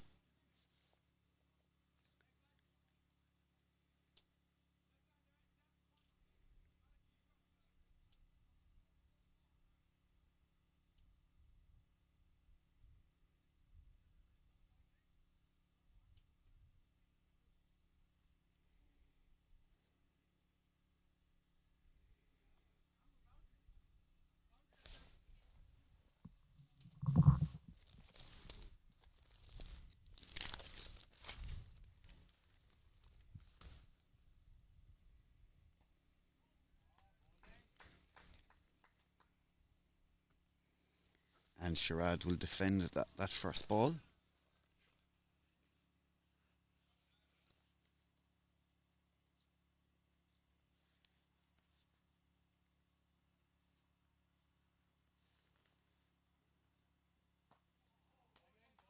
And again.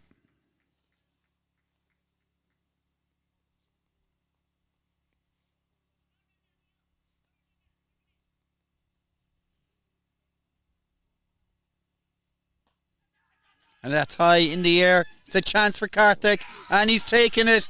And they've won the cup within 19 overs.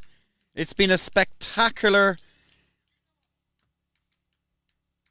bowling performance by Waterford. And congratulations to them.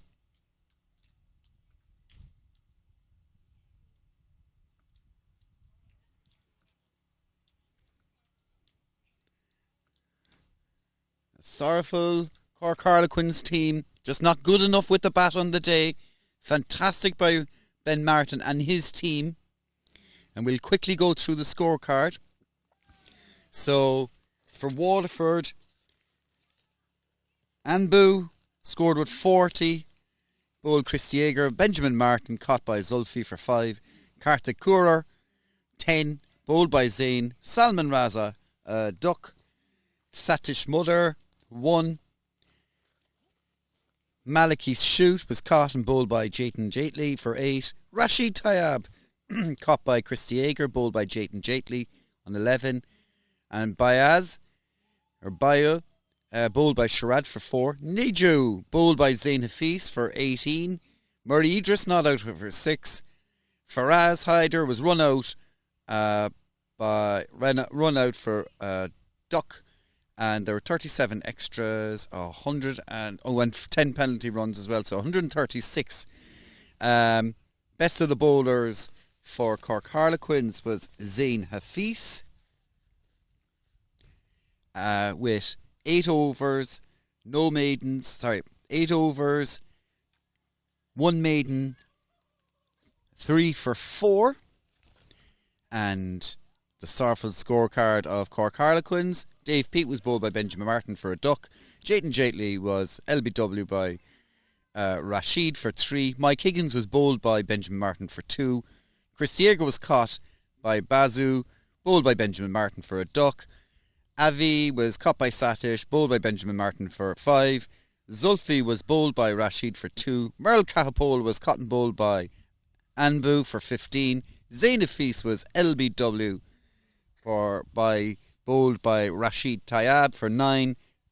Kanish Kumar was out LBW, bowled by Karthik for 4. John Boss was not out, and Sherrod was caught by Salman, bowled by Anbu for a duck. There were 13 extras, 54 all out. Comprehensive defeat by Waterford. And Benjamin Martin, 8 overs. Fantastic spell. 8 overs, 1 maiden, 4 for 14. And he was joined by Rashid with 8 overs, 1 maiden, 3 for 23. Anbu there, 1.4 overs, 2 for 10. And finally Karthik, 1 over, 1 for 3. And there are 13 extras. So, a fantastic display by Waterford, and they take home the cup. So, congratulations to them. And just want to thank you to Lismore Cricket Club for providing the ground and the facilities. It was fantastic to be here. And so on behalf of myself, Joseph O'Mahony, part of Club Sportscast and the Munster Cricket Union, we'd like to say thank you. Have a lovely evening, and we'll see you next Sunday for the Munster Senior Cup at the Mardyke between Galway and Cork Harlequins. So until then, I hope you've enjoyed the game. There are plenty of wickets out there, some fantastic batting, especially by Anbu, and we leave it there. Thank you and have a lovely afternoon.